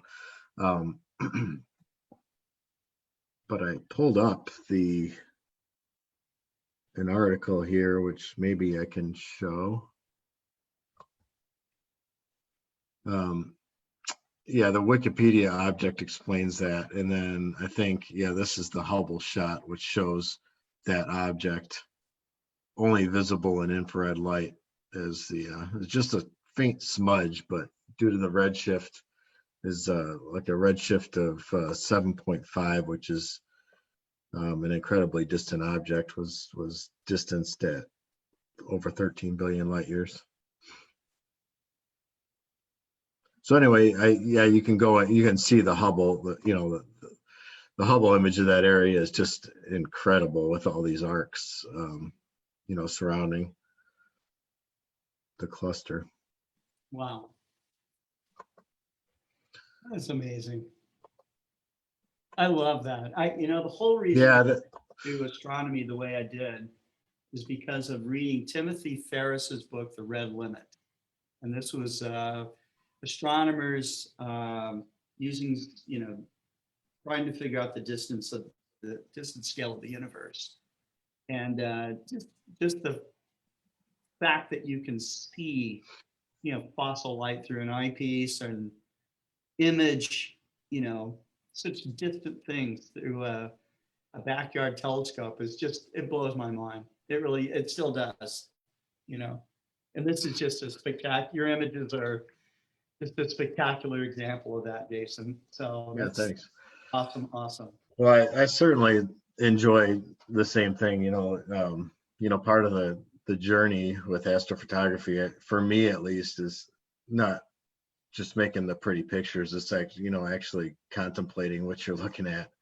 Yeah. And, the depth in this image is incredible when you start thinking about it. These large stars, around the perimeter, they're probably, 1,000 light years away. The galaxies get into hundreds of millions of light years away, and then that galaxy cluster, you start talking about billions, and then the most distant objects captured in here are tens of billions of or at least 10 billion light years away. Yeah, you can't even fathom those numbers. I mean, to wrap your head around it is just, 1 light year is 5.9 trillion miles, and now we're into billions of light years, and it's just the distance is just, it's crazy. Yeah, it's like trying to contemplate the national debt. Yeah, right. It's about the same magnitude, right? No, it's less. But yeah, what gets me is to think that light can travel that far unimpeded. Makes you realize how empty space really is. That you can just, from my backyard, I can look up and see that distance. Yeah, just pure nothingness. And you put that photon that terminated its life in your eyeball after traveling that far, or in your camera. Yeah, the other interesting thing to think about, and maybe an astrophysicist would have a different spin on it, but I think that as you approach the speed of light, right, the experience of time slows down, for you. So, you know, from the point of view of the photons leaving this galaxy cluster, say, for example, you know, that trip to my camera sensor was instantaneous. Right. That's right. something I can't wrap my head around yet. But the thing is too, is that, you know, this light that's coming across here, I mean, these photons were crushed in the middle of these stars. It's the original photons. It's not like some sort of copy or some sort of reflection, you know, and that there's somehow, even though they are this incredibly vast distance, it's not like it's separate from us, you know? So, I mean, you couldn't capture it if it was, you know, so it is mind blowing. These kinds of images really stretch, you know, just everything that you can imagine about the universe when you see stuff like this. yeah. So anyway, that's kind of, you know, that's the origin of my username on all these platforms, is the vast reaches, because this is what I really love, is just kind of, you know, looking out there and seeing what you can see. Yes, so. It's beautiful. It's beautiful. Wow. Well, I think that we've had a pretty good start party. We had some beautiful music. We had some, you know, we had some art, had some great lectures. Libby and the Stars did, you know, she did a very good job today. You know, she did a great job at talking about Mars, and yeah, I'm so I feel really blessed that we had all these astronomers with us today to kind of peel back the universe for us, and that was the perfect ending, Jason. So yeah, thanks. Wonderful, wonderful. Gary, thank you very much for sharing the science with us, and Cesar, thank you for showing us what's possible from your backyard, even in, you know, a big city. You know, it's you know, encouraging people to look up and explore with you know, affordable equipment. Yes, encouraging the people to make something with affordable. Yes, you say this. Yeah, I have Mars in the screen now live. All right, but let's see it. If you like, only seconds.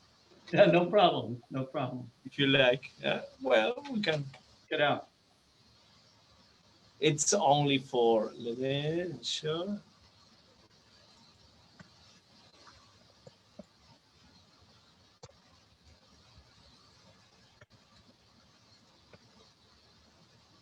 Yes, a lot of seeing, because it's a mix of clouds and sim. But we had a better Mars last week, where we can show the polar, the ice polar white. But today, I think that this works like the, and don't worry about the mount. It's not the XIII today. The mount is an very old Nexstar Altazimuth mount that have this problem of tracking, and in a time of in a period make a movement to up, but it's really maybe a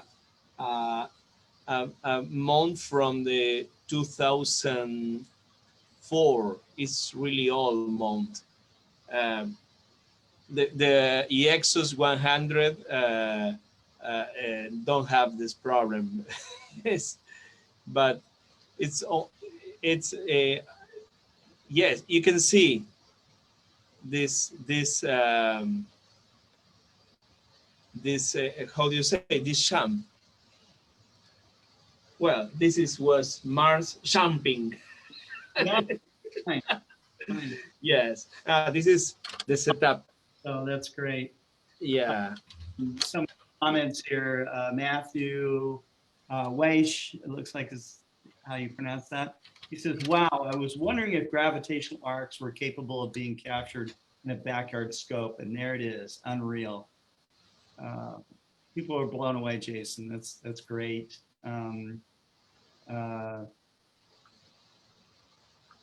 Ms. Roper said, great program. Thanks. Love your eyepieces. Thank you. That's great. Jeff Weiss says, I am looking at Mars through a 14mm Explore Scientific 100-degree eyepiece right now. Glad you're out there looking, Jeff. That's great. Tim Myers, my Exos 2 with sharp cap and CDC held Mars dead center for about an hour tonight. Fantastic mount. Good. I'm glad it's all working for you guys.